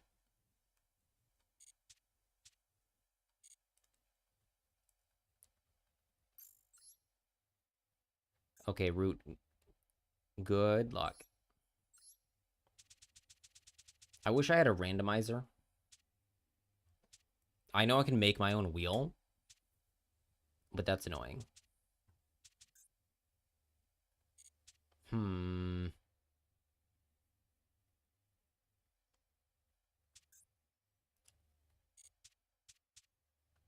I'll bring this. Oh, that's not the one I wanted. I did want the other one. I'm just more comfortable with this list.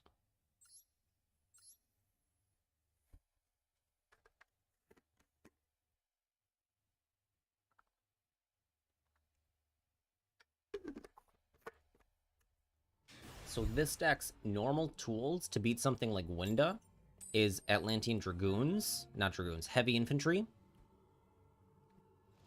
And that doesn't work. Not specifically for Winda, but for things like Winda.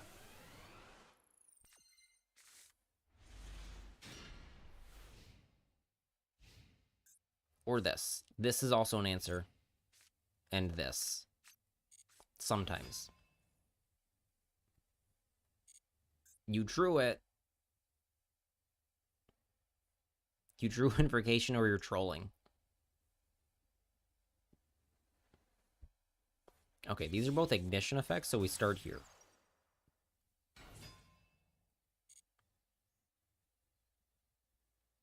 Misclick. Oh.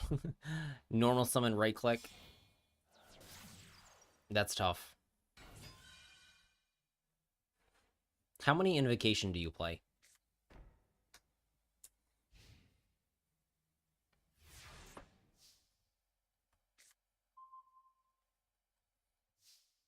2. Okay, I thought so. I think that's the normal number.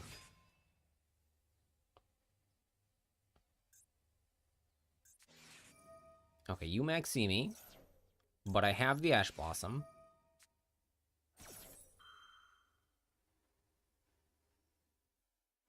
If you can called by Dragoons, that is also very, very good against Mermail, because they use Dragoons so many times in a turn. Okay, let's Thoughtseize you. What do you have going on? Duster Hedgehog. You can have the Duster.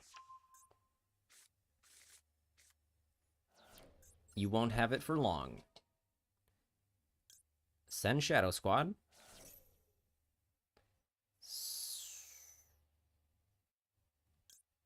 Add Dragoons. I shouldn't have added Dragoons here because I have one. And if you stop Shadow Squad with a called by, I'm dead in the water.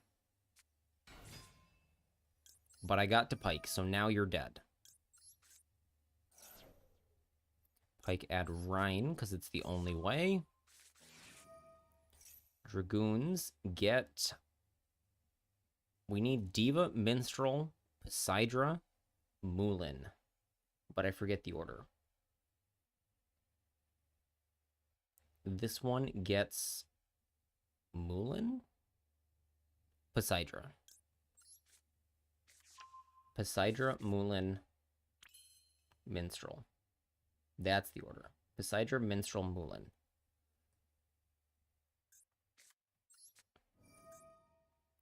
Okay, we turn Prince into Ice Jade. Don't summon it. We'll get Lancia later. This back row could be anything. It's not called by. I don't think it's Imperm either. We summon Bahamut, which we will link off, so I'm safe to put it here in the EMZ. He also can't attack. That was a delay. Okay, so this search is Moulin. I do wish sometimes that I played a marksman.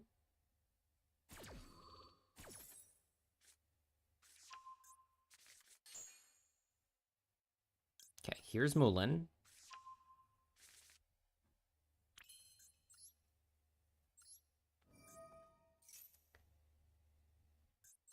What could it be? Could it be an Imperm that you're just not using?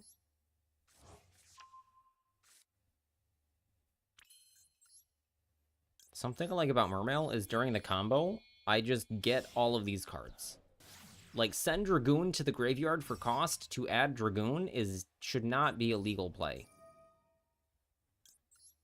Alright, at this point we summon Shadow Squad in the threatening attack position. I can't bounce that without messing up my numbers, so we take your Harpy's Feather Duster now. This turns into Minstrel now.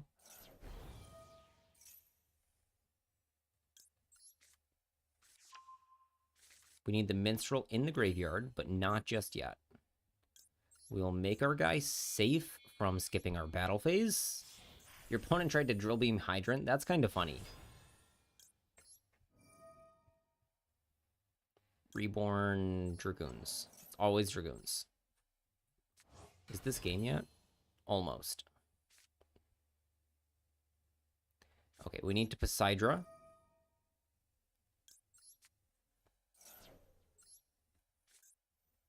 We need to get that last card. So we send Heavy Infantry. Bounce your set card. Goodbye. Dragoons add the Diva. We just need the Diva in the graveyard. Let's check out your last card. What is it? It was Schism.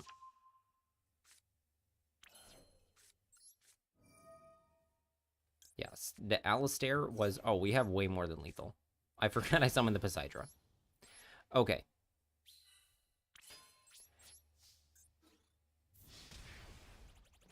And swing with the team.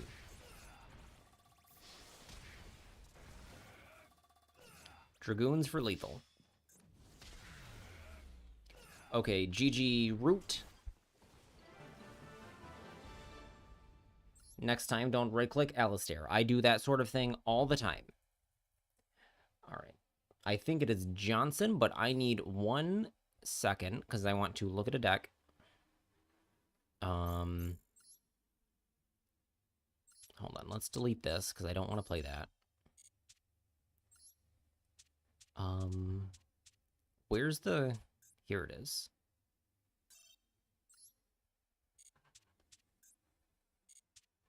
Oh, I need to go to my decks. Okay. So we want a third one of that. We want 3 of that. 2 of that.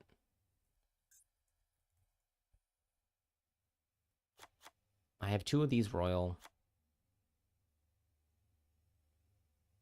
Oh, 2 of this come in the... I wasted 500 gems. I didn't realize that 2 of this came in there. Can dismantle 0. Can dismantle 1. Yeah, we dismantle this. Oops.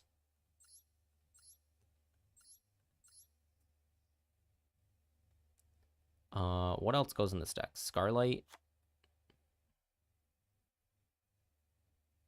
Triple vision. Oh, we did need 3. Triple vision. Triple bone. This structure deck isn't actually that bad. I don't know what else goes in this deck. I have a hard time not jamming all the Bestials. Let's cut those. I think only 1 of each of these because they're searchable. And I don't know about everything else. And then one more idea. Hold on. 3 of that.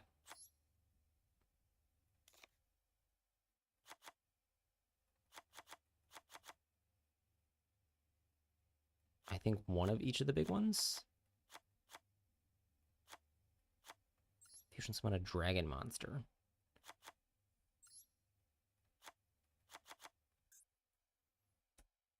What other dragons go super plus to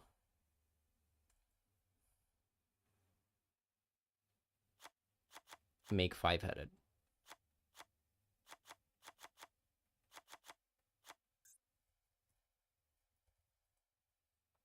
Hold on. Fusion dragon. I don't know if we can make that or that. I don't think we can make anything else in here.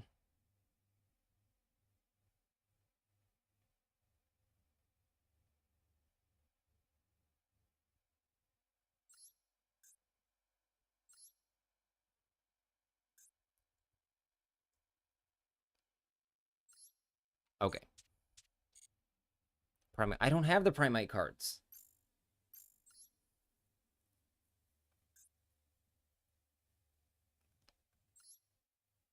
Okay, Johnson, are you ready?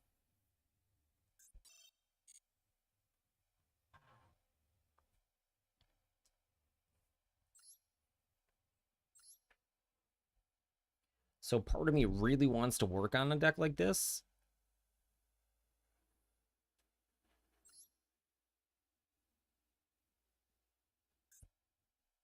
So like what else goes in it? We forgot these.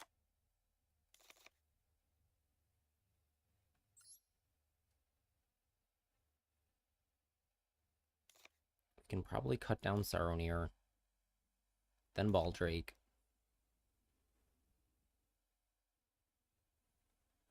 IP, Phoenix, Apollo. Do we have fires? Ash Blossom and that girl.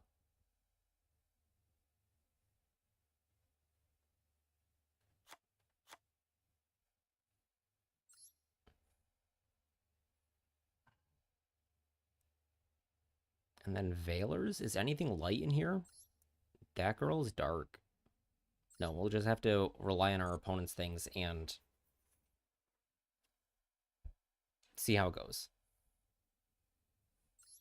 I feel like Bestials are too strong for this deck. What's another dragon archetype we can smash in here.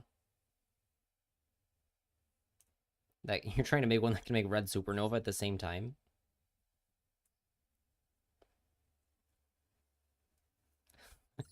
Tenpai.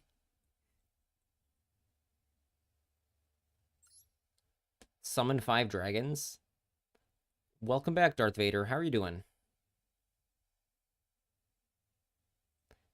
Galaxy Eyes kills by itself.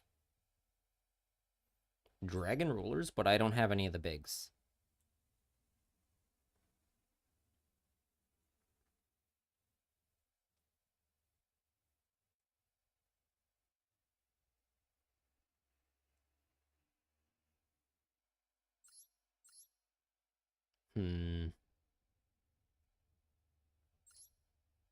Oh, that's a Gemini. Tenpai, battle phase super your own board into 5-headed. That's funny. I don't think they get to 5 monsters on the field, though.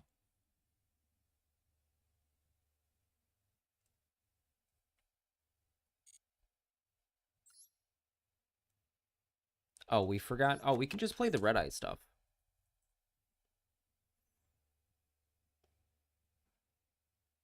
Three of this. We need 2 of that. Because that's all I have. We need to play a striker. Probably 2. No, we can play. So we can play Meteor as well. Go search that. Where is the ultra rare one?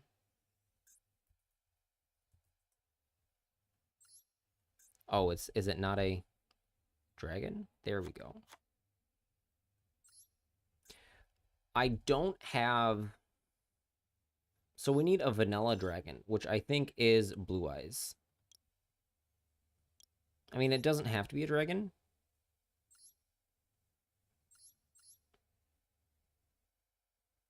Because it's for Meteor.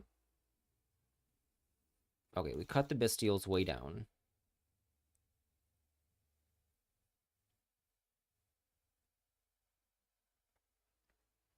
Probably Parlor.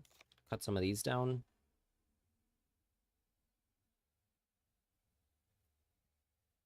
And let's play Blue Eyes. Okay, not gonna ever summon those. Or IP.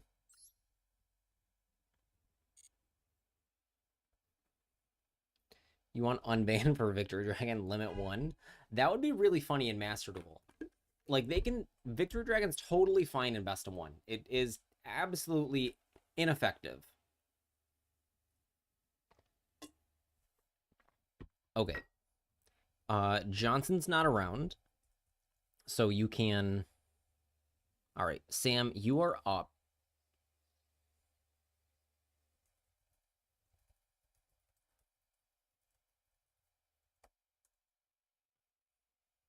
Move Johnson down. All right, Sam has been playing Memento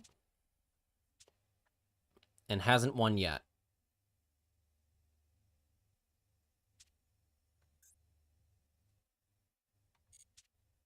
How much UR dust do I have? Because I want to try that small branded deck. 60. I don't know. I don't want to crap branded fusion yet. I'm not ready. I'm not ready. No one's won yet. Guys, you got to do better. All right, we Mermaid. I think Mermaid is less oppressive. No one's done yet. Dojo takes it all for sure. Possibly.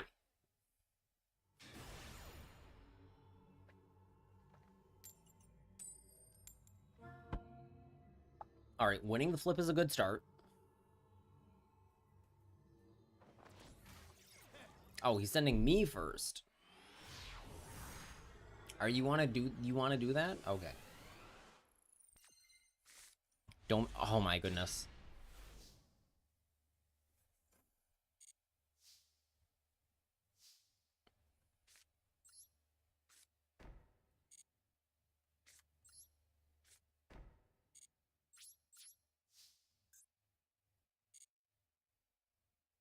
Go ahead, Sam. If you're tenpieing me, that is fair. It is fair. Go ahead and tenpie me.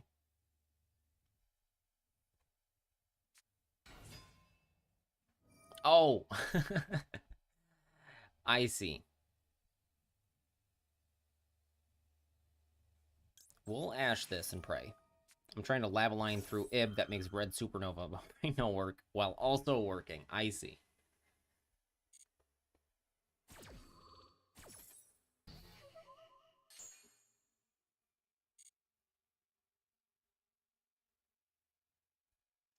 Maybe pure rescue. I don't know. Like finding the power level of decks that do nothing, or like decks that are easy to play, but still let your opponent play. So like summon Rescue Ace Turbulent set 4 will destroy most garbage decks. Like that's the power level I'm trying to find. And I'm trying to help players identify where they're at. Okay, we got him. GG. You're finished, Sam. Top deck of the century. It's not. There's many other cards that get me going.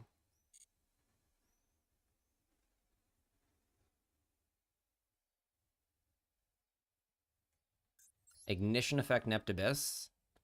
Now, okay, even if you Veiler here, I do still have this. All right, we're going to hit you with the good old Called by the Grave.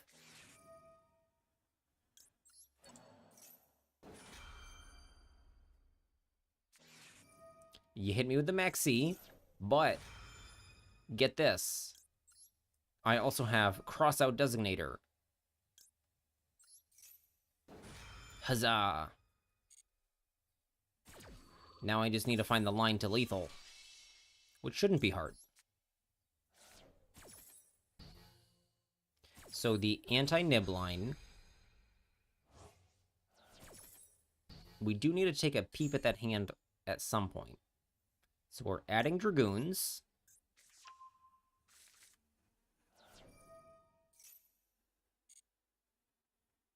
Shadow Squad summon Pike. Let me know if you've seen this before. Pikes and Dragoons. Get Abyss Rain. Dragoons gets... I have one more Dragoons activation. So this gets Poseidon to keep playing through Nibiru. Rhine. Tribute the... That's how you win, Sam. I tributed Pike instead of Prince.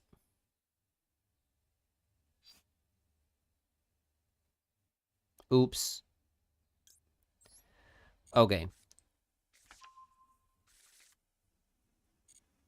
It's okay. We got this.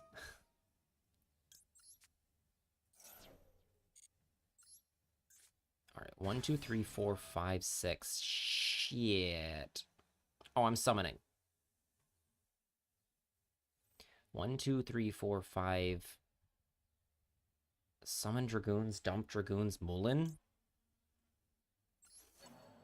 Still not what I wanted.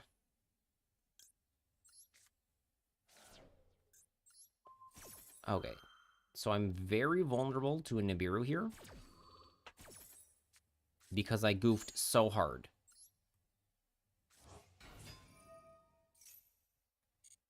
So Nibiru me now is actually really good for you. Because Mullin comes down and has a chance to rip it. Okay, there's the Angelwitch and a Mace. Okay, this is 7,400. So it's just one more monster and it's lethal. Summon the token. Token is 0 attack. I suppose we should go Lancia first.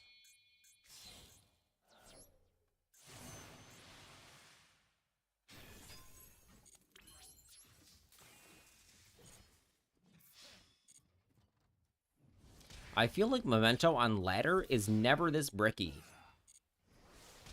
Goblin and Breakout in your hand. Oh, and you play one Goblin?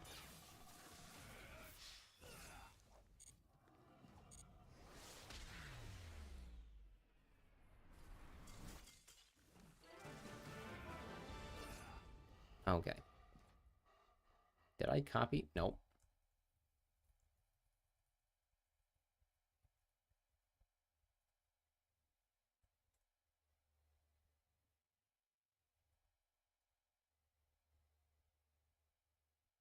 How do I... Oh, Error Master. I had a space there.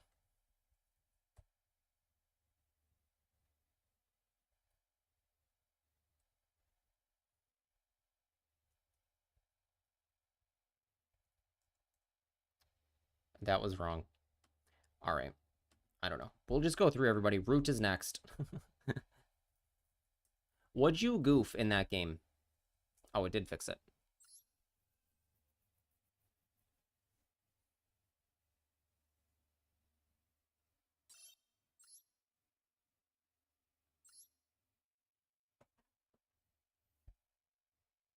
No, Sam said he drew well in the game he goofed. Oh, in the game that you goofed, you drew well. I see. I see.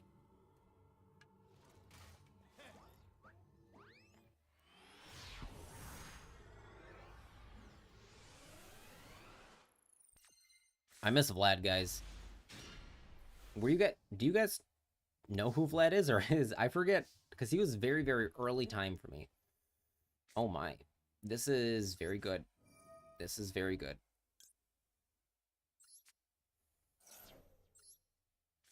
I do need to check the spreadsheet though. What am I getting here? Because Teus Shadow is new to me. It's up in the Teus lines. Right? Where the heck is it? Teus Shadow. Add Abyss Pike. Summon Prince. Obviously. Duh. Add Pike. Summon Prince. Okay. I do need to look at the spreadsheet. I will try to play quickly. Dragoons for Dragoons. Dragoons add Minstrel.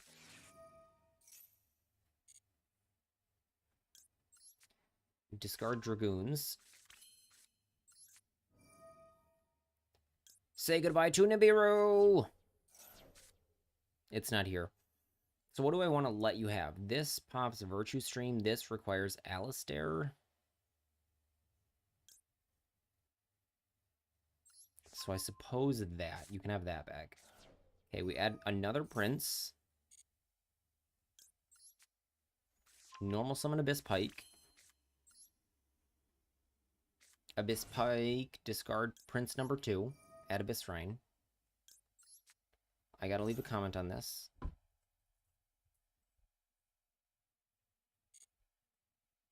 Add Rhine. Prince summon Dragoons.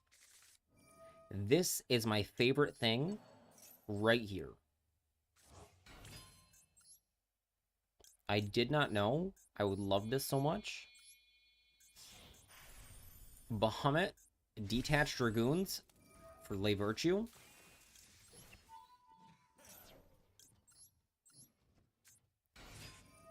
And then Lay Virtue, get back Dragoons again. It's so dirty. It is literally making me smile, this play.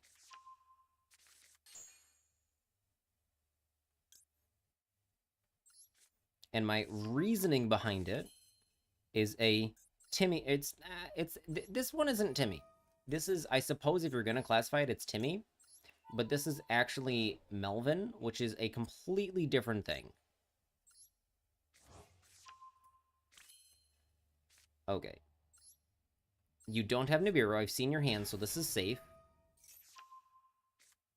Sending Squamata is the most dangerous? Okay. Lay Virtue, Pike, Dragoons.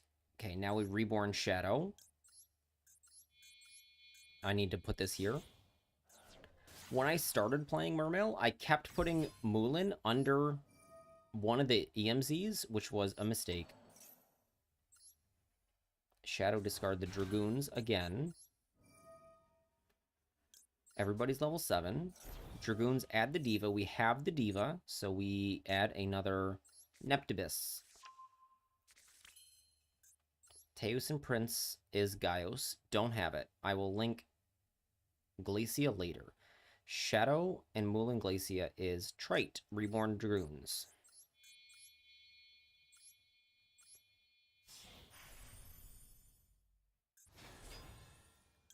So Reborn Dragoons here.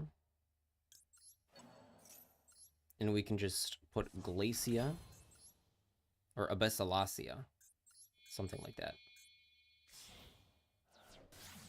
Abyssalacia. Rhyme Tribute Dragoons from Field. Add Ice Jade. I hope you guys in the chat are doing awesome as I look at this spreadsheet. Dragoons add Poseidon Storm. So this could be an Abyss Gaios, but I don't play it in this version. I do have a Gaios.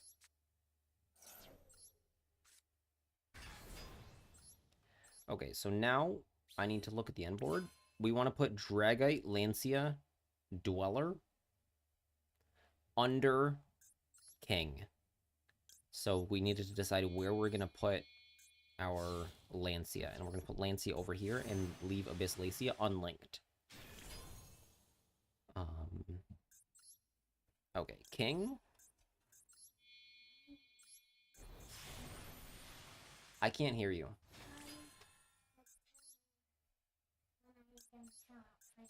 7 o'clock. Summon Morel King here.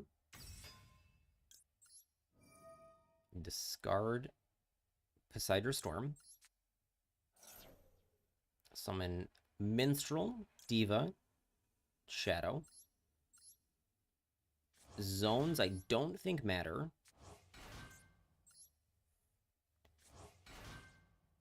Okay. I'm back to the chat. Hello. We put Neptibus on top, but we have a Neptibus in hand, so we're going to put the Dragoons back in our deck. You got all the way to Archfiend under Sprelf, and then forgot Archfiend blows up your field if you don't attack. There's other Red Dragon Archfiends.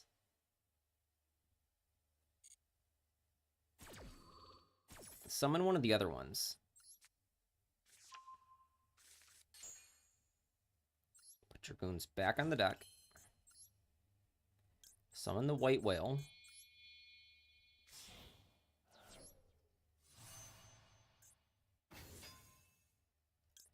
White Whale. In the new structure deck, there's one of them. And Scarlight is a super rare. I think most of them Dark Dragon lock you. Not if you just Synchro Summon... If you just Synchro Summon them.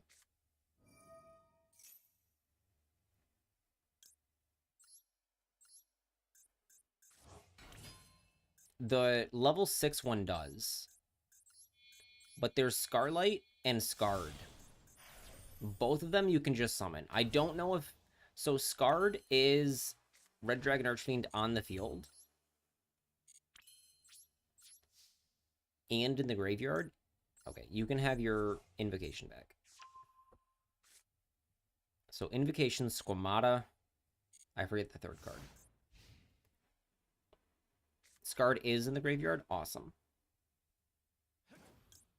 Alright, so we will Dweller. Detach Dragoons. It doesn't need to be Archfiend to summon Supernova. It was just level 8 you had. Okay. Okay, we get back our Monster Reborn. Searchable Monster Reborn is stupid. Oh no, you can Ash it. I think I saw the Ash. That's fine. Don't care.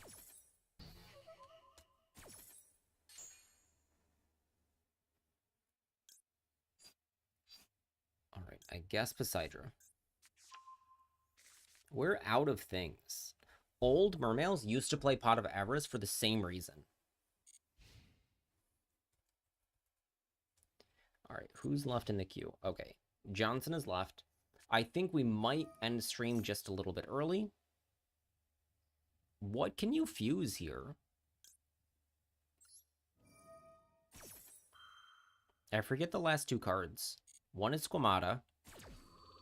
Is the other Alistair? Stardust Excel. I think that would get me there, but you don't have it. Oof. Okay. That's another UR.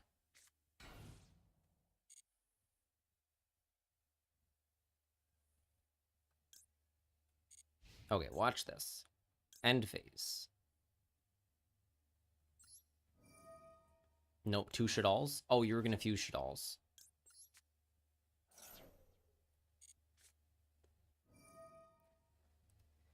We reborn Poseidon Storm.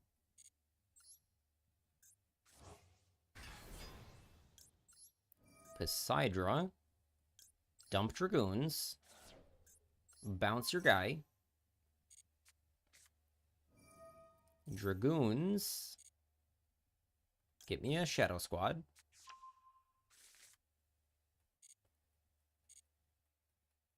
Okay, you gotta head out. Okay, I'm about to end stream, so that's fine. It'd be awesome if you left it open for +1 stream on the raid, or +1 raid. Doesn't matter, though, because we're about to be done.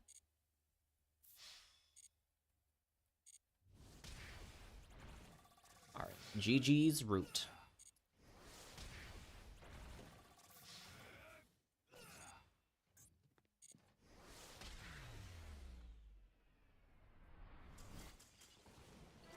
Okay, we're going to close the queue.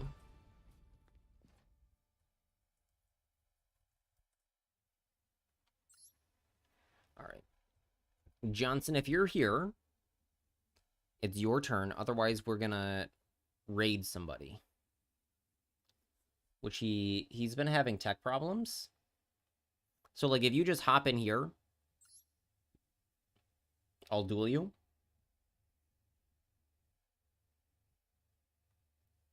If I can see... Okay, he's not in the user list. So we're going to go ahead and end stream and raid somebody. So goodbye, YouTube.